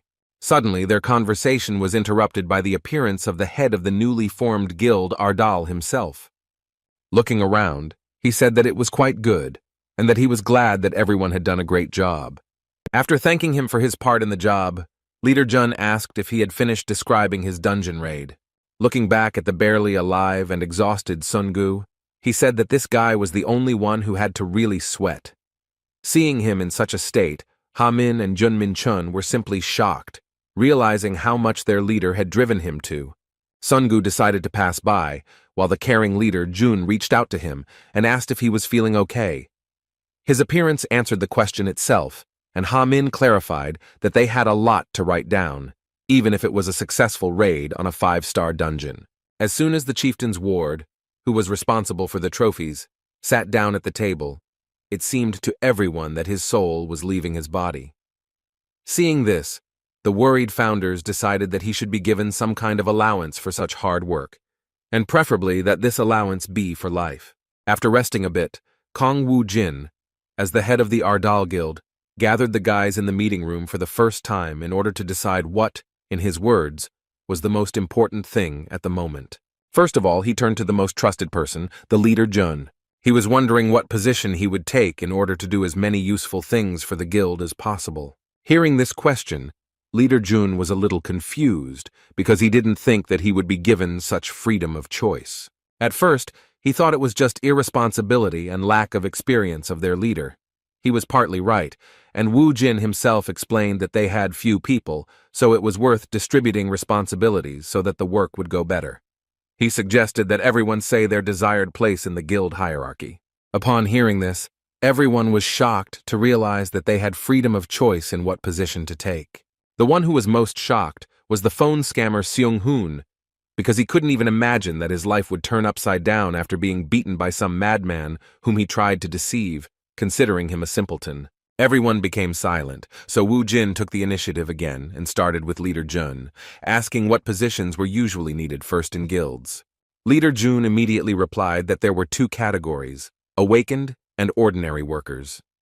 Leadership positions were usually given to awakened workers, but he said that was not so important. What he thought was really important were the details of the contract, such as the rate and percentage of dungeon raids and such. After listening to his words, Wu Jin moved on to Sungu, asking him again what he wanted. The confused guy awkwardly replied that he had been working as his manager recently and had no idea what to do next. Seeing that he was extremely indecisive, Wu Jin gave him the position of guild director without discussion. Hearing this, Songgu shuddered in shock, but seeing his boss's kind smile, he immediately realized that this was no joke. With an incredible sparkle in his eyes and a blush on his cheeks, he felt enormous pride in the fact that at 21 years old he had already become a director. As it turned out, he began to rejoice too early, because in fact the boss appointed him as the director of collecting loot in the dungeons. The difficult life that seemed to be ending after being appointed to the director's position was in fact only made worse by even greater workload and responsibility. The guys from the Hammer Guild weren't thrilled either, as they had never heard of such a position. Turning again to the experienced former representative of one of the largest hunter guilds, Wu Jin asked what departments the guild had. Leader Jun replied that it was the accounting department, the administrative department, the sales and support department, and the management department. After thinking for a while, Wu Jin noticed a discrepancy between the number of founders and the number of departments, and decided that it would be worth splitting it all into three. First of all, he decided to give a place in the hierarchy to the leader Jun. Considering his knowledge in organizing the guild's work, he pleased him by appointing him as the general manager of the entire Ardal Guild. A joyful Jun replied that he would give his all to achieve common goals. Next up was Ha Min, and he knew exactly what he wanted as the head of the support department. Without further ado, Wu Jin agreed with his wish, and he got the position he wanted. With a good laugh, he said that he promised to do his best. The last one left was a telephone scammer, frightened but touched by the leader's sudden generosity. Looking at Seung-hoon, Wu Jin turned to Leader Jun with confusion and asked what this guy was doing among them. Leader Jun was at a loss, stuttering as he asked if the leader had told them that he would be one of the founders of the Ardal Guild. It was true that this fair-haired trickster was the fifth member of their team. In response, Wu Jin said that he just wanted to use his name. Now he couldn't do anything about it, because that guy really did become the fifth member of their guild. Seeing how Seung-hoon began to panic, the guys thought about what they should do with the last participant in the meeting. With a sly smile, Wu Jin came up with a pretty good plan. He folded his hands in front of him and said that since this bastard was here, then he should be given a proper job. What his decision turned out to be is still unknown, but there is no doubt that it was quite insidious. Returning to more pressing matters, Leader Jun, who became the guild's general manager, inquired about hiring new employees. The boss didn't understand why he needed new employees, which greatly puzzled his protege. Jun was forced to explain that as the guild grew, the number of awakened would increase, so they would need more workers. In response to his words, the chief handed him a summons to the army, and with a sly smile explained that in fact, he only went on raids to dodge the army. He believed that they no longer needed employees for such a task. With a shudder running through his body, Jun Minchang realized that he had been used for such a petty purpose. The reason why a madman like Wu Jin would decide to found his own guild was in his hands. It was hard for him to realize that it was because of his pride that he had never decided to join the Hammer Guild. He also felt heavy with the knowledge that if Wu Jin had chosen the easier path for him and joined the Hammer Guild, then he would have become the head of the department and would have lived happily ever after, without bothering himself with as many worries as in the newly formed Ardal Guild. Seeing the concern of his organization's general manager, Wu Jin asked why he suddenly became silent. In response, he hesitantly said that he thought they would still need a couple more workers to make all the work processes easier. Wu Jin was not against it and suggested that he take care of it without bothering the others. He shocked his protege even more by saying that now the work of the support department would be entirely in the hands of the general manager. Wu Jin's kind smile seemed like a mystery, because Junmin Chang couldn't figure out whether he really trusted him or was just dumping troublesome work on him. Meanwhile, news about Kang Wu Jin became so widespread that all smartphone users knew that he had become the 11th awakened person in South Korea. He became very popular, and Ji-woon, who was reading this news, couldn't believe that she had been drinking with such a person. Moreover, the one who was just her classmate at school turned out to be a completely different person after 5 years of his absence from the city. During their last meeting, something happened that she couldn't even imagine. The moment the Panama hat that was hiding her scar, which she found disgusting, fell off her head, Wu Jin put the Panama hat back on her head, saying that even like this, she was still cute. Just remembering that moment made her feel butterflies in her stomach, and she couldn't sit still. A blush appeared on her face, and she began to distract herself from such thoughts, telling herself that she should not think about such things. Suddenly she heard the creak of the front door. After that, she was shouted at by an angry woman who said that she was scaring people. Two friends with not very attractive appearance started yelling at her that even though she was indoors, she should still wear a hat because she was not alone. They asked her to behave appropriately, once again demonstrating the disgusting character traits of those people who did not treat her scar with understanding. By apologizing, Ji-woon once again demonstrated her patience. Even though the girls from her dorm had started to leave the room, she still heard part of their conversations about saving up some money to move out of this place because Ji-woon was constantly scaring them with his appearance. At that moment, the sweet girl felt sad again and lost hope that she could be loved, especially by such a popular person like Wu Jin. Her younger brother, Jae-min, didn't know what to do, so he decided to come visit her. He hoped that she would be surprised if he was right outside her company. The timing was just right since he had finished his exams and Wu Jin had returned to his home. He was going to have dinner and have a good time with her. His sister was a little late, but he still waited next to her at the entrance to her dorm. At that moment, he noticed two girls with an extraordinary appearance who were leaving the entrance, discussing some girl, talking about rumors that she had flirted with many guys until she got a burn on half her face. It became obvious that they were talking about Ji-woon. The last thing Jae-min heard from their conversations was that his sister used to be such a quiet person, and now guys run away as soon as they see her without a hat. Rumors like these made Jae-min feel a little sad because he couldn't do anything about it. Meanwhile, in the deserted underground of the 6th station of Seoul University, another raid was completed. Wu Jin cleared the area alone once again, and the director of treasure collection finally finished collecting valuables. After collecting everything, he turned to his Hyungnim, saying that they could finish now.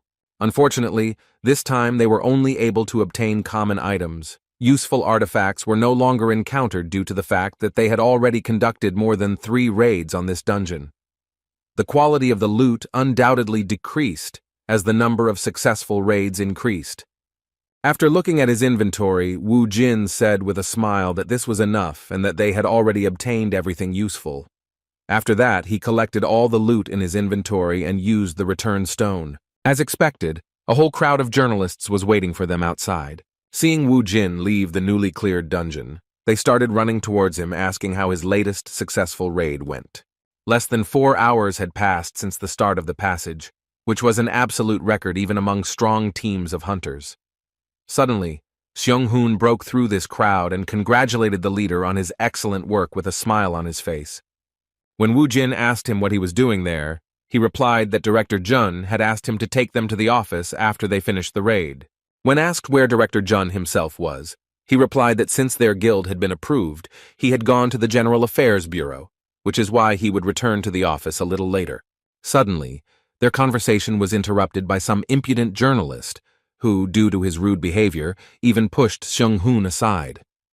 After that, he began desperately asking for the opportunity to ask a couple of questions, the first of which concerned the secret of such a speed of clearing high-level dungeons. A moment later, a whole crowd of journalists ran past Seung-hoon, who were also interested in getting at least a few words from the most popular hunter at that time. Wu Jin was in a difficult situation He was back in the crowd, with all the microphones pointed at his face. The reporters were asking about the truth of the rumor that he was not accepting applications for this dungeon and when he was going to start renting it out to other hunters. Seeing all this impudence in the work of the media, Seung-hoon could not contain his anger. Suddenly, he shouted for everyone to step aside.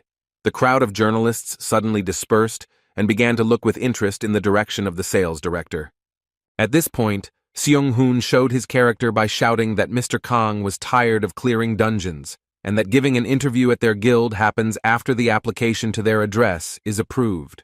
The final argument that discouraged the journalists was the threat that if they continued to pester the head of the Ardal Guild, then their organizations would be held accountable before the law. The words that he remembered all their faces and would keep this in mind when he received a request for an interview made the journalists understand the seriousness of the situation.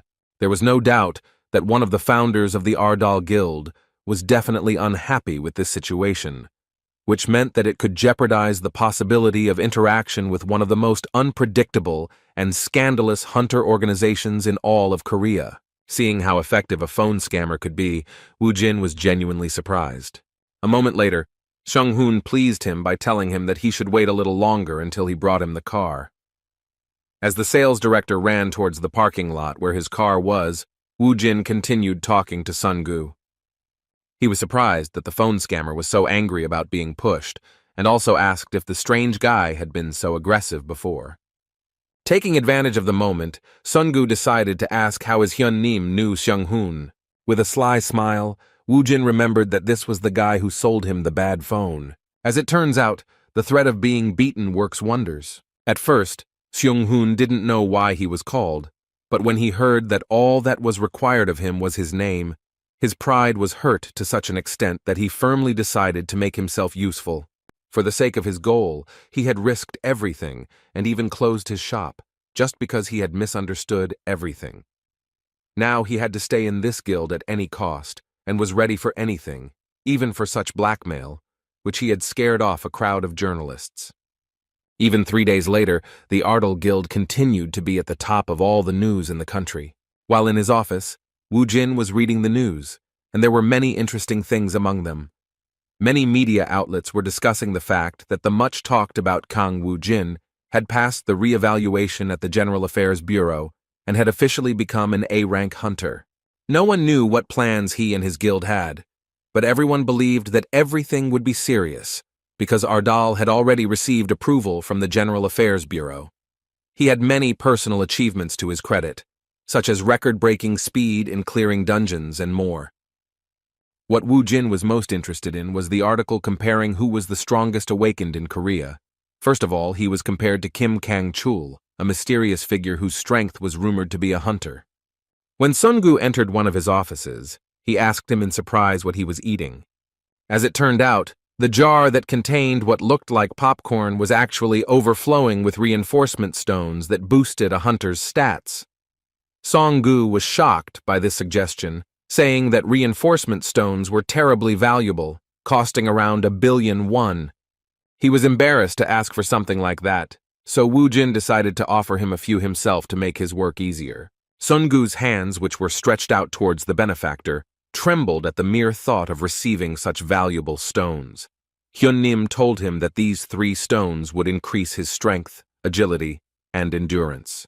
Continuing to eat the jewels as if they were popcorn and generally petty expenses, Woo-jin asked his protege not to worry about it, and to do everything in order to improve his own characteristics. He himself looked at it from the practical point of view, because Sun-gu needed to become stronger to carry more things, and become faster to collect them faster.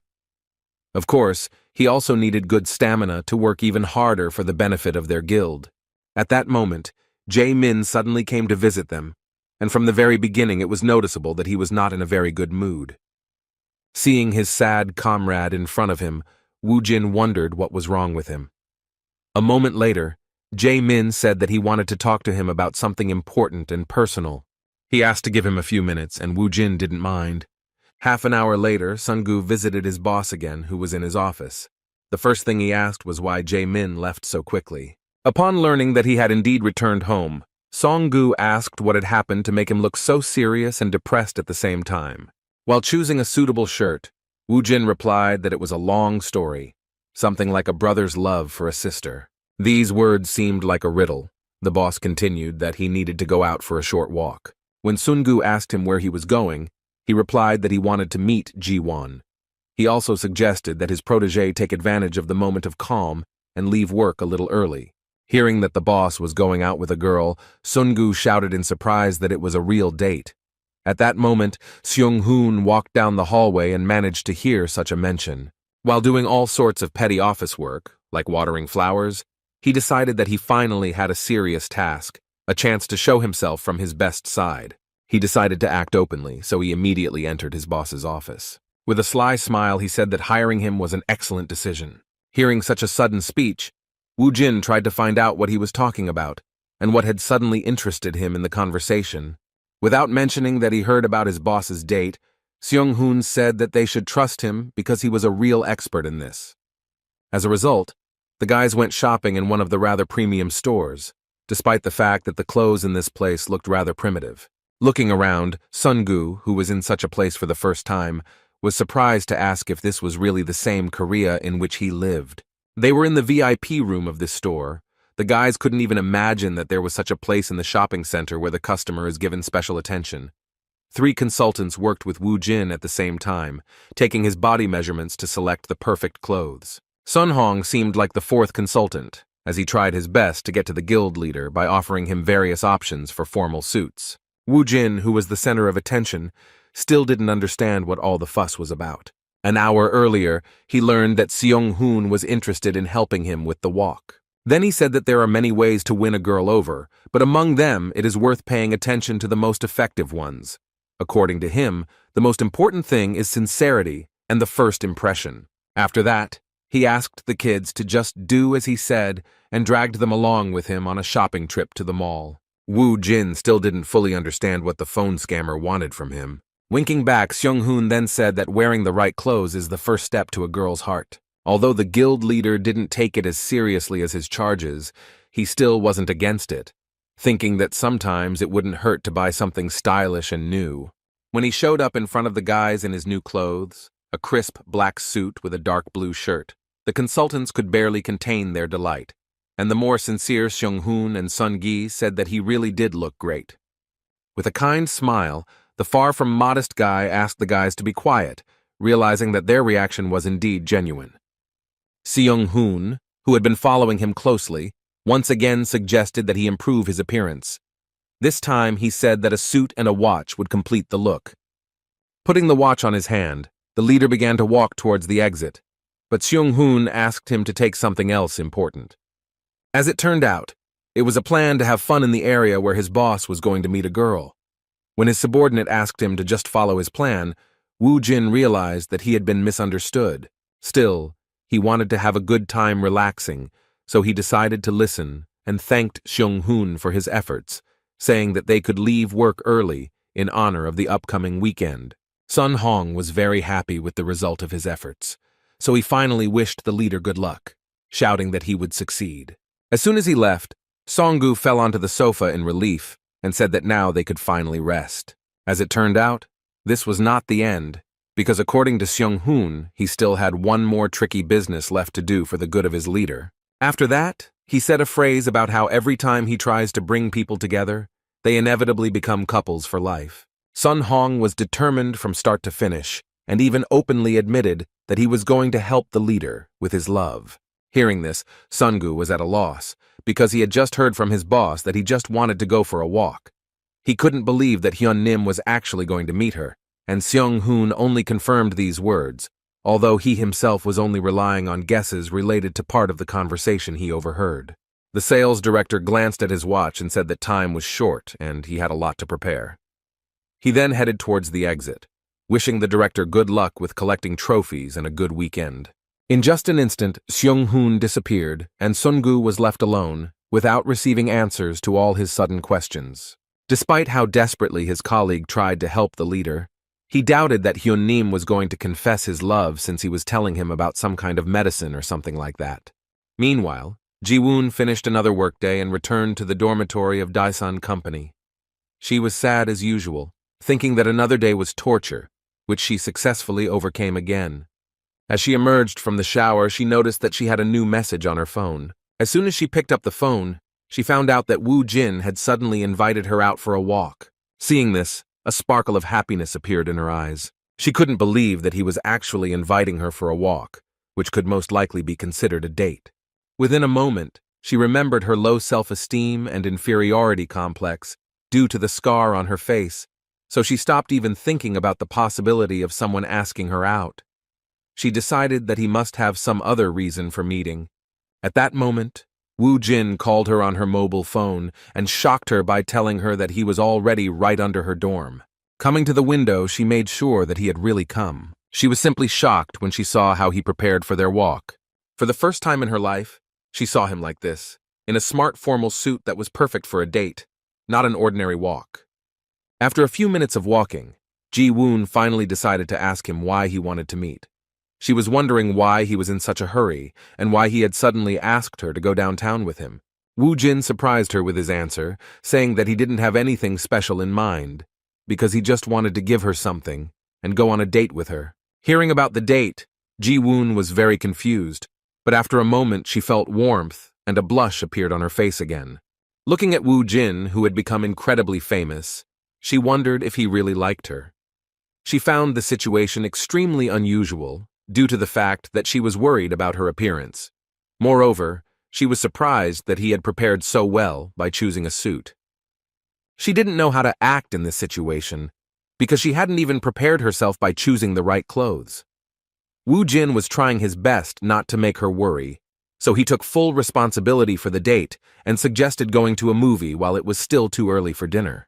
Suddenly, a man bumped into her shoulder and immediately apologized.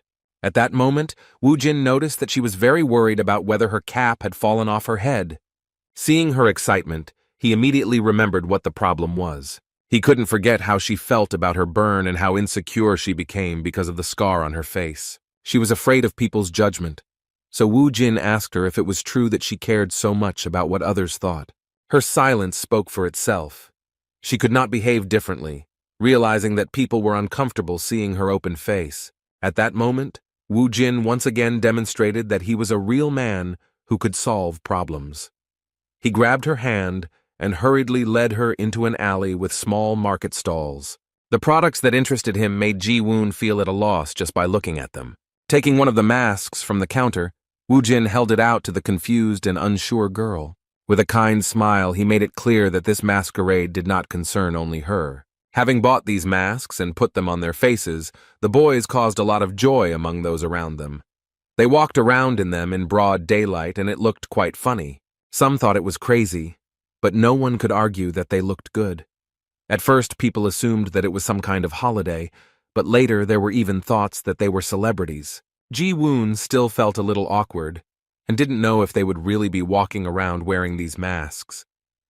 It was the first time in 5 years that she had received so much attention because of her appearance, but people's reactions were quite pleasant. In response to her question, Woo Jin asked what she was talking about. He thought that she wanted to exchange masks with him. He caught her off guard, and Ji-woon answered a little confused that this was not the problem at all.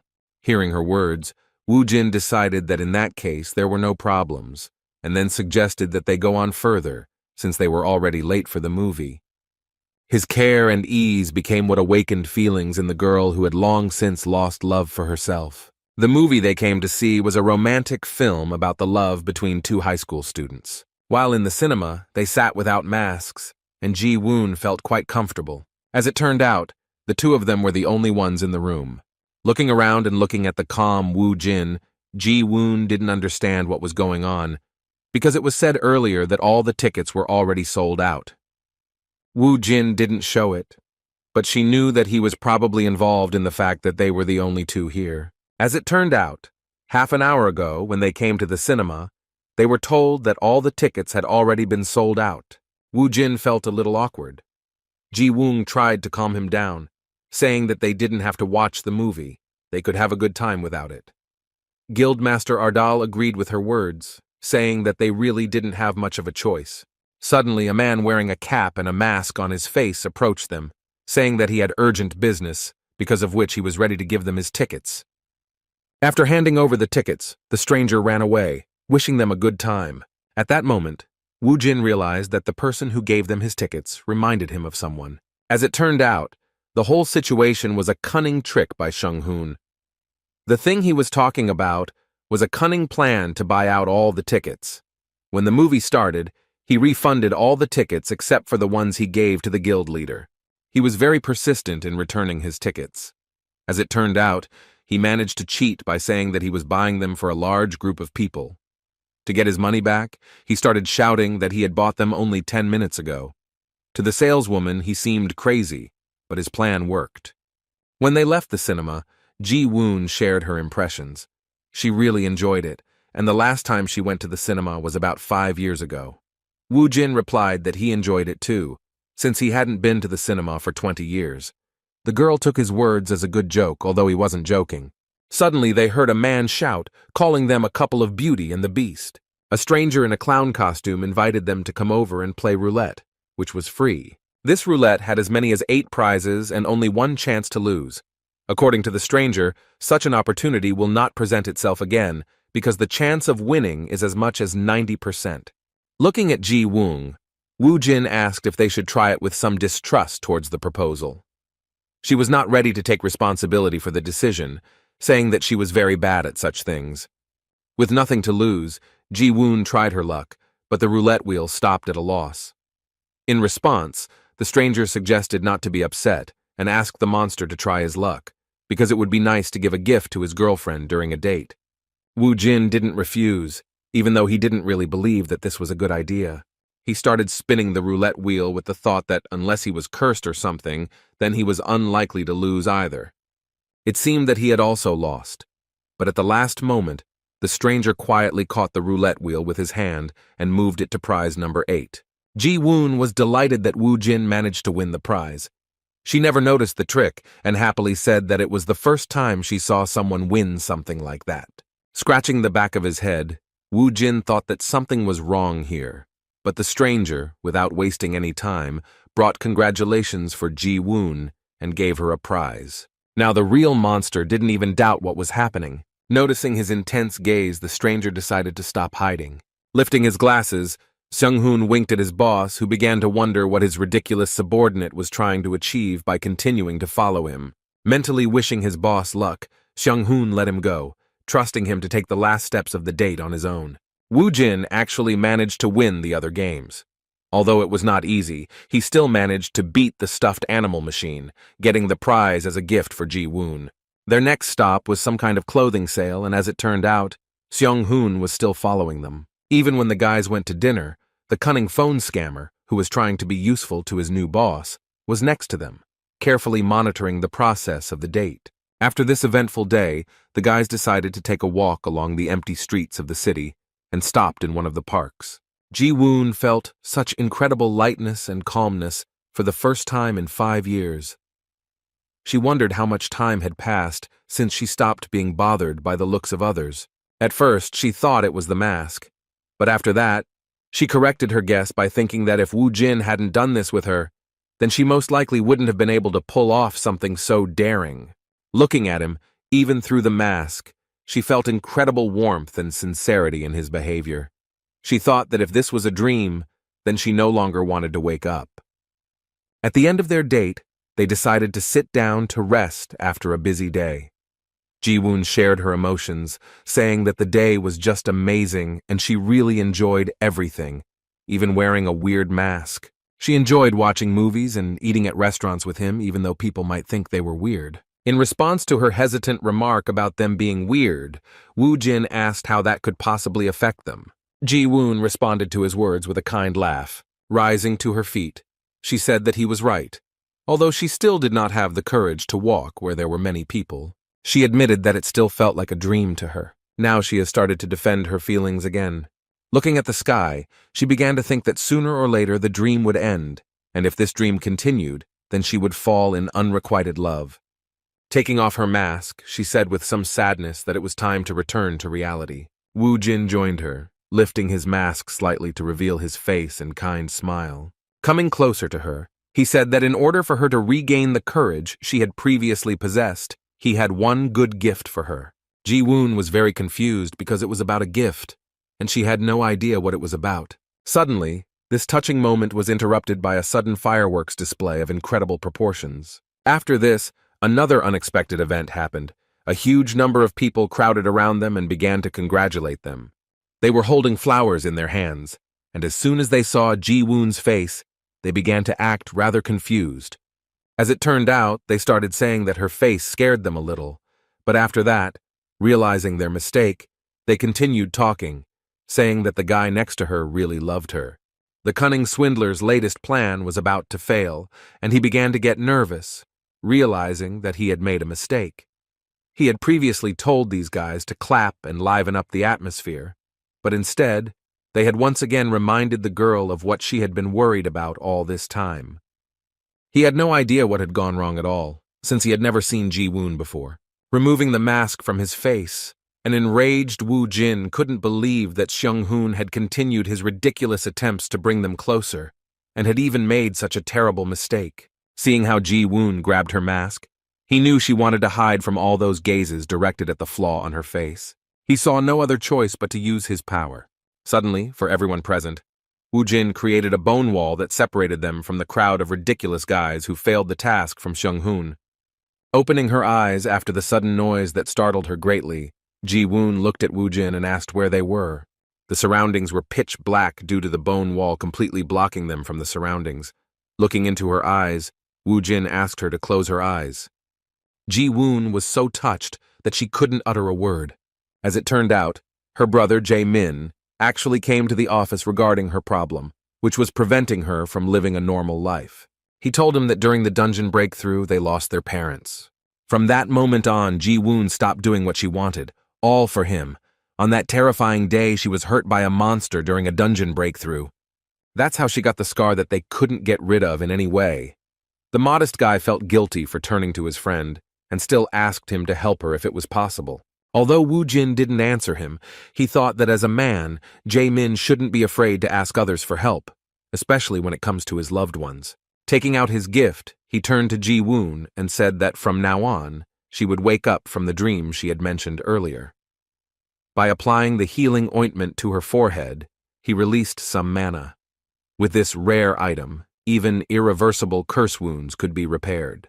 Woo Jin did everything he could to make Ji-woon actually wake up from the terrible nightmare that began with the first dungeon breakthroughs, where she not only lost her courage, but also her parents. When Ji-woon returned home, she received a caring message from Woo Jin. He asked her not to wet her face and hair so as not to wash off the medicine. Instead, he suggested that she just go to bed. She even laughed at this, because it seemed like he worked in some kind of beauty salon. Thanking him for his concern, she asked him to go to bed early and rest after such a busy day, during which she had a good time. She was pleased to even imagine that it could happen that her scar would disappear with just one application of some cream. After finishing the correspondence, she remembered that she still hadn't opened the gift they had won at roulette. What she saw surprised her greatly. It turned out to be a beautiful ring. At that moment, the big picture began to form in her head, because she understood that a simple street vendor would not give out such prizes. Remembering the events of that day, she also couldn't forget that they watched a movie in an empty cinema, which couldn't be a coincidence. Dinner at an expensive restaurant is also not a common thing for a simple walk. He really got the impression that it was a real date. The sudden fireworks completed the overall picture, as it was a real creation of a romantic atmosphere. Of course, this also included the fact that ordinary passers-by suddenly gathered around them and gave her many roses. Gathering all her memories together, Ji-woon began to blush even more than before, thinking that Kang Woo-jin was going to confess his love to her. The many things that happened that day had consequences that affected not only Ji-woon, but also the one who was behind all these pleasant surprises for her. On Monday, when the guys gathered in the office again for work, Seung-hoon was doing exercises from the very morning. He did a huge number of push-ups, saying that from now on he would only do what he was asked to do. This was explained by the fact that the head of the guild was not delighted with the huge number of intrusive surprises that his ward created. Sun Hong began to become even more obedient, because the fear of the terrifying power of the leader did not give him peace. After finishing the educational moment, Woo Jin repeated again that he should only do what he asked, and nothing more. After these words, he still asked why he did something that he was not asked to do. With great guilt and constant apologies, the humble servant shouted that he felt he had not shown loyalty to his leader, which is why he had made the mistake of trying to make up for lost time. His words even pleased Wu Jin, and he stopped being angry at him for the mistakes he had made due to his arbitrariness. So he asked him with a smile to remember once and for all that he only expected from him what he himself asked for. Seung-hun felt somewhat relieved, but the awkwardness returned after the leader asked whose money he spent on these gifts. As it turned out, he used the guild's corporate account, which was a serious strategic mistake and another problem in his life. Hearing this, the chief again made him do push-ups and shout that he should only do what he was asked to do. The educational moment was suddenly interrupted by Director Jun, who had just finished some organizational matters and found time to meet with the head. When he entered the head's office, he was surprised to ask what was going on and why the head of the sales department was doing intense training in the middle of the workday. Given the head's characteristics, he decided to let this moment pass and informed him that he had managed to settle matters with the Ministry of Defense. As it turned out, Wu Jin really did not have to serve in the army now, but there were some nuances. According to Director Jun, he was exempted from this on the condition that he fulfilled 10 requests from the army. He could not bring himself to continue the list of conditions, saying that this was unprecedented and unheard of. Surprised by his words, Wu Jin asked him not to delay and finish what he had started to say. Gathering all his determination and suppressing his awkwardness, Min Chang said that in connection with this agreement, Mr. Kang must be immediately mobilized to Daegu at Exit 3 of Yongan Station. As it turned out, in the place in question, his power would be a great help, because there was a breakthrough in the dungeon. Wu Jin immediately went to the previously mentioned place and found that there was not a soul around. It seemed to him that this area was some kind of separate ghost town. Regarding the dungeon breakthrough, Director Jun explained that if the dungeon is not cleared within 30 days after the reset, the barrier begins to collapse and monsters come out of the dungeon onto the streets. This is most likely due to the previous teams failing to clear the breach, which is why the Ministry of Defense requested awakened support to deal with the breach and its aftermath. Given this situation, Wu Jin also wondered what would happen if they couldn't stop this stage. In response, Jun told the bitter truth that, unfortunately for the mobilized forces, if this happened, the entire Daegu region would have to be destroyed with aerial bombs. While in the Daegu area, he began to understand that the reason why there were so many open areas and parks around the station was because such places made it possible for a tunnel to break through, a very dangerous situation for the residents. Suddenly, the silence and solitude of the guild leader Ardal was interrupted by some military woman who said that the evacuation was completed 2 days ago. According to her, the dungeon breakthrough will be the next day at 2 o'clock in the afternoon. Approaching one of the most famous awakened in recent memory, First Lieutenant Choi Ha-sol introduced herself as the person in charge of the area from the Korean Army's Special Defense Force. Kang Woo-jin introduced himself in return, and strangely enough, heard that their entire squad had heard of his strength. It was truly an honor for her to meet him in person, especially in a situation where his strength was so necessary. Sighing with a kind smile, the hunter who had recently become the head of his own guild suggested skipping the formalities. Continuing the conversation, he asked why they weren't going to try to clear the dungeon before the breakthrough. As it turned out, the return portal had already been used 3 times, so they couldn't take that risk and chose the easier way, fighting outside. Hearing about the return portal, Wu Jin was a little surprised, and Ha-sol explained to him that it was possible to escape from the dungeon in the middle of clearing using the return item. Wu Jin was surprised, because he didn't even know that this was possible, despite the fact that he had already cleared more than a dozen dungeons. The lieutenant also clarified the detail that this portal can only be used 3 times in one dungeon. As for this dungeon, the main squad of the Hwarang Guild tried to clear it first, but they failed. The second time, the Hwarang Guild and the Hammer joined forces, but even that didn't work. The squad of Awakened from all over the world also failed, having used up the last portal. The lieutenant agreed that they could try to clear the dungeon in the remaining time, but that would mean putting their lives on the line, and no one wanted to take that risk. When Wu Jin suggested that breaking through would be more dangerous in that case, she shook her head in disagreement. Referring to his experience, she said that he probably already knew that the terrain of the dungeon played a significant role. Although the monsters in this dungeon were not very strong, it was the terrain that made this raid difficult. Despite this, she was sure that fighting outside would be fine, because even though modern weapons could not be brought into the dungeon, on their territory there was the possibility of fighting with them, and this gave them an incredible advantage. Using the full might of the Korean army, they had saved the city from underground breakthroughs more than once, so they had no doubt that it would work next time. Hearing so much praise for the army, Wu Jin asked a very logical question about the reason for his presence at this event, if the problem with guns and missiles could be solved. There was a weighty logic in his words, and the lieutenant even managed to get confused, but she also quickly figured out the answer, saying that the awakened also play an important role. Although the army is the main force, the awakened are always on standby in case the monsters break through the first line of defense. In addition, they initially had no information about the dungeon boss, so there was a need to prepare to fight with all the forces of the awakened. Trying to change the subject so as not to be asked such questions again, the lieutenant awkwardly suggested going to the waiting room, where other awakened ones were already waiting for them. All the guys gathered in a local cafe, which became a temporary waiting room for the awakened ones participating in this whole event. When Kang Wu Jin entered, everyone present recognized him. Just like him, the guys were dressed in regular clothes and hadn't even thought about changing into combat gear yet. In fact, they were happy to see such a strong reinforcement, knowing that Kang Wu Jin had become the 11th A-rank hunter. Looking around, Wu Jin couldn't find anyone interesting until he came across a lady, with whom ironically their paths crossed once again. Standing against the wall was Yun Hee, the troubled captain of one of the Hwarang teams. He looked at her and said with some mockery that they had met again. With a sly smile, he said that this was certainly his destiny. Yun Hee didn't know what to answer and just said his name angrily. She didn't end up in this place by chance. Her older brother had planned everything from the very beginning and entrusted her with a special task that, in his opinion, only she was capable of.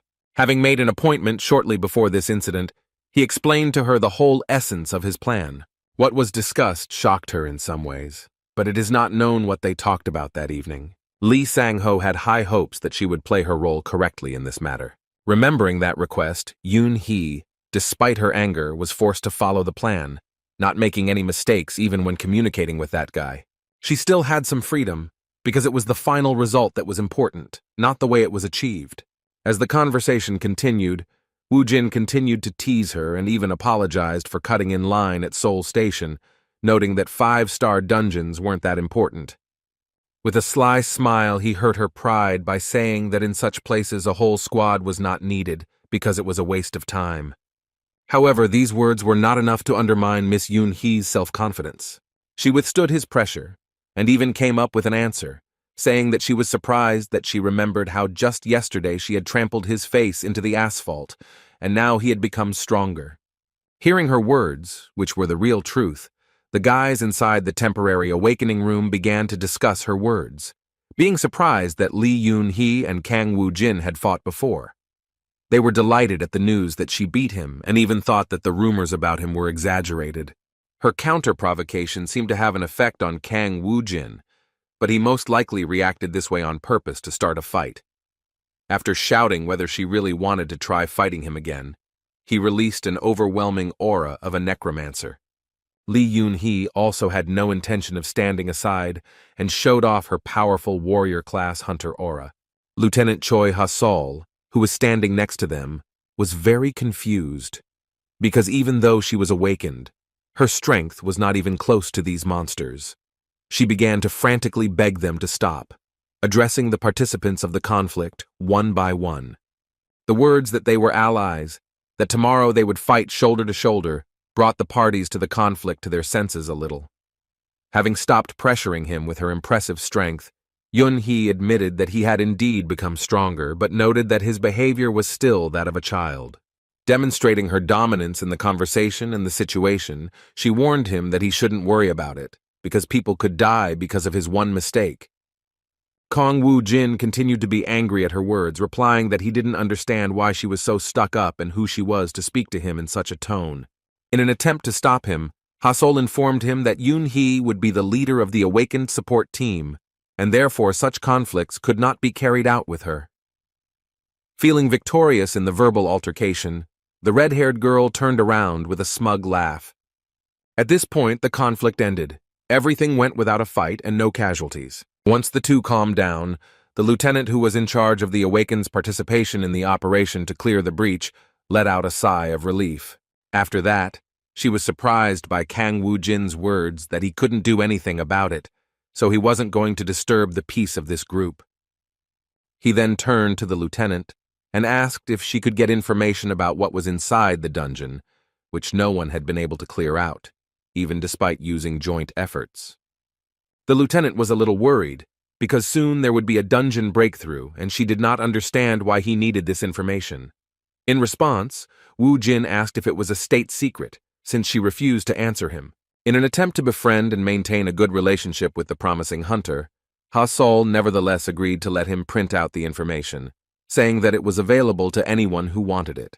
As soon as they left, Yoon-hee realized what he was planning. She was right, because Kang Woo Jin was indeed extremely interested in clearing this 6-star dungeon and was not going to sit back and wait for a breakthrough to occur due to the series of failures of the previous hunter groups. Standing next to the barrier, he admitted that the energy of this dungeon was truly astounding. Now it was no surprise to him that this dungeon was called the strongest among those in their territory. Suddenly, his enjoyment of the barrier's powerful aura was interrupted by a stern female voice. Yoon-hee, who had guessed what he was planning, followed him and now wanted to know what he was going to do. With a sly smile, he replied that she herself knew that he was going to clear this dungeon, like all the previous ones.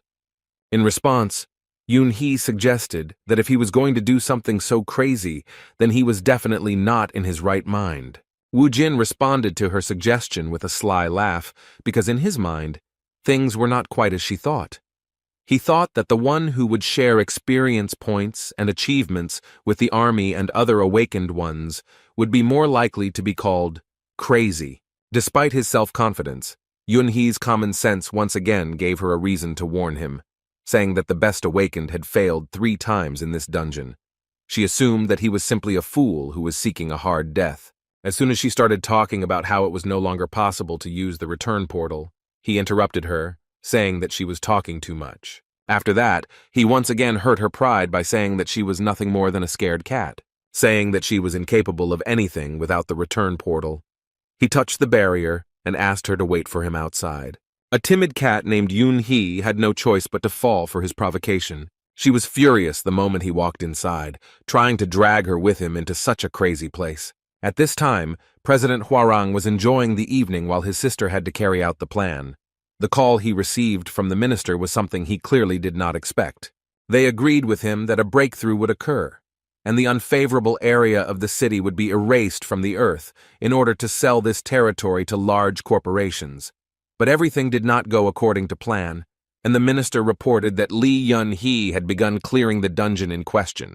Hearing this, Mr. Lee could hardly contain his anger and apologized to the minister, asking him to contact him a little later after he found out what was really going on. He had no idea why Yun-hee had entered the dungeon, or how she could turn away from his mission. Yoon-hee actually fell for the provocation and went inside. Finding herself at the first location after passing the portal, she saw a very bloody place, which by its appearance alone indicated that a huge battle had already taken place here. The entire place was in traces of mana and battles, which told her that this was the work of soldiers summoned by the hands of a necromancer. Thinking about the scale of the battle, she guessed that Woo Jin wasn't alone. There were at least 20 soldiers with him. At first, she really thought he was crazy to clear the dungeon alone, but now she understood where his confidence came from. Just one look at the battlefield told her that he had no difficulties here. However, even so, she was not sure that he could cope. Considering his level, she believed that with such skills and such an army, he had no place in such a dungeon. She had already tried to clear this portal with strong awakened ones several times, so she had no doubt that he would not only not get the return stone, but also clear the dungeon. In a sense, she was right, and Wu Jin first experienced difficulties during his encounter with a level 60 ogre that could destroy an entire squad of his skeletons with one blow. However, after several minutes of fighting without any result, Wu Jin said with a smile that he had finally achieved his goal. He needed experience points in order to make a worthy counterattack. Taking advantage of the moment, he once again summoned his demonic familiar, which this time became a stone golem, befitting the environment he was in. After that, he pointed at the enemy and gave the order to his familiar to attack. Both monsters with unimaginable brute force clashed in a duel, and it became clear that they were matched in size. The sudden attack from the rock gave them a chance and an advantage, as the ogre was caught off guard and lost his balance. Taking advantage of the moment, Wu Jin used his familiar as a springboard and quickly closed the distance with his opponent. The ogre didn't have time to do anything because he was still falling and couldn't regain his balance. In the end, Wu Jin ended the fight with his warrior weapon, a hammer with unimaginable destructive power. After finishing the battle and defeating another powerful monster, Wu Jin was cheered up by the news that he had finally reached level 40, which gave him additional achievement points. He celebrated his small victory not alone, but to a stormy ovation from Bibi, who called the work done magnificent. In response, Wu Jin asked in surprise where she got so much emotion from and where she learned to communicate like that.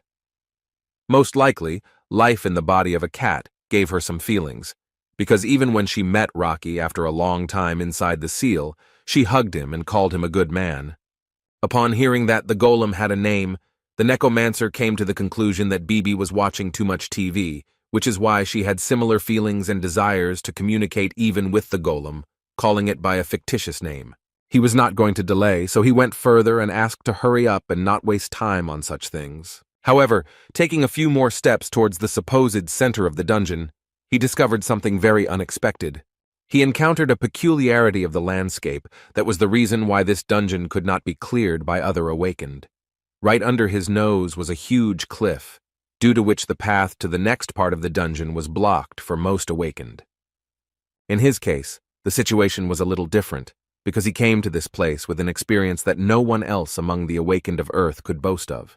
He had already heard of such a place, which is sacred from the legends of Alphen. At that moment, they were on the so-called Tart Plateau.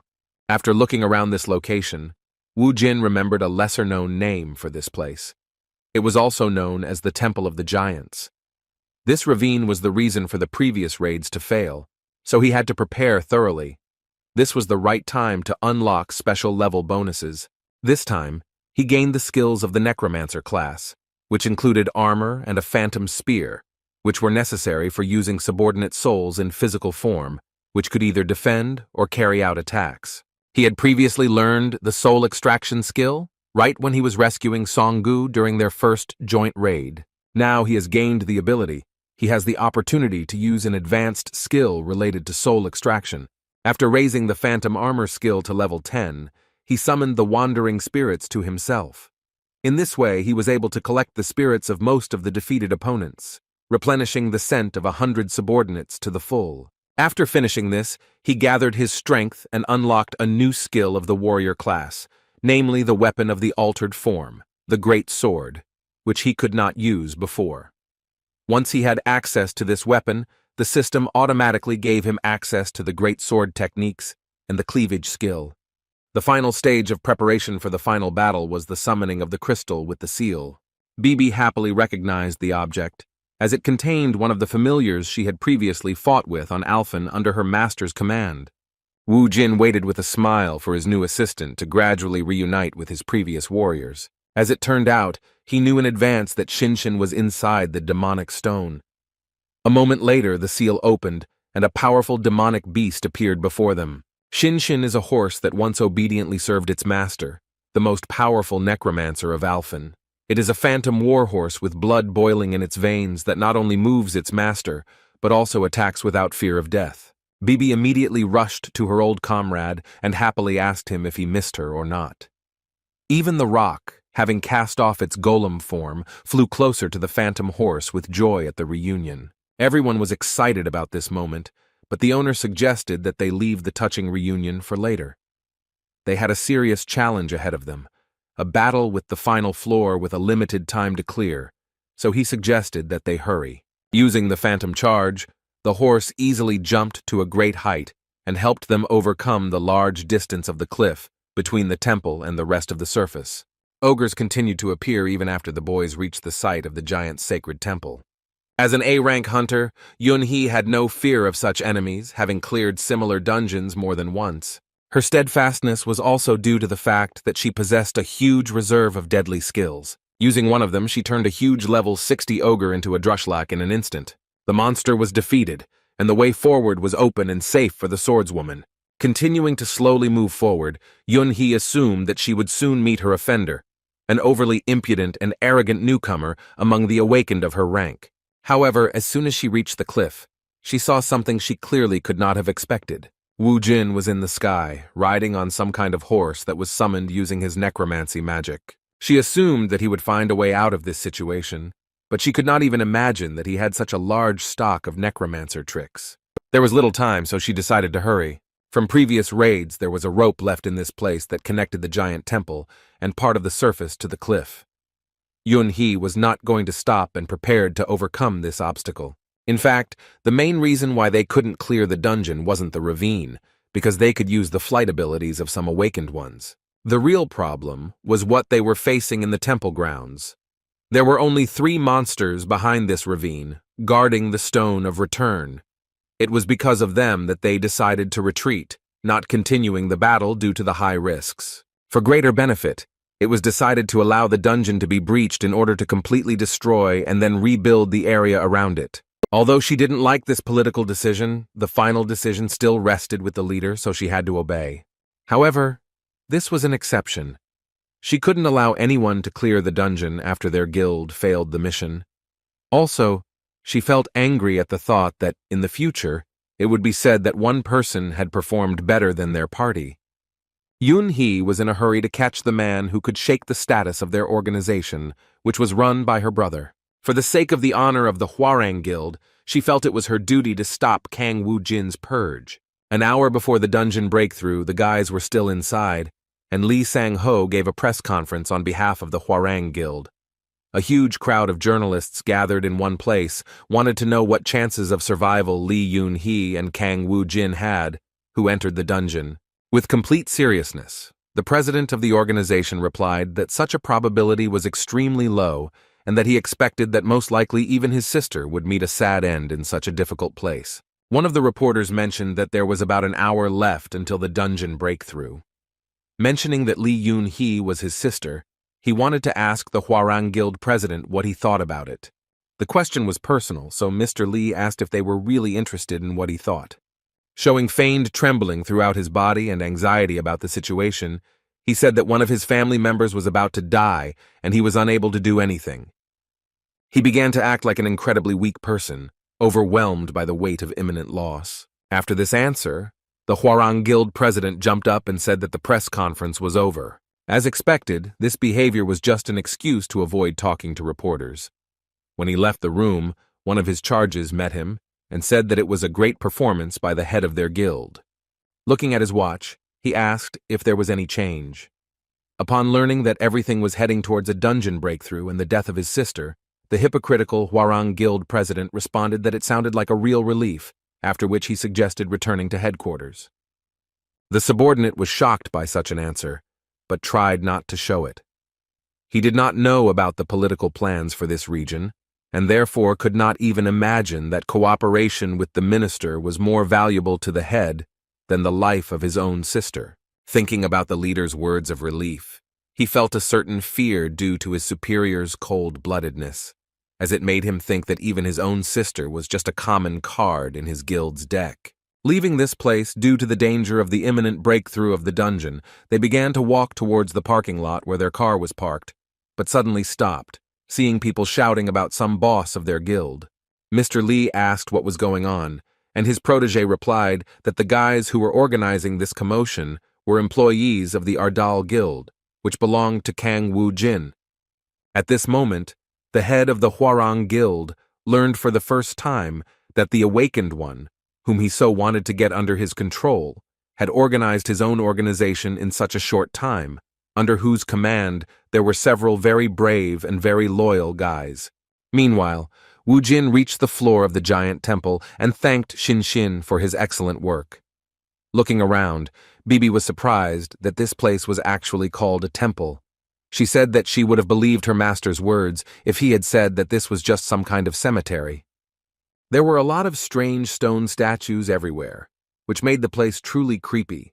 Bibi assumed that the giants in question had simply turned into golems or something. Wu Jin himself didn't know the answer to this question, because he only knew about the giant temple from rumors.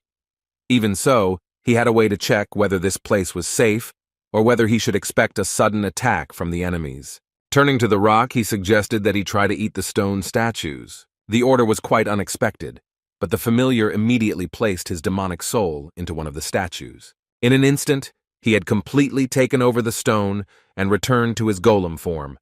The fact that this strategy worked meant that it was just a normal stone without any soul sealed inside. Otherwise, Rocky wouldn't have been able to obtain such a body. As it turned out, it wasn't that simple. In just a moment, Rocky lost control of the stone, and all the other statues actually turned into golems. In an instant, they were surrounded by giant level 65 monsters. This situation was more difficult than any previous one that Wu Jin had been in. Even so, he did not lose his grip, and continued to look for a way out. Thanks to his observation skills, he noticed that out of all the statues, only 5 golems were activated, which meant that there was a trap in front of them that worked in a certain area. Golems left no corpse or soul behind, which was somewhat useless for using his necromancer skills. Here he could only rely on his familiars and his own skills as a warrior, so he immediately summoned a weapon in the form of a hammer. With a smile that was in anticipation of battle, Wu Jin prepared to level up his warrior skills.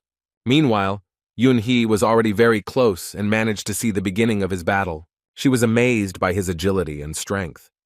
She was shocked to realize that the necromancer looked like an awakened warrior class, which is not inferior to real warriors of his level. She hadn't fought on this floor yet, and hadn't even thought that all these statues would turn out to be golems. It was clear to her now that if they had gone further, and someone had simply walked madly towards the altar, then they would have been surrounded and destroyed in an instant, without any chance of survival. On the other hand, she watched as a necromancer class person, even without using his own skills, but only fighting with a strange hammer in his hands, gave a good rebuff to these powerful monsters. His instincts really surprised the woman who had been a warrior for the past 5 years. After several minutes of intense battle, the necromancer with the skills of a warrior finally brought the matter to an end. During the battle he was very tired, but his strength was restored the moment he destroyed all 5 golems. It seemed that the end was near, because the only advantage of the enemies of this temple was their numbers. Yet there was something that bothered Wu Jin. He felt that things were not so simple. There was still something that he didn't like from the very beginning. It was the 3 monsters that stood motionless in one place next to the altar. The one-eyed inhabitants of Alphen seemed very dangerous, and it was they who were entrusted with the Stone of Return. Now he had no way of knowing who he was dealing with, so he decided to continue pushing forward, gradually getting closer to the altar by destroying the golems. Gradually he became stronger and stronger, and his mastery of the hammer increased noticeably. Bibi and Rocky watched him from the side. The cunning demonic blonde encouraged her master in every possible way, and thus all the statues that turned into golems were destroyed. There were only 3 strange monsters from Alphen that were preventing them from getting the return stone. Judging by how brightly the return stone was shining, they could guess that the dungeon was about to break through. They were short on time, and Wu Jin knew that this was the first time he had been in a situation like this where he actually needed to hurry. Despite the rush, he could not make a single mistake because his enemies were Cyclops.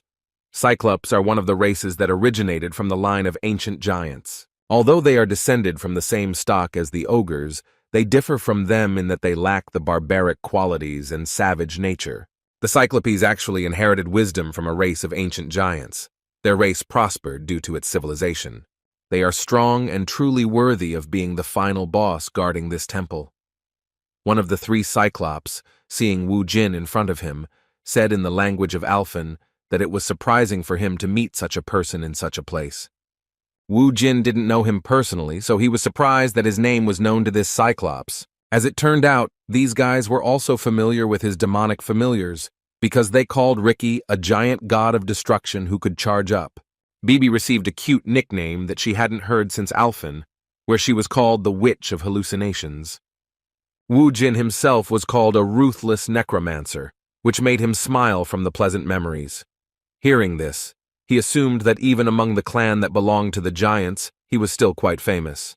The Cyclops responded to his words about fame with some anger, saying that he could not help but remember such a person.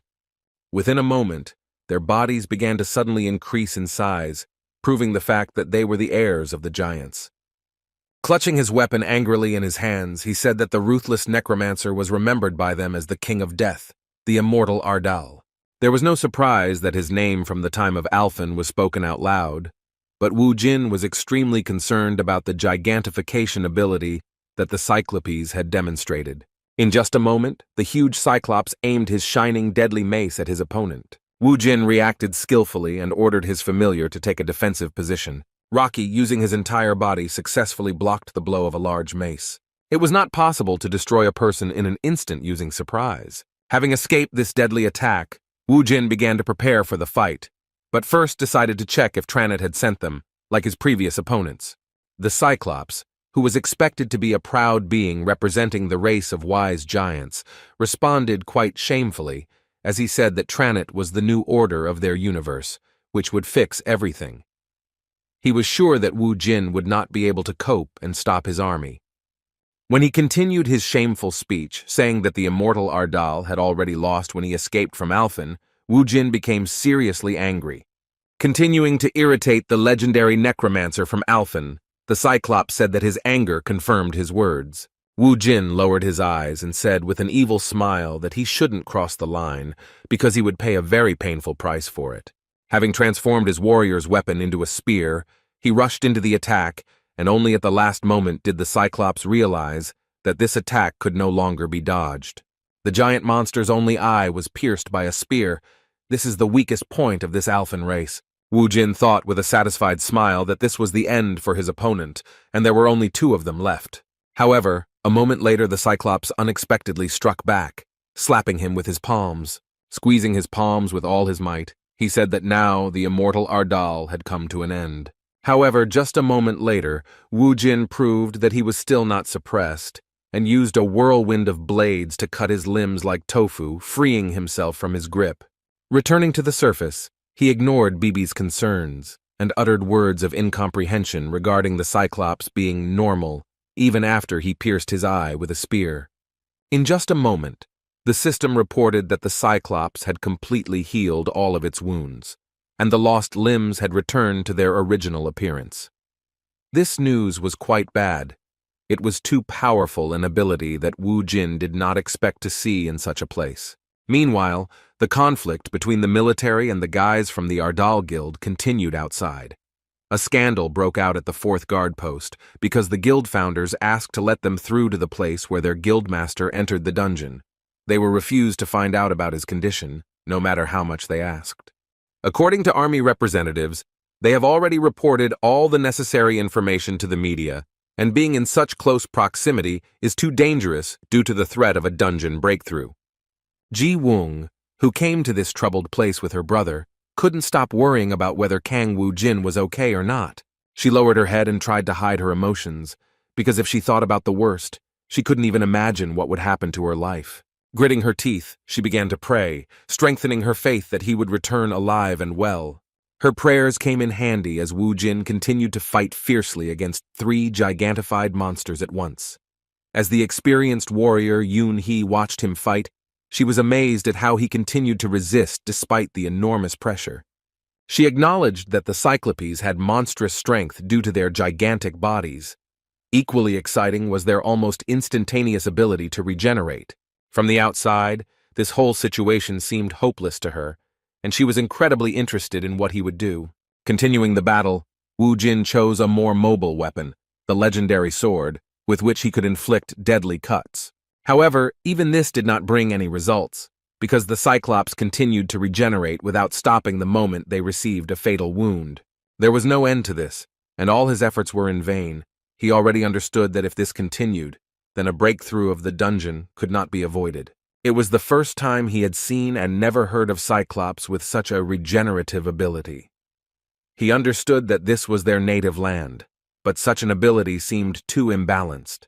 As soon as he had thought about it in his head, he realized that he was indeed fighting on their territory, where they had a huge advantage. Thinking about this, he reminded himself that this place was the temple of the entire giant race.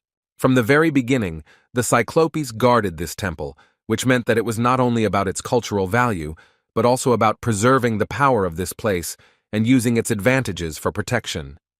Wu Jin understood that all their abilities were limited in this location, so he asked Rocky and Bibi to do everything to distract the Cyclops for a while.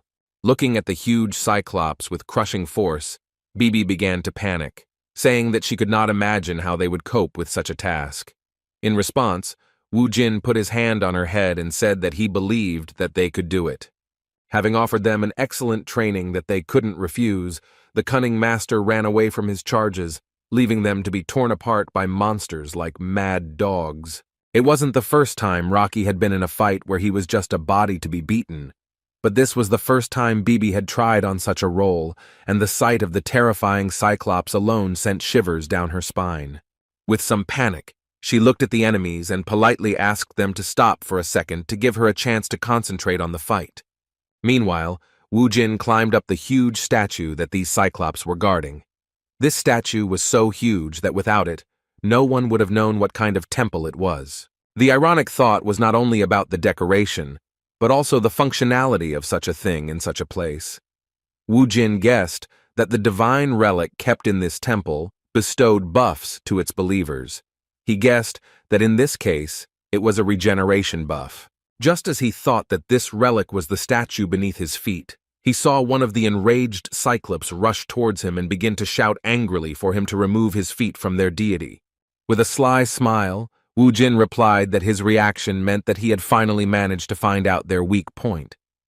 The Cyclops' alarm clearly indicated that he was close to the answer to this riddle. The Cyclops could not use his brute strength near this place, so he shouted out in anger the name of the necromancer from Alphen, calling him the immortal Ardal. Without wasting any time, Kong Wu Jin turned to using a warrior skill. In just a moment, he used an earth strike that turned the statue of the giant deity into a pile of stones. The Cyclops' reaction was immediate. He immediately rushed into the attack with an anger that he had never shown before.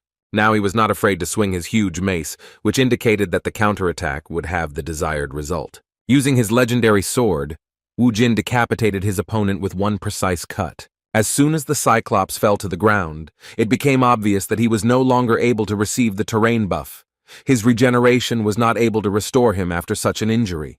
Looking at the satisfactory result, Wu Jin slyly said that he was right, and now his swings were working properly.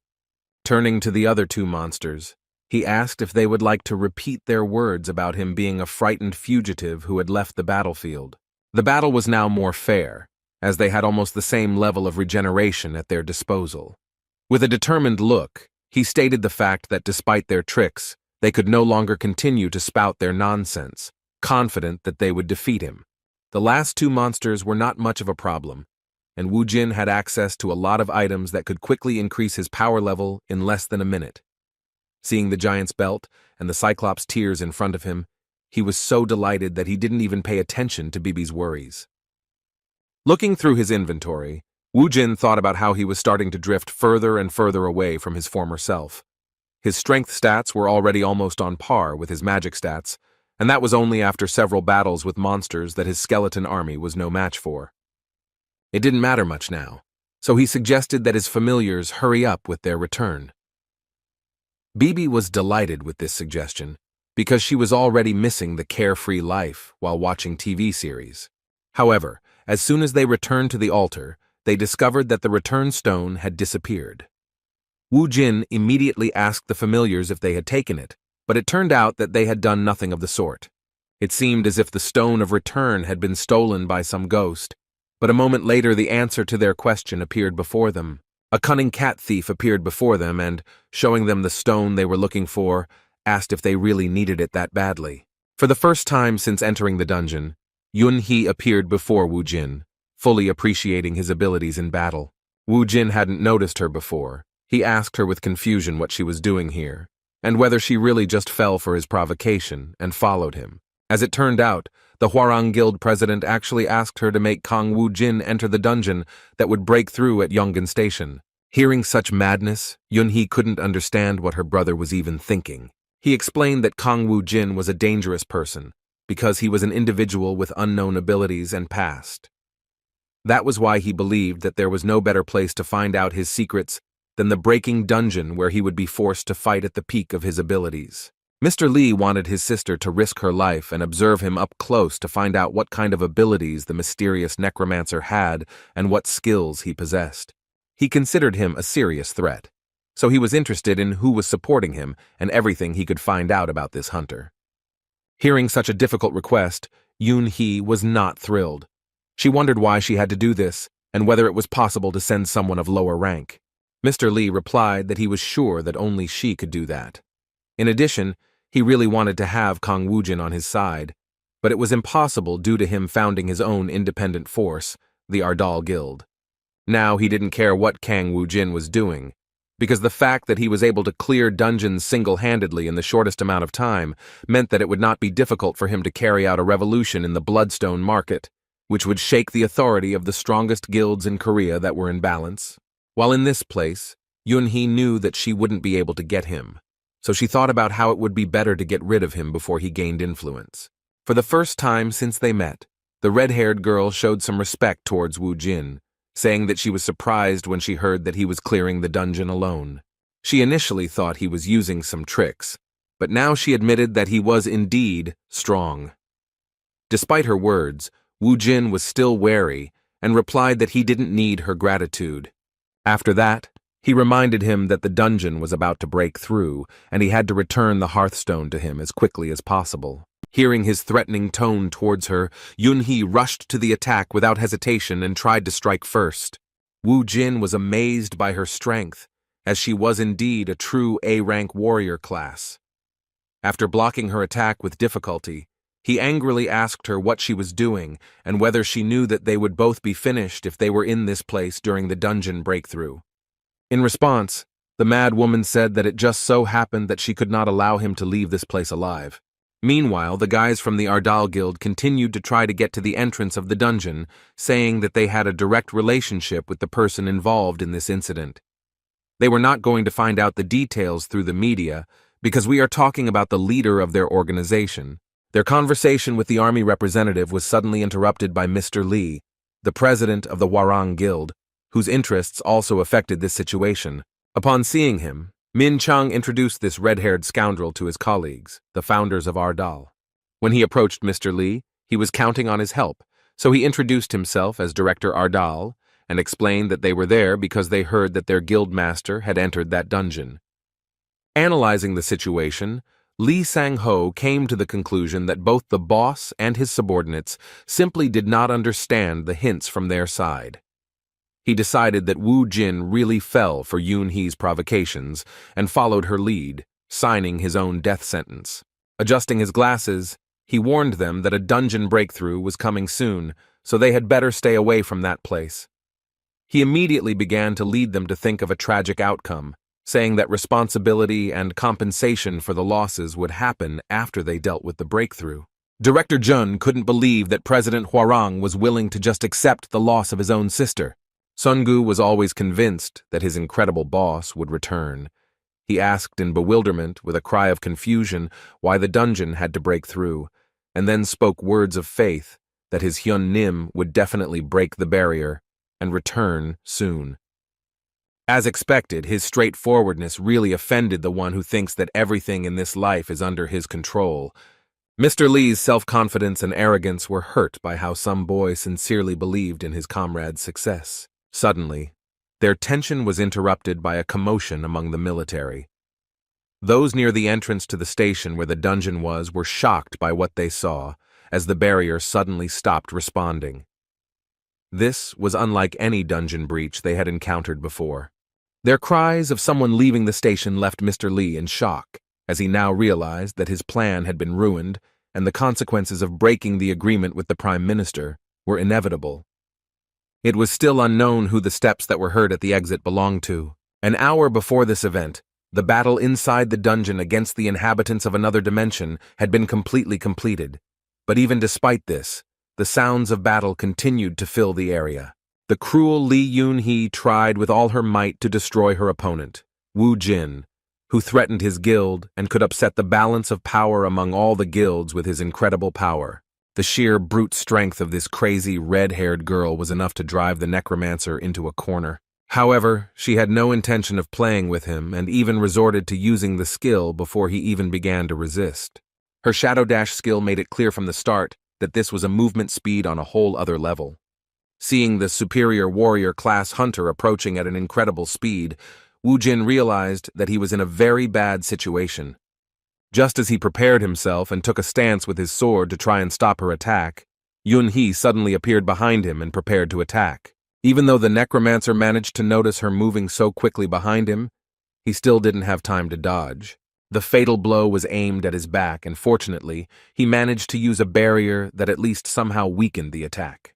Right before the eyes of his familiars, the necromancer flew into the rock at great speed.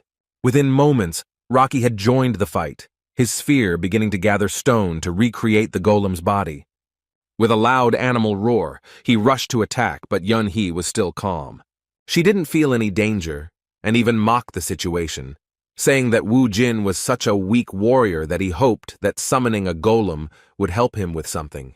From the very beginning, she knew where Rocky's core was, so he was crushed without much difficulty. It became clear that the only one who could fight with such a skilled warrior was Wu Jin. Although Wu Jin had taken a serious hit, he was able to withstand it thanks to his ghost armor. The last attack had used up 2 of his 100 souls, but he knew that he was being pushed back, and if he didn't change anything, it would only be a matter of time before his armor lost its power reserves. Analyzing the situation, he came to the conclusion that it was not a question of strength at all, since their attack power was roughly equal, but Yunhee had a significant advantage in terms of speed. As he thought, it was not without reason that she was ranked A, since it was clear that she had a huge reserve of experience, which made her so strong.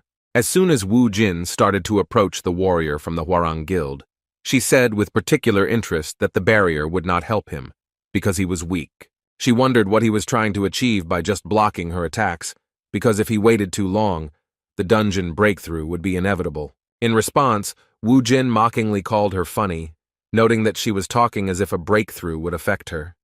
She had no answer to his words about their battle, looking like she really wanted a breakthrough to actually happen. Understanding the Hwarang Guild's presumed motives, Wu Jin concluded that those who had a grain of power were actually very dark souls. It was quite difficult for him to understand what they were really thinking, since the people were very different from the people of Alphen. Still, he didn't particularly like this dialogue, so he again assumed a fighting stance and said with a fighting spirit that he didn't care what they were planning, because he would still destroy everything they tried to do. The words of the one who had just been lying on the ground seemed quite funny to Yunhee, so she mockingly said that her opponent was as confident as usual. It seems her interest in the battle has also suddenly increased. Within a moment, she took the initiative and rushed into the attack with lightning speed, closing the distance between them in an instant. Her strike with great force, which was blocked by Wu Jin's huge sword, created a powerful air current that broke the sound barrier. The battle was so fierce that everything around him was gradually collapsing. Yunhee continued to apply incredible pressure with her superior speed, which, coupled with her great strength, made the fight very difficult for Wu Jin. He had no experience fighting such dangerous opponents yet, so his soul barrier gradually weakened due to the blows he took. Taking advantage of the moments, he tried in every possible way to strike back, using various skills of fighting at a distance. The ghost spears were one of those attacks that Yunhee was not familiar with yet. However, this was not a problem for her, as she was not only able to stop all the spears, but also simultaneously close the distance to continue putting pressure on Wu Jin. Another skill, which was also associated with acceleration, made the situation even worse. With the help of her shadow superspeed, she was right in front of the necromancer in an instant, while he was stuck in a corner and unable to maneuver. He knew that this blow would not be blocked, because at this moment, Yunhee was at a speed that he could not cope with. It was only by a miracle that he managed to lean back a little, avoiding a fatal wound from the slashing blow of his dangerous opponent. He clutched his face, feeling incredible anger, because she had actually managed to leave a large scar between his eyes.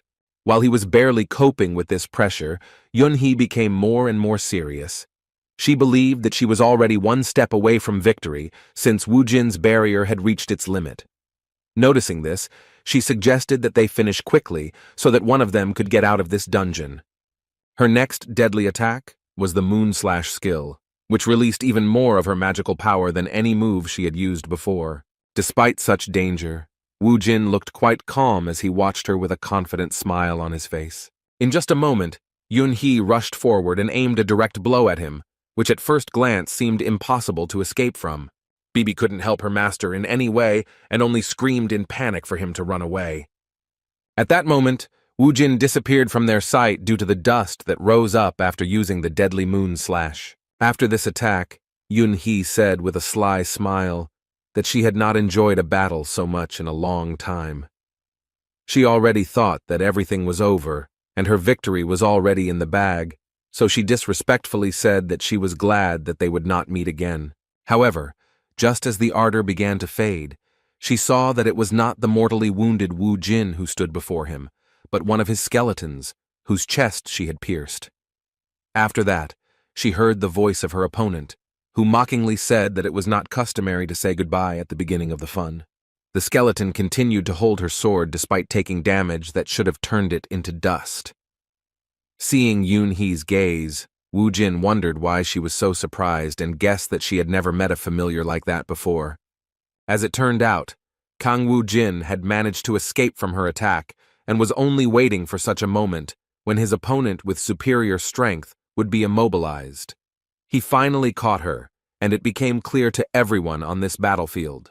Cold sweat appeared on the face of the fatally mistaken Yun-hee, realizing that her cunning opponent was only pretending to be cornered, luring her to a place where he could summon the undead. Moreover, she could not understand how it happened that, despite using more and more of her skills, she still could not achieve the desired result. From the very beginning, Wu Jin had been trying to avoid her attacks. Her advantage was undeniable, causing her to be unable to comprehend how it had gotten to the point where he was blocking her attacks. The situation she was in did not give her any freedom of action, because now her speed and strength were useless. Taking out his huge, deadly sword, Wu Jin said that it was his turn. Fighting against Li Yun-hee's incredible arrogance, she missed many details and was now furious. Using her immense strength, she tore her blade from the skeleton's grip. Charging forward again, she shouted that even such slow attacks wouldn't work on her. Seeing her rage, Wu Jin began to laugh slyly, saying that he agreed that he couldn't keep up with her speed. As it turned out, he had prepared another trap that Yun-hee couldn't even think of. The moment she tried to lunge towards him, she received her first wound. Her whole body was shaking with pain, and when she looked around, she saw that there were 2 more skeletons that had stabbed her in the back. Yun-hee, who gave in to her emotions, didn't even notice how she herself found herself in a difficult situation. With a sly smile, Wu Jin pointed out her stupidity, saying that it was obvious that cyclopes usually traveled in 3s. After these words, he stood up and said that it was really time to end this boring fight. The immobilized and badly wounded Yun-hee began to shout insults at him, but it was all over for her. In just a moment, Wu Jin delivered the killing blow and said goodbye to her. As soon as he defeated her, his body began to overflow from the huge amount of experience he received for the victory. At the same time, the system informed him that he had reached level 50, and as a reward, he received the skill of resurrection and detonation of the dead.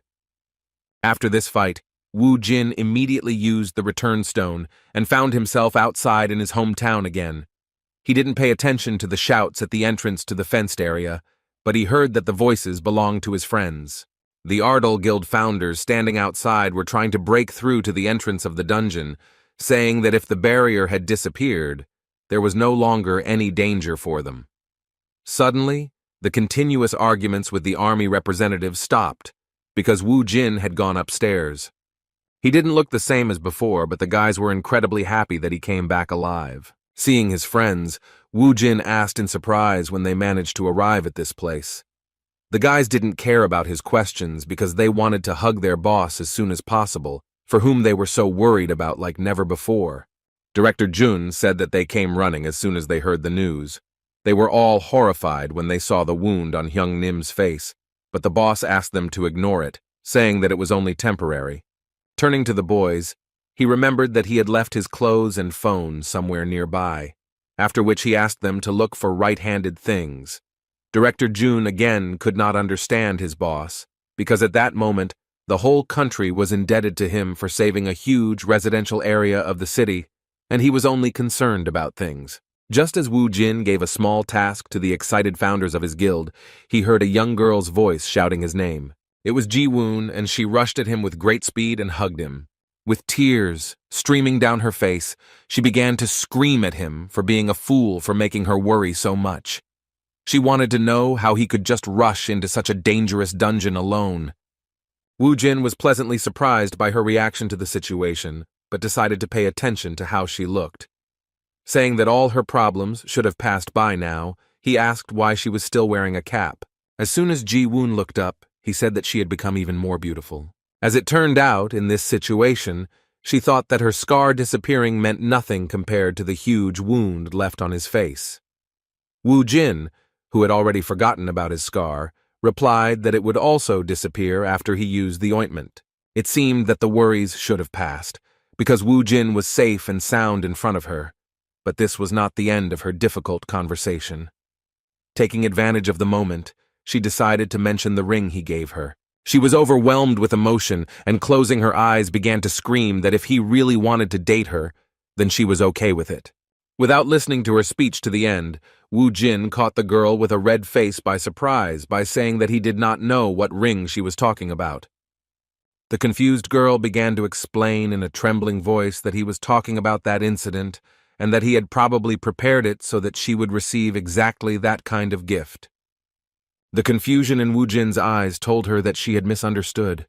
She began to feel so awkward that she was ready to sink into the ground. What scared her even more was that there were many people around who could misunderstand her and consider her some kind of naive fool. While the modest Ji-woon was trying to find a place for herself, Woo Jin realized what was going on. Looking towards the boys, he began to glare at Seung-han, who was scared to death. He tried to say with his whole appearance that he didn't know what he was guilty of, because an incredibly beautiful girl had just confessed to him. Their conversation was suddenly interrupted by Lee Sang-ho's intervention. He walked up to Woo Jin and said that he was relieved that he was okay. After that, he asked with some feigned excitement in his voice what had happened to the team leader Lee Yoon-hee. Remembering what happened inside the dungeon, Kang Woo Jin thought about how to respond in order to put this disgusting scoundrel in his place. The situation seemed quite suspicious to him. He believed that the president of the Hwarang Guild had a direct connection to what happened. However, even though he was sure that it was his order, Woo Jin could not do anything about it, knowing that he did not have any solid evidence. He was interested to see what would happen next, so he answered briefly and without emotion that Yun-hee had died in battle. He shocked the Hwarang leader with his words, saying that although she was strong, the challenge she faced was much more dangerous than she initially thought. Sang-ho reacted with restraint. He began to analyze the situation. He could not believe that Lee Yoon-hee was killed by some monster, so he did not trust his words that he allegedly had nothing to do with it. Looking at Woo Jin's emotionless expression, he tried to figure out if it was possible that he was simply lying to his face. In response, Sang-ho asked with a serious look who killed her. Woo Jin immediately answered briefly that it was an immortal. Although Sang-ho did not understand anything from his answer, Woo Jin wanted to say with some hidden mockery in this phrase that the killer of Yun-hee was the immortal Ardal, who he himself is, although no one from Earth knows about it. The tension between the leaders of the two powerful organizations was broken when Song-gu appeared, bringing his boss his phone and clothes. As it turned out, the military had noticed them near the entrance to the dungeon and decided to save them just in case. Without even saying goodbye to Lee Sang-ho, Woo Jin started walking towards the car with his subordinate. Sun-gu asked why he suddenly stopped the important conversation with the head of Hwarang, but the boss replied that he didn't care. At the same time, Sang-ho was going crazy from the realization that he was told that Lee Yoon-hee had died at the hands of some unknown monster, which was later defeated by Woo Jin. He couldn't believe something like that, considering how strong his sister was. In fact, he didn't care at all about losing his sister, because she really was just a card in his guild's deck. What made him most angry was that he had failed to implement any of the plans he had prepared earlier. The dungeon breakthrough he had agreed on with the minister had never happened, and as a result of this incident, he had also lost his guild's main force, an excellent A-rank fighter. Everything he had built for so long collapsed in an instant, including his political influence due to the enormous amount of power in his hands. He did not consider himself to be the culprit of what happened, but Kang Woo-jin, so he promised that he would destroy him at any cost. Meanwhile, Woo-jin had already arrived at the hotel and had tidied up his hair at Songgu's request. Despite these routine chores, he couldn't help but think that the Cyclopes in the 6-star dungeon were indeed quite strong. This realization made him remember that Alphen was teeming with monsters much stronger than him, and that soon they would be encountered in dungeons all over the earth.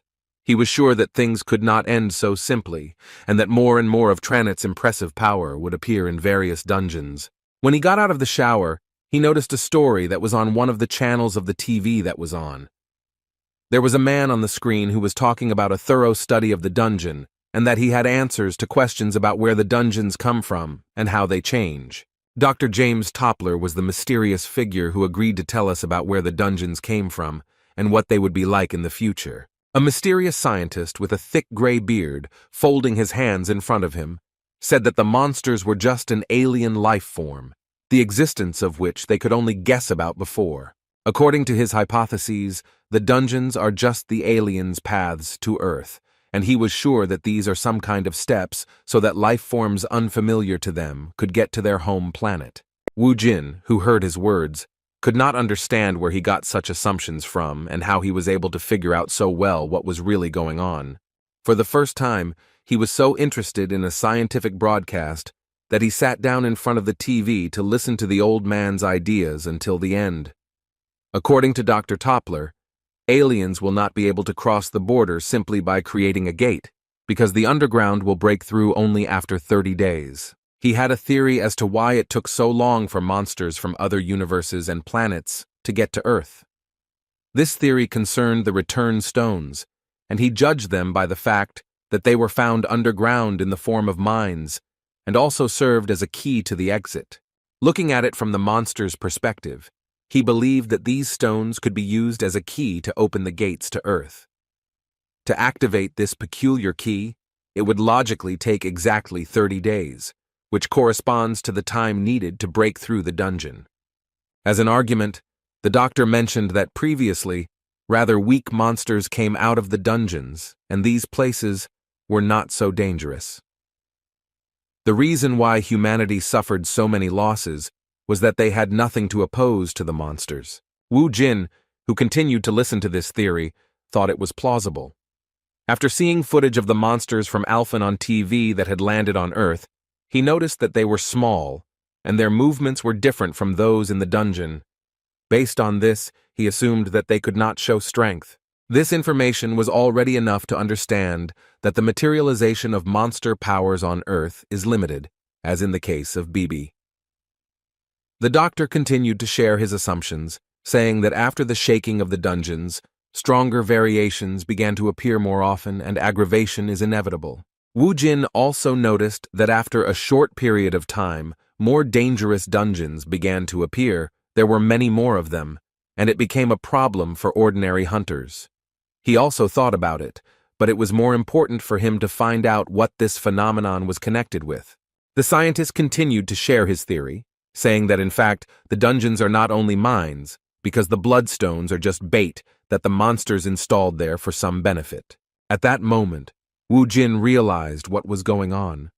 The more bloodstones there were on Earth, the more comfortable the monsters would be on their planet. The weak dungeons were just preparation for Earth to become a comfortable place for monsters to exist. The scientist's words made sense, and they opened up new perspectives for the necromancer who was pondering how to stop Tranit's invasion of his home planet. When it came to the theory of blood crystals, he remembered that on Alphen, the energy that was in these stones was called mana. Crystals increase the concentration of mana on Earth due to people who extract and use them. This method creates an environment for the materialization of monsters' powers. After listening to the scientific television program until the end, Wu Jin made unexpected conclusions and promised that he would remember Professor James Toppler because his speech was full of meaning. After that, he received a call from Director Jun. He immediately apologized for disturbing his boss's rest and then said that he should come and take a look at it himself. Wu Jin was clearly not happy with what he heard on the phone. As it turned out, he was forced to appear at a sudden press conference dedicated to the situation that had occurred in the dungeon. Most likely, the initiator of this press conference was the president of the Hwarang Guild, who thus materialized his anger due to the fact that both of his plans were destroyed by the hands of the head of the Ardal Guild. A large number of journalists and Director Jun were present in the small hall. Wu Jin's appearance was exactly what everyone was waiting for to start this sudden conference. As Wu Jin sat down between the Hwarang Guild leader and his director, Jun Min-chang apologized once again, saying that he couldn't stop the interview. He also advised his boss, who was new to this experience, not to answer difficult questions, so as not to make the situation worse. In fact, Wu Jin wasn't worried about this at all, as he was more interested in what the Hwarang Guild president had planned. He understood from the very beginning that this was his version of revenge for the loss of some opportunity connected with the dungeon, which could only be guessed at. Looking at Lee Sang-ho's bold expression, he knew that he had prepared something to undermine his authority. The press conference began, and the first journalist who dared to ask a question first addressed President Lee Sang-ho. Speaking about the endless cleanup before the dungeon breakthrough, he wanted to know whether it was an order from Hwarang or Ardal, or whether it was agreed upon between them. Adjusting his glasses, President Lee asserted his position, saying that the Ardals were not involved in this, since Vice Leader Lee Yan-hee and he himself personally took on this risky matter. Looking at President Ardal, he said that he was sure that she was only providing support to Kang Woo-jin, a hunter who has been in the spotlight of the media and all of Korea in recent days. In response to his words, the reporter assumed that this meant that the vice leader had thoughtlessly entered the dungeon in the hopes of helping Kang Woo-jin.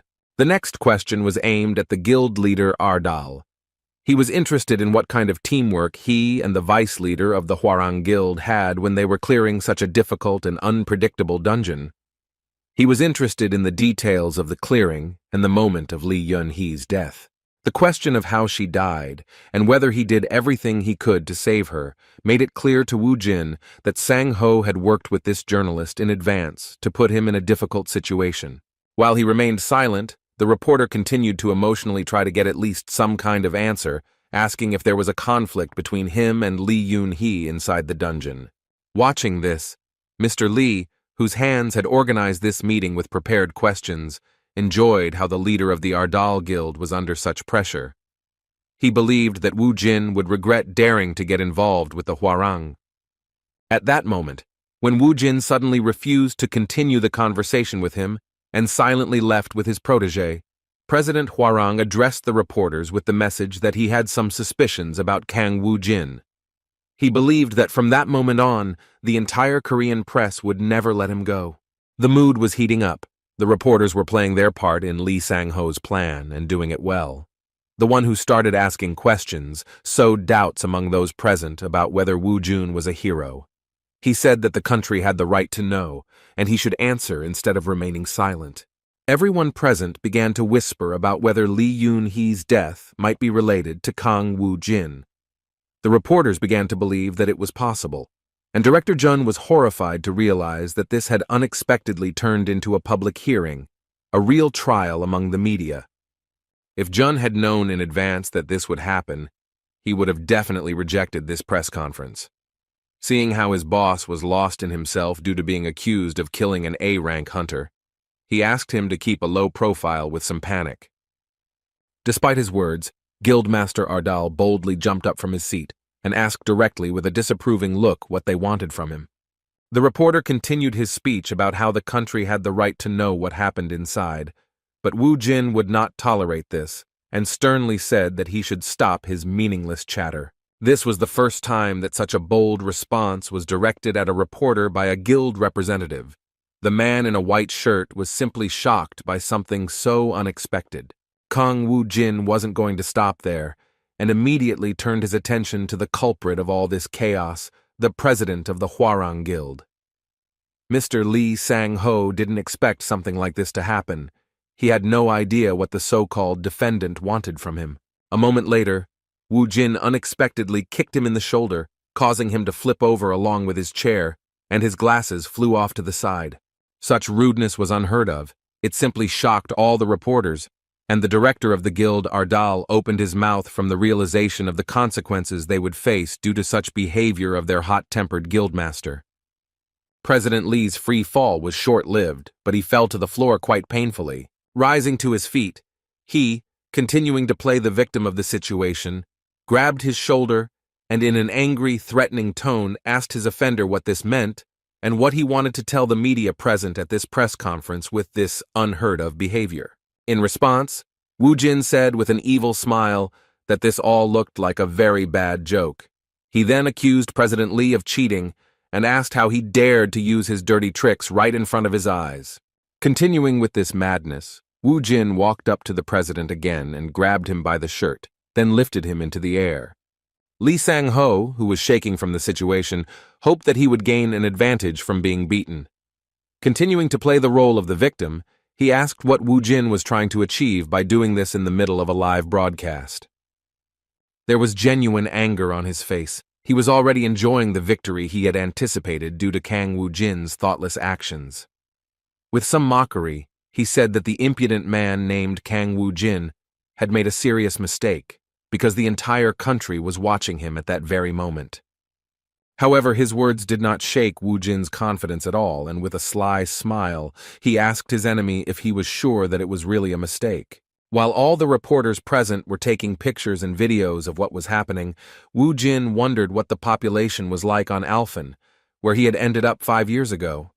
He had no doubt that there were at least 2 billion people there. These thoughts led him to the fact that since then, it was difficult for him to remember such statistics due to the fact that he had to get rid of the majority of the population. His crude methods were always effective, so he did not pay attention to Director Jun's deep concerns. Looking at the cameras that were recording, he thought that even though he had wiped out a huge portion of Alphen's population, it was not a problem, even though every citizen had witnessed his actions with their own eyes. That was why he thought that a live broadcast from one country was nothing to him. Looking into the eyes of the defenseless president of the Hwarang Guild, he asked if he really wanted to be beaten in front of the entire country. When Lee Sang-ho responded to his serious question with disrespectful incomprehension, Woo-jin explained the situation to him in a language he could understand, the language of pain. Once Mr. Lee received a mind-blowing slap in the face, he realized the reality and that in this situation, he was not dragging his opponent into the mud, but was simply being made redundant in front of the entire country. Those watching this on television were in indescribable shock, especially those people who had at least some connection with the conflict between these two powerful organizations. Sun Han, clutching his face, thought with horror that he could have been in this poor fellow's place. He was horrified by the mere thought that he had tried to deceive this madman. Even with all that was going on, it was hard to realize that he was allowing himself to do something like that at a press conference. No one could believe that there really were people who didn't care about public opinion.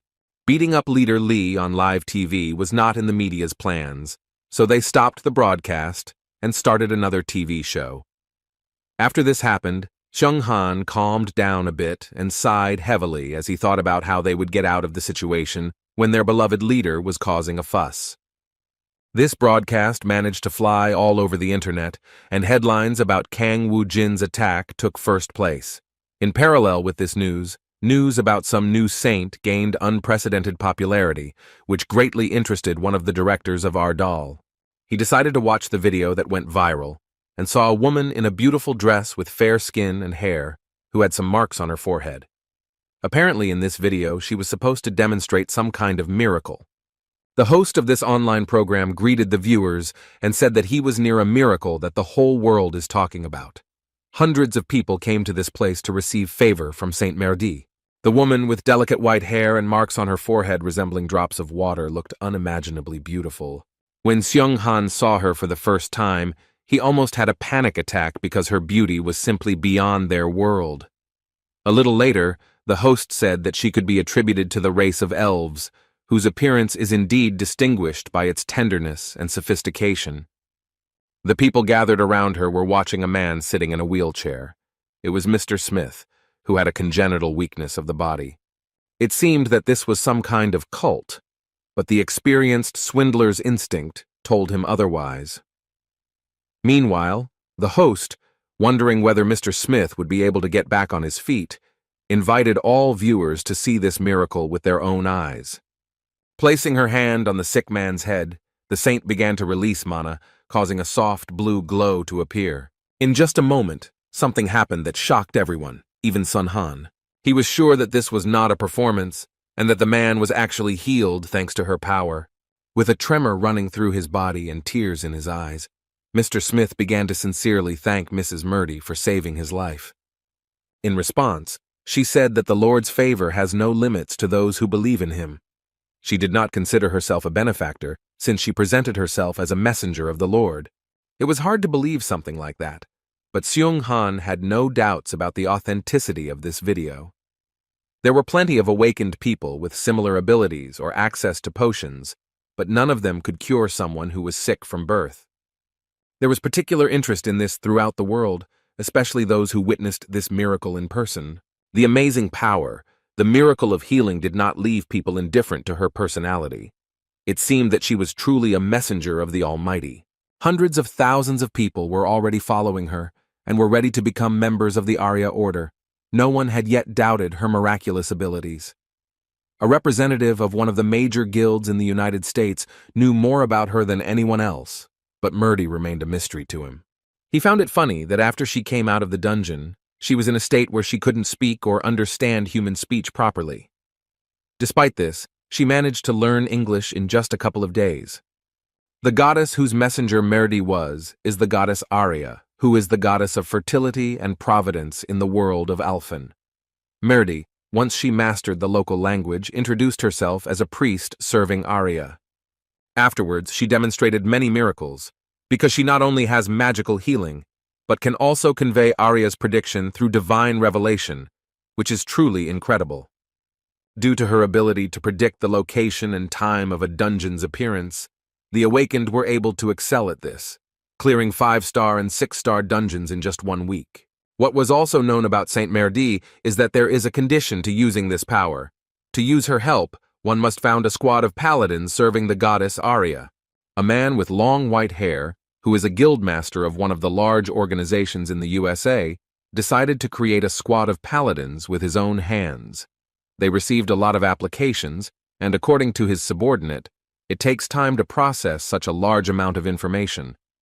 What was alarming to them was the news that most of the awakened in their guild were asking for a transfer. There was nothing they could do about it. It was decided that if it was impossible to stop their own awakened ones, then it was worth getting the maximum benefit from their activities. As an experienced hunter and guildmaster, he was confident that the woman was the best awakened at the moment. He could, without any doubt, place her above all other awakened ones in the world, confidently placing her at the SS rank, which was previously out of the question. Although the broadcast of the press conference was interrupted, the events continued. Everyone present was so scared that they hid their phones and just watched in horror as Wu Jin turned President Li's face into a cutlet. The only one who could somehow influence this situation was Director Jun. He tried in every way to stop his guildmaster, shouting worriedly that he should calm down, because otherwise their guild would not be able to avoid the grave consequences of his actions. Fortunately, Wu Jin actually listened to his comrade's advice. The trembling body of the beaten manipulator who was trying to secretly get rid of his competitor gave the impression that the Ardal Guild was not to be trifled with. After finishing the clarification work, Guildmaster Ardal simply threw the Hwarang president to the floor, letting him once again feel the pain in his head due to the hard landing on the surface. Returning to the question he was asked, he said he was ready to give an answer. With a serious and stern look, Wu Jin stated that the leader Li Yun-hee, who died in that dungeon, tried to kill him. Looking at the president who was behind this matter, Wu Jin said that Li Yun-hee, who tried to carry out this disgusting act, failed and suffered a crushing failure. By looking at the boy who asked that question and starting to put verbal pressure on him with a hint of threats, Wu Jin demonstrated the seriousness of the consequences for such an attitude towards his organization.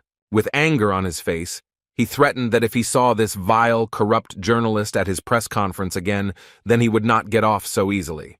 The scared-to-death reporter began to regret contacting Hwarang, because now the media he represented was forbidden from contacting the craziest guild that was the center of attention in Korea. After these words, Kang Woo-jin turned around and called for his guild director to leave. The press conference ended, but even after it, Jun Min-chan could not calm down. He was worried about the situation and wanted to know if it was true that Lee Yoon-hee tried to kill his boss. Woo-jin confirmed his words personally, and based on this, a terrible assumption immediately came to the director's mind, which made him feel cold all over. Understanding what he was thinking, Woo-jin decided not to hesitate and confirmed that he had indeed gotten rid of the insolent girl with his own hands. However, he believed that the president of the Hwarang Guild was to blame for what had happened, as he dared to commit such a disgusting act. Turning around, Woo-jin asked his protege with a smug smile what surprised him so much, that he had done such a thing to a girl, or that the Hwarang Guild was hunting him. Nodding his head in response, Jun tried to calm himself down, because such details were not for the faint of heart. Even though they had tried to kill his boss, he still couldn't understand how he could be so calm after what had happened, especially at such a young age. Seeing his charge's anxiety, the immortal Ardal said that it was good for them. Even though Woo-jin had finished off Lee Yoon-hee, who stood in his way, the director was still worried about what would happen next. He wondered what the public would think of the Hwarang Guild, which manipulated the press to tarnish the reputation of its competitors. Seeing his guild director's concern, Woo-jin asked him a very interesting question. He wanted to know if Director Jun had any idea what the people who acted on the sly couldn't handle. With a sly smile and a smart look, he explained that such scoundrels would not be able to cope when they were openly targeted, because that was when the headache began, because they would not be able to arrange a conspiracy in secret, because it would become obvious to everyone. Hearing this, Director Jun was shocked by how sharp his young guildmaster was. Now he realized that Woo-jin had actually changed the atmosphere from thinking about why he had incited Yoon-hee to death. After his brutal actions, reporters wondered if Hwarang really wanted to stage the murder of Kang Woo-jin, a true rising star among hunters with amazing and mysterious abilities that give them a significant advantage when fighting dungeon monsters. There was no way to prove what happened in the dungeon, so the director believed that Woo-jin had really thought it all out so well, down to the smallest details that he hadn't even guessed at. Director Jun was delighted, so after saying that he expected nothing less from his boss, he asked how they would clean up the mess of the methods they had to resort to in order to achieve such a goal. In response, Woo-jin looked at him with confusion and said that it was not his problem, because his deputy should handle such matters. All the work that Min Chang was most worried about was dumped on his shoulders. He was incredibly depressed at the realization that his damn boss hadn't really thought of anything. In an attempt to cheer him up, Woo-jin began to pat him on the shoulder in a friendly manner and laughingly say that his director should be of some use too. Still, the guildmaster had at least some conscience left, and he was able to calm his nervous protege, saying that if he was not satisfied with his salary, then he could raise it at his own discretion. As soon as they went outside, a huge number of people were already waiting for them. Jin had no idea what was going on or what they were waiting for here. Turning around, Ha-min addressed his boss and asked him with a smile to say hello to those who so badly wanted to see him. As it turned out, the villagers who had been hiding in shelters while he was fighting inside the dungeon came to meet him.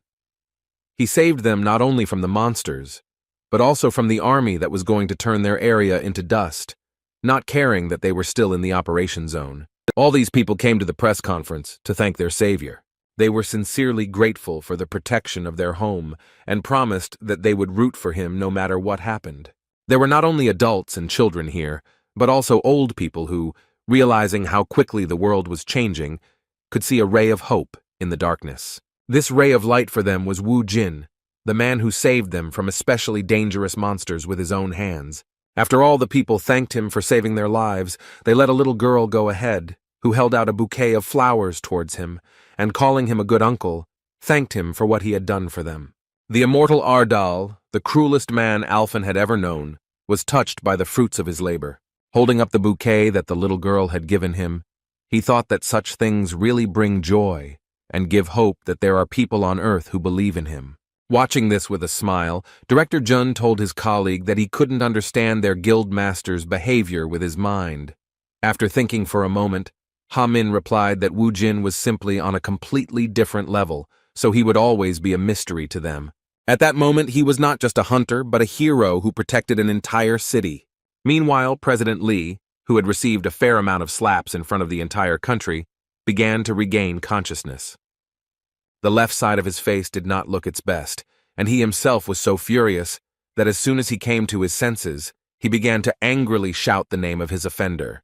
Trying to catch his breath after the angry emotions, he did not pay attention to the concern of his ward, who could not help him in any way at the moment when he was being beaten by one of the strongest people in Korea.